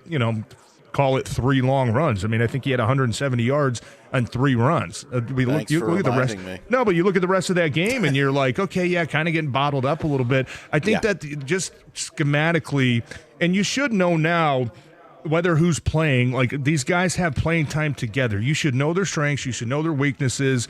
You should be able to change things up a little bit and say, okay, we're not going to ask these guys to do this because against Quinnen Williams because, that's just an unfair matchup. You have to be honest with that. You can't just roll out and say, we're the big, bad, gritty, tough boys and we're just going to push you around. Like, you got it. It's still about matchups. So I think that as long as they have a good run game plan, I'm with you. You can't, this is not a Dallas pass rush that you want to drop back, 45 or 50 times against and put yourselves in those situations. So you have to be able to run the football. And like you said, Mike, I mean, football, it is the hardest part because you don't have that many opportunities. And Rico kind of mentioned it too. And even the parity right now in the league, I mean, just look at the NFC. The Bears are the 1 seed. If the Bears lose Sunday at Green Bay, the Bears are the 7 seed. Like, everything is so bottled up right now and just mashed together that's why it makes these games so much more important. And I'm not going to say if you lose tonight, you're out, but it's going to be a steep uphill climb, and you're going to have to start looking for a lot of help. Yeah, you don't have to say it. I will. You lose tonight, it's over. Go to Cabo. Jim is up next, 97.1. Jimmy, what's good? Hey, guys. It's been a while. Good to talk to you both. Before I get to tonight's game, I'm going to say I'm so excited with Michigan State's hire, Pat Fitzgerald. Awesome. Awesome hire. Couldn't be happier. So, in regards to tonight's game, I think the Lions are going to lose. I think they're going to be Seattle's version this season. They're going to win probably 10 games. They're going to miss the playoffs. The thing that's driving me crazy about Coach Campbell, which I love and would run through a wall for if I played for him, is that I don't understand as a fan how I can watch the games and see the problems that we have. The last 3 seasons, we've had probably the top 2, if not the best offensive line in football. We don't anymore, and that's fine. You got guys that retire. You got guys that leave in free agency. It happens. Campbell can't seem to recognize that. He thinks that he still has the same offensive line, and he's going for it on every single 4th down because he thinks he has that offensive line, and he hasn't adjusted. He doesn't want to suck up his pride and punt when he needs to or kick a field goal. And I'm not saying you can't go for it on 4th down, but you got to pick your spots during the game better. And he's probably cost us three wins this season that were close games because of his bad play calling and going for it and being too aggressive on 4th down with the changes that we've had to the line this year. And my last point, maybe you guys can answer this, even before he took over the play calling, why are we not trying to stretch the ball with Jamison Williams? I.e., example, Jordan Love, after we went for it on 4th down, threw a 50-yard bomb, touchdown in last week's game. I haven't seen one play where we tried to do that with Jamison Williams all year. I don't understand why. Maybe you guys can explain to me why they're not attempting that. TJ, 30 seconds or less. Take a crack at it. Yeah, well, I think when it comes to Lions offense and the shot plays, like this has never been an offense that's built off of those. They're not built off of throwing 50-50 balls. And look, a lot of the coverage that you're getting from teams is 3 deep. You're not going to get over the top of us, and we're just going to play 4 guys underneath and try to bottle up that zone. It's tough, and especially when you're coached, hey, if it's covered, they got 2 guys back there, it's not worth putting that ball at risk. And defensively speaking, and just to the flip side, you play so much man coverage that it's easier to take those man-to-man shots down the field when you're seeing a press corner that you can run by as opposed to a corner that's sitting 15 yards off the ball. TJ, appreciate it, brother. Drive safe. Yeah, you guys tonight. Too. Have a good weekend. Yeah, you too, Teach. Take care. We'll come back, talk some more Lions, get to more of your calls. Cookies, the Smarms a lot will join us at 5. It's 97.1.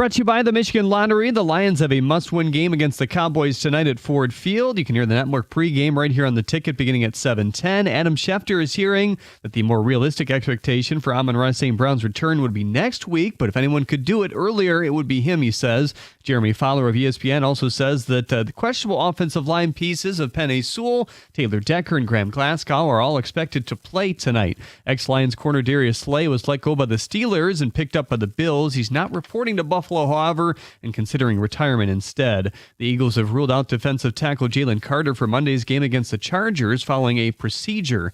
The NFL and the Players Association have agreed on a standardized practice for choosing field playing services going forward. MSU is also set to hold a 10 a.m. Friday announcement pertaining to the For Sparta Capital campaign they launched this week. The Red Wings kick off a 6-game road swing in Columbus tonight. You can hear that broadcast over on WWJ. Pregame at 7:15. The puck drop at the bottom of the hour as well. Michigan football has seen their 4-star receiver commit Zion Robinson flip to Stanford today. And Alabama head coach Kalen DeBoer says he's not interested in other jobs. It's been a name that's been floated around for Penn State. At the Corwell Health Sports Desk, I'm Jeremy Otto. For more, go to 97.1 The Ticket or Odyssey.com.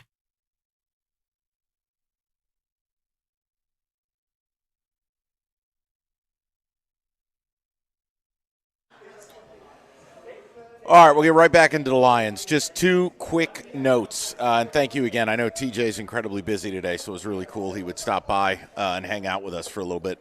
I just wanted to bring this up. Yes, it is 4 o'clock in the afternoon. Another day has gone by. Penn State still doesn't have a head coach, which is wild.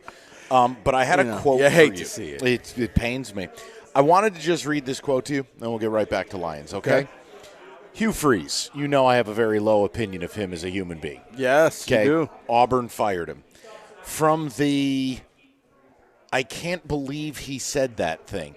This is akin to when people say, listen, I'm not racist, but. Okay, so here's Hugh Freeze's quote. You ready for this? Let's be clear. This is not to beat up Jackson Arnold, his ballyhooed 5-star quarterback transfer from Oklahoma. Right. So, naturally, let's be clear, this isn't to beat up Jackson Arnold. Now, everything out of my mouth is going to be, but, and guess what? His next word was, but certainly it didn't work out to the level that he or I expected for him and our team, and that's why I'm sitting here. Wow. So he threw him under the bus. I'm not saying this to beat up Jackson Arnold, but let me just kick him down a hole. If he actually would have made some plays out I'd still be coaching. I'd have a job. Just thought you would enjoy that from the Never Change Hugh Freeze update desk. No class whatsoever. How about you just take your check and just go on a beach somewhere? I just thought you would enjoy that. Hugh, you know you don't have to talk to the media. I know. You're not obligated anymore.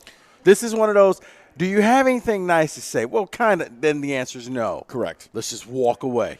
Let's get a couple of the phone calls in the mix. We'll get some ticket text. We got a football today. Cookies is going to join us in a little bit as well. Let's go to Drew, 97.1. Drew, how you doing, buddy? Good. How are you? Good, Drew. What's on your mind, buddy? I just want to start off and say, while I'm faithful and hopeful that we can win this game, and much that's going to have to do with if we can contain Pickens and Lamb in the secondary, this team's not what we thought it was going to be, which is a Super Bowl contender up to this point in the season. And I want to know if it's okay for me as a fan to have a distaste or dislike for what Holmes has done in this past couple of years. This past couple of years, This has been our window. And when it's our window, you got to go out and get guys. And we didn't do that. Drew, I think we got let me tell you high on something, our own buddy. supply.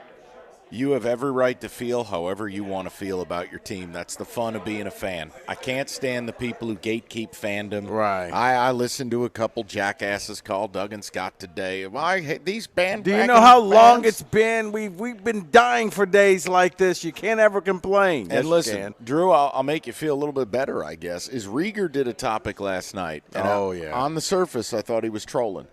But he had asked fans, look, you can win, and maybe you're right back in this playoff mix. Or you lose, but it forces Brad to change his approach.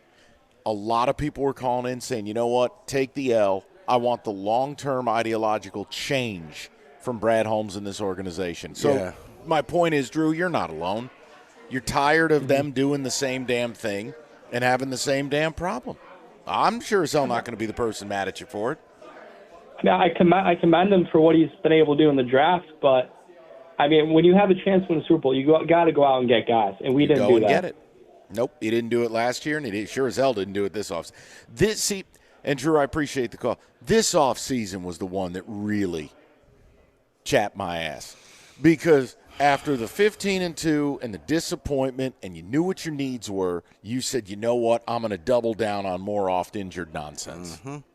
How dare you want to pass rusher? Well, it was funny because I did listen to Rieger and Wojo was like, they thought they had enough. They had just went 15-2, and if you just get everybody back who was injured, that's all you need. But I'd look at the NFL, just really, not even the NFL, Mike, championship teams are constantly trying to find better ways to do something. Yes. You know what? What if we add this person? What if we add this new wrinkle? What if we try this?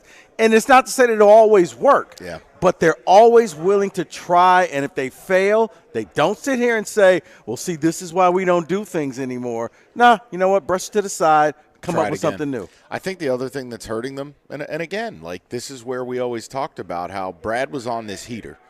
He was Nick Papagiorgio in Vegas Vacation. From Yuma, he was Arizona. on it. Yeah, he was on a heater with the draft.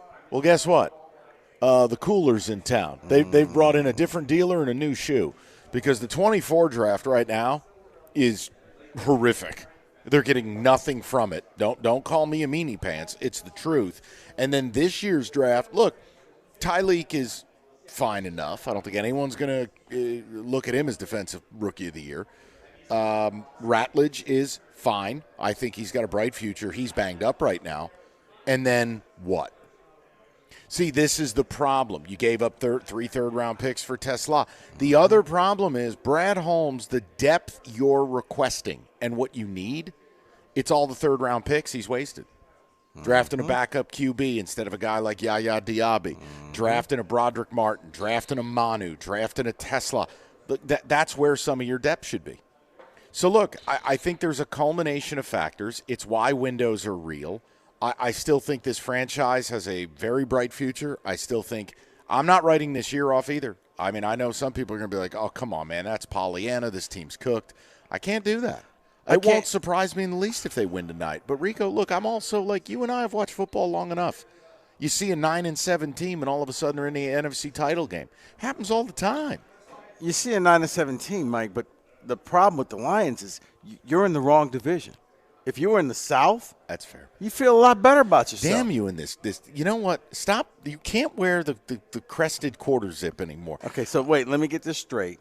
No crested quarter zip and no lemonade energy drink. But because right now it's just you're killing the vibe because you're speaking truth.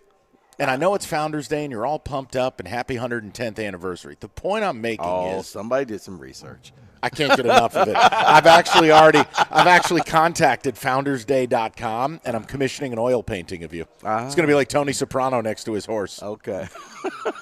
It's going to be you dressed as George Washington with a crest. God, just beautiful. We'll go to Kendall, 97.1. Kendall, how you doing?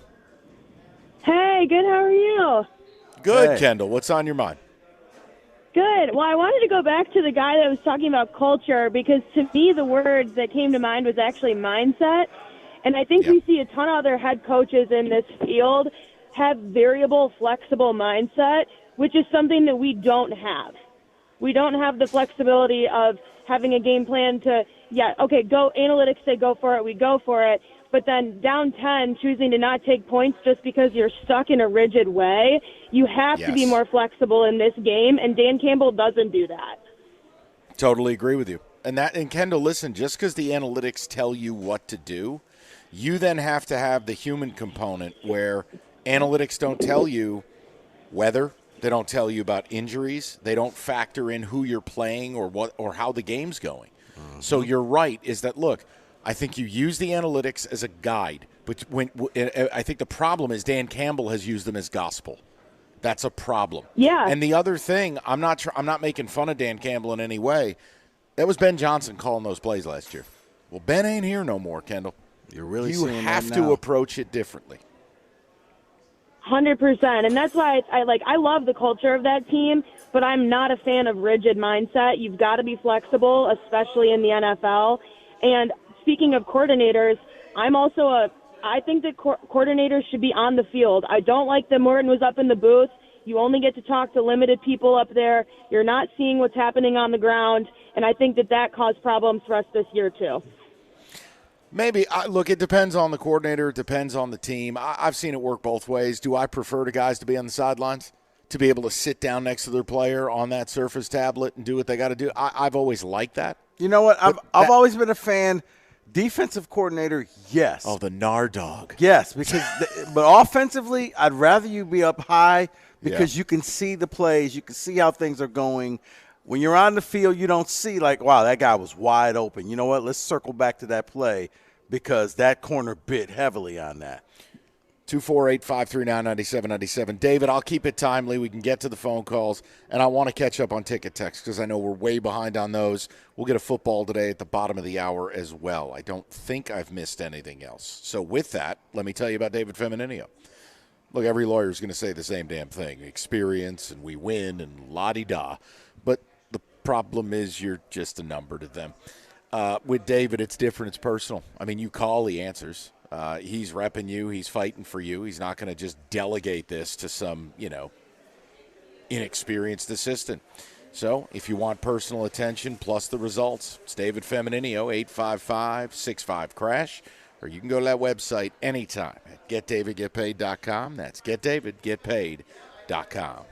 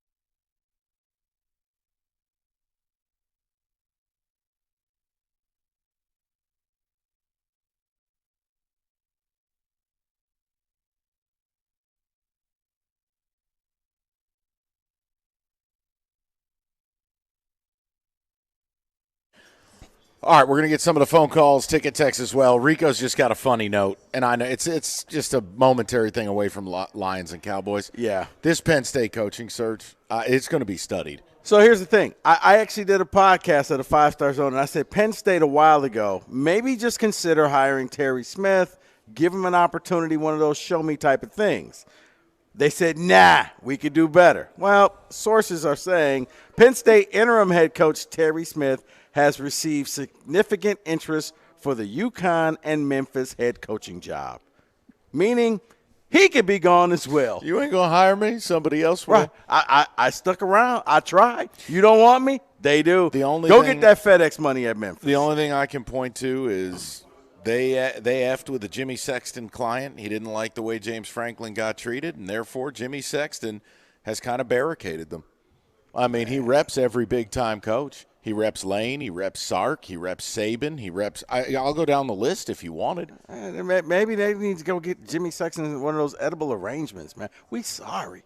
Can you please give us a coach? He's too busy getting all his coaches raises based on what Penn State's doing. I mean – it's crazy. I mean, I don't care. I hate Penn State, but it's a wild time. David – But they're about 2 weeks away from Mel Tucker making his return.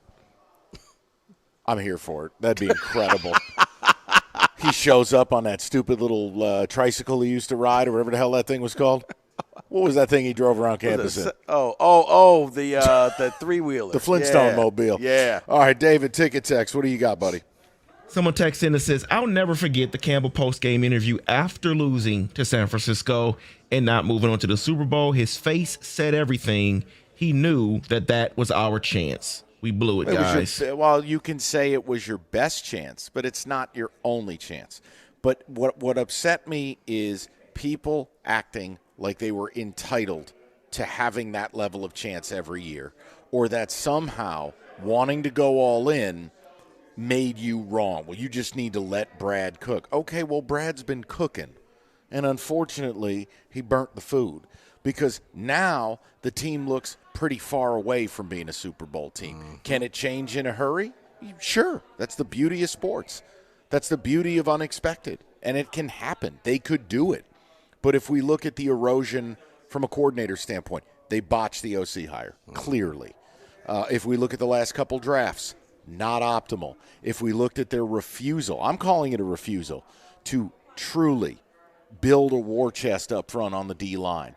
Look, these things have consequences. They now, do. They can unwind it. They can change it. They can get it right. No, because it was funny because I was talking with Paul Serra yesterday in one of the breaks, and he was like, well, in this year's draft, in their third-round selection, like they traded those. They don't own those picks, Paul. That was the price for Tesla. That's why I'm like, okay, you really can't even go after depth this year with the third-round selection because the Aaron Glenn picks, they're gone. So, good luck with that. Go ahead, David. Sorry, buddy. Green Bay moves Micah all over the D-line and even uses him as a stand-up edge coming up the middle. Why doesn't Shep deploy Hutch like that? Because they tried that, and he wasn't any damn good. They tried him against the left tackles in this league, and he faltered. They tried standing him over the center and doing some of that crap. It didn't work. So for the last couple of years, they put him on the weak side, and he goes and does his thing and forces the other team to, all right, we're going to motion a tight end over here and chip him or whatever. Mm-hmm. They've tried that. I think the one thing you could, and this is nitpicking, Hutch has adopted a new stance that I don't think is helping him. The wide nine. Well, he's doing a little of that Nick Bosa thing. Yeah. Arm in the air, and he's like a sprinter. Well, the problem is his first couple of steps aren't impactful. You have to have a certain skill set to do that. So that again, look, Aiden can generate pressures, but they're not timely. I'd much prefer if he went back to his old stance. But again, these are all things that you analyze, and it's probably an off-season discussion. But don't act like they didn't try moving him around. It didn't work. It's no different than they tried Ratledge at center in training camp. It didn't work. Mm-hmm. You didn't start Glasgow because you wanted to. You started Glasgow because you had to. Fair. So let me give you here a couple updates here. The Lions sent out some roster moves for today. They have elevated wide receiver Malik Cunningham from the practice squad, so maybe that says something about St. Brown status for tonight. I think it does. I think the reasonable timeline was always the Rams game. especially with 10 days to go and play it. Mm-hmm. And then this one here is pretty big. Coyote Awasika is downgraded to out for the game tonight. Oh, dear. I ain't telling you he's some kind of legend, but you are getting mighty thin. So who's playing for him? Is this Duggan Scott's love child? Might be Frazier, yeah. Yeah. Oh, they've been hyping Rookie. this guy up. Yeah. That's tough there. Wow. So Owasika was out and already a thin interior. He's already the backup to the starter, so now you're at the backup to the backup. But it's also, again, do you play Cologne at center and move Glasgow to guard now? You're not putting a rookie out there against Kenny Clark and Quinnen Williams. A fifth-round pick who's never played? That's what we're doing? Mm-mm. So to You me, get wouldn't your it be Cologne at center and Glasgow guard? Probably the best way to do it, yes. Yeah. I mean- No, Mike. No, I'm trying. Yes, that's the only way to keep Jared Goff upright. I'm just spitballing. I'm not telling you it's an answer. I'm just trying to figure it Because out. because if not, I could already tell you if they lose in the phone calls tomorrow, if we had a mobile QB, he could have escaped all the pockets and he could have did all of the do. That's. I'm just I'll telling leave it you alone. I know. that's I'll leave what's it going to be the calls tomorrow. I'm going to leave it alone. Okay. No, you're right. I just don't want to think about it because it'll only upset me. Let's just go to Corey. Start at 0. Corey, 97.1. Got a whole new batch. Hey, guys, what's up? What's up, Corey? So, before we get started, Mike, I was going to ask you, would you have wanted Willie Fritz for Michigan State? Because this podcast I listened to, I heard that Willie Fritz F's, and I thought you might want him for that. No, I listen. I like Willie Fritz. He's a program builder. Dude's a stud, but he's a Southern guy. No ties up here. No. But does Willie Fritz? You know what? Oh yeah, he builds programs, my man. Willie Fritz is a smooth operator, brother. But he's where he needs to be down at Houston by way of Tulane, etc. MSU needed. I would have took him. Listen, Willie Fritz. He puts teams through the mattress. I like Willie Fritz, but just not for Michigan State. Gotcha. Okay. I was going to say, as the season progresses, it's getting eerily similar to the year after Philadelphia won the Super Bowl the first time. Then they lost both coordinators, and they went down. To me, this is kind of the feeling I'm getting of this year is that, they had that down year, and then they came back and they learned their lesson. The problem is we don't have a GM that is as balls to the wall as their GM is, but hopefully he starts acting like that. Yeah, and look, I don't think the plan was ever for Dan Campbell to call plays. They botched the OC hire. Now Kelvin Shepard's done a nice job. I don't have any problems with Kelvin Shepard. I think they're limited by what they can do on defense. Now, he hasn't looked great in the last couple games. Well, players got to play, man. That's true. It's the oldest phrase in the book, X's and O's and Jimmy's and Joe's. Coaches coach, players play. Yeah, and look, it was never going to be as good as last year. Now, I'm not also doing some ad hominem attack on Dan Campbell, like, well, this is what happens when you lose. He's an empty suit. No, Dan Campbell is a CEO. He's a culture builder. He's got a complete command of that locker room. That doesn't mean you weren't going to suffer without having 2 NFL head coaches as your coordinators. Mm-hmm. I mean, that's just the way of the world, man. It's not easy. But that's why I always hated the idea of people thinking, it's Dan's offense. Well, not Ben Johnson. I'm like, are you people on crack? Yeah, Ben Johnson was, Remember, he had a foot out the door. He didn't care. Yeah, okay. Cutscene through the 1 seed. Let's go to Rocky, 97.1. Rock, what's the good word, pal?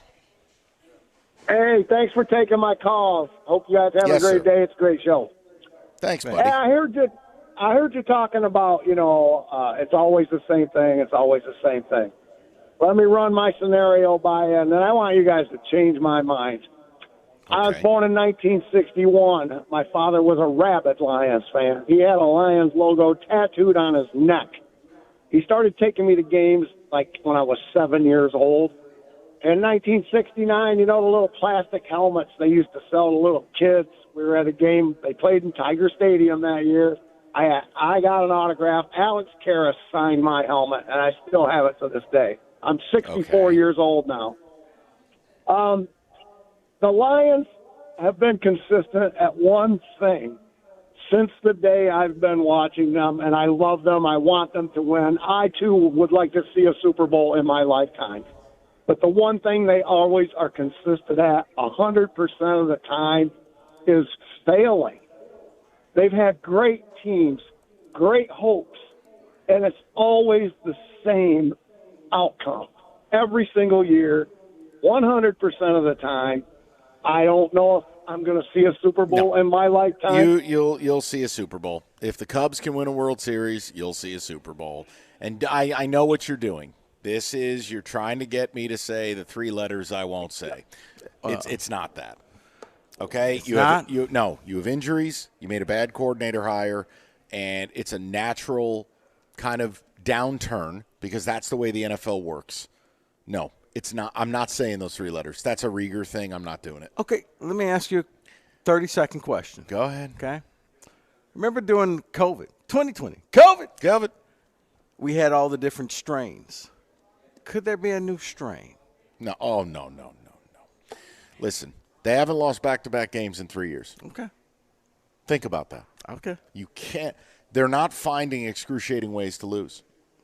In fact, it's those three letters. I said a different strain, meaning it ain't that same thing. But 15-2, rookie quarterback. David, are you going to help me, or are you going to allow this man and his founders Q-Zip to just continue to be provocative? Rieger and I I'm have just had interested in the new strain theory. I'm interested. David, up 17. Super Bowl right there. Didn't get it. Okay. Hold on. Follow up with the next year, and then you know what happened. You went 15-2. You thought you were on the top, one seed, everything, and then rookie quarterback comes in here, depantses you. Okay. Then your coordinators leave. And not only that, one is right now lighting it up in first Chicago. place. You're describing football. You're not describing those three letters I won't say. I just said maybe it's a new strain. Okay, well then why don't you get in the lab and identify it, okay? Okay. It's called founderitis. Okay. Man. David. We'll get you invited to a smoker, Mike. All right, we're done here. David, take him to church. We'll get football today next. Jim Costa joins us in about 20 minutes.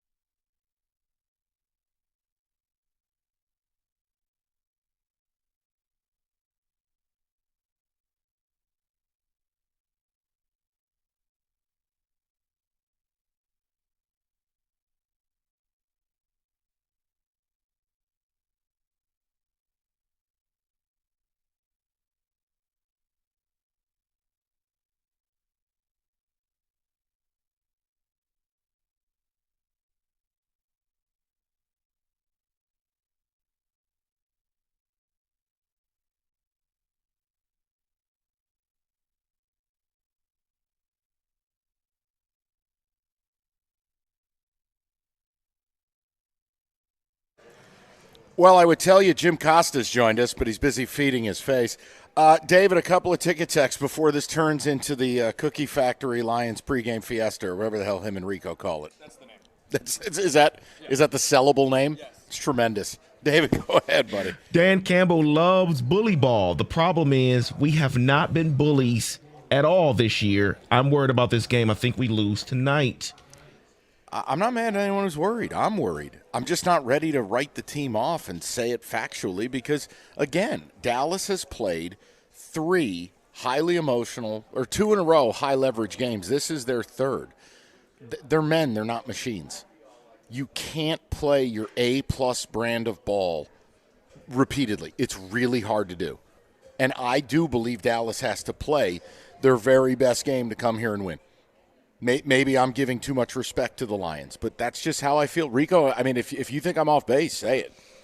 No, I don't think Dallas is coming here with some B- performance and winning. I don't see it. No, but see the thing, Mike, I think Dallas went into playoff mode a while ago, and when you knock off Philly and you knock off Kansas City, granted they were at home, but in 4 days, I expected neither one of those games, and they went out there and they did their thing. Mike, you've seen it a long time. Like, certain teams realize, okay, we can't afford to lose another game, and they jump into playoff mode. I think the Cowboys are there. That's fair. I think the Lions need to get there, but the Lions are still kind of, well, we're Detroit. We're Detroit. That's why I said, tell me why they're going to win without saying, well, we don't lose 2 in a row. I will tell you, Cookies is already building a kicker-only SGP. We're going to see 2 60-plus yard field goals tonight. And I was about to say, a Jim Costa cookie dough kicker-only SGP. And think about this, Mike. This is one of the rare times you can't even say the Lions got the best kicker.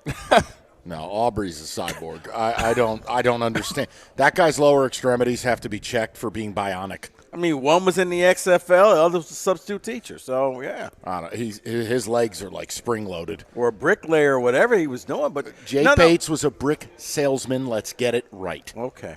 No, okay, then Aubrey was the substitute teacher, I believe. I don't care. But he's the Antichrist in my world. He's never missed against the Giants. We saw that. We saw the positive side to this. You know, when the Tigers went on that winning streak and they made it to the playoffs, they were playing playoff baseball earlier.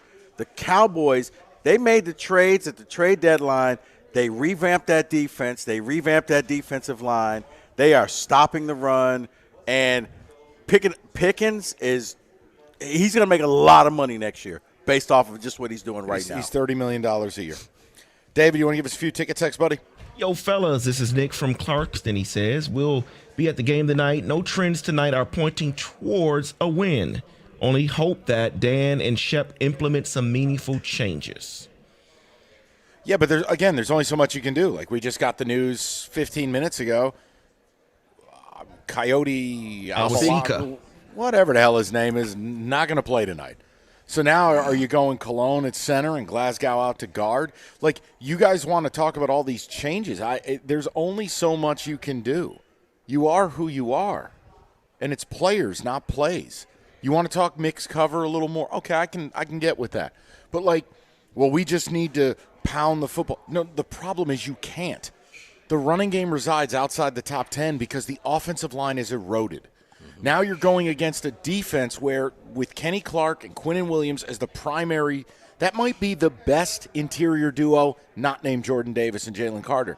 You're not going to line up and pound them. Mm-hmm. This is probably more of a Gibbs game to try to out-leverage their linebackers that, admittedly, their linebackers are a little slow outside of Overshown. Right, but here's the other thing, too. You're down to your third string tight end going out there? So, yeah. Hey, David, just FYI, Wi-Fi just died. So, might have some complications for certain things you need me to do. I'm not going to text you that. I'm just going to tell you that right over the air. Okay. Well, I'm going to be straight with David because I don't want David to look bad. It's going to be okay, Mike. I'll look like a horse's ass. It's totally okay. David, continue. We've been spoiled the last couple of years. Everyone needs to relax, though. I can't tell you how many years we didn't even get 7 games all year. The talent in the NFL is crazy. No win is a gimme. Cowboys just had 2. They won't get 3. I lean that way. I do. The Lions will win by 14 plus. I think Campbell and the guys know they are in a tough situation. I think they deeply prepared. and have a number of good plays for J-Mo. Call me biased, though, but you can't change my mind. But hold on. So the Cowboys can't win 3 in a row. No, They have. They have. It's the idea of 3 A-plus chips in the middle of the table, high leverage games. How much toothpaste is left in the tube? That's the whole thing. Now, look, you're right, Rico. They're in playoff mode, and maybe they come here and do it. I'm saying since you and your crested quarter zip will not allow me to say the Lions don't lose. You know what? That's nice. That's the Founders Day gear that he Okay. always talks about. It's the 110th anniversary. It's Founders Day for Zeta, Beta, Theta, or whatever the hell he's in. Wrong answer. The point I'm making is Alpha Phi Alpha. they are men. They're not machines. The idea is that Philly game, that KC game, and now this. Can you dial it back up again? And this is on the road. See, I look. You won't let me say they don't lose You know what, back-to-back Mike? games. You know what? The show's almost over. Go ahead and say it. They don't lose back-to-back. Yeah, tell them, Mike. We're gonna win 14 straight. They've bounced back. No, because here's That's the thing. all I got. Here's Don't the thing. take it from me. After they beat Philly, I was like, "There's no way they're going to get up for this Kansas City game. They're still celebrating Philly, Right. Except they did, and it's like it's almost like the Bears. Like at some point, you just got to say, you know what, we need to take this team seriously, and they're not a little joke of the team. Like they're actually going out there getting the job done. They always were able to score points. They just couldn't stop anybody. Now they are. Well, that is. And if one your thing. entire offense is Gibbs, taking it to the house for 65 yards, okay, good luck with that. It worked against the Giants. Thanks. But you had to. But it took 3 of those in order for it to work. Yeah. Guy puts on a crested quarter zip and thinks he gets to mistreat people. There's no mistreating. Can I just you know ask- what, Mike? When we're all done here, I'm going to take you over to the Bittis shop. The Bittis. I just want to tell you, it's an unbelievably ballsy business plan to open up a place that only serves cobbler. But it's Ballsy. I looked at the menu like, I need to go here. This is more Bro, than. I'd much rather them call it the Bittis Bistro. Now there is some very Bittis-like things on Bro, there. have you? These, oh, okay. Hold on. These stuffed cinnamon rolls. It's like, bruh. Every time I drive by, there's a place down there. I'm not going to shout it out. They only serve cobbler. Like that's your business plan. It's like Kramer's coffee table book about coffee tables. It's very niche. But I had said to him, as I'm like, you just need to have Wilford Brimley do your commercials. Yeah, a bit of supplies. Yeah, there's a few things on there like, wow. Who needs a stuffed cinnamon bun? Bittis on Bittis. Cinnamon roll's not enough. You got to stuff it. Right. Bittis. With extra toppings and ice creams also. With extra Bittis. Right, and ice cream's an option as well. They actually just pour insulin all over it. Legally, they have to. What the hell are we doing? Okay, carry on. This game is simple. And Holmes doesn't want to hear this, but which team gets to the quarterback more and which one protects theirs? Lions haven't proven this year they can do either of those. This is an Aiden game. Yes, thank you. Took the words right out of my mouth. Think about this. The last 2 times he faced this tackle, Steele on the right side, 3 sacks and 1 sack before his leg got broken in half. So There you go. this is a matchup he's feasted in the past. They're also missing their starting left tackle. There it is. This has to be. You want to speed up the quarterback. You want to help out your corners against these receivers. Aiden. It's got to be an Aiden game today. Why are you standing up? We got to pass the microphones. We got to do it once we hit the top of the hour. So I'm just awkwardly standing here. We're going to figure it out, Rico. Okay. I'm just a little surprised that you've been so warm to me because I didn't know what I was going to walk into today with the Iowa comments. You That know was what? tough. We just want to make things, but we just. I can pat you on the head. We're just going to make this very simple. We're just going to we're not going to strive to do anything. It's going to be very, you know what? Will you eat that? Jim's peace offering. You're going to get a piece of cobbler with a sparkler on it There you delivered go. mid-broadcast. There you go. 248-539-9797. So on the other side, this is going to be a completely different show. It's going to be Cookies, Rico, and I'll just sit here. And the Italian guy. Yeah, and the Guido. Next. 97.1.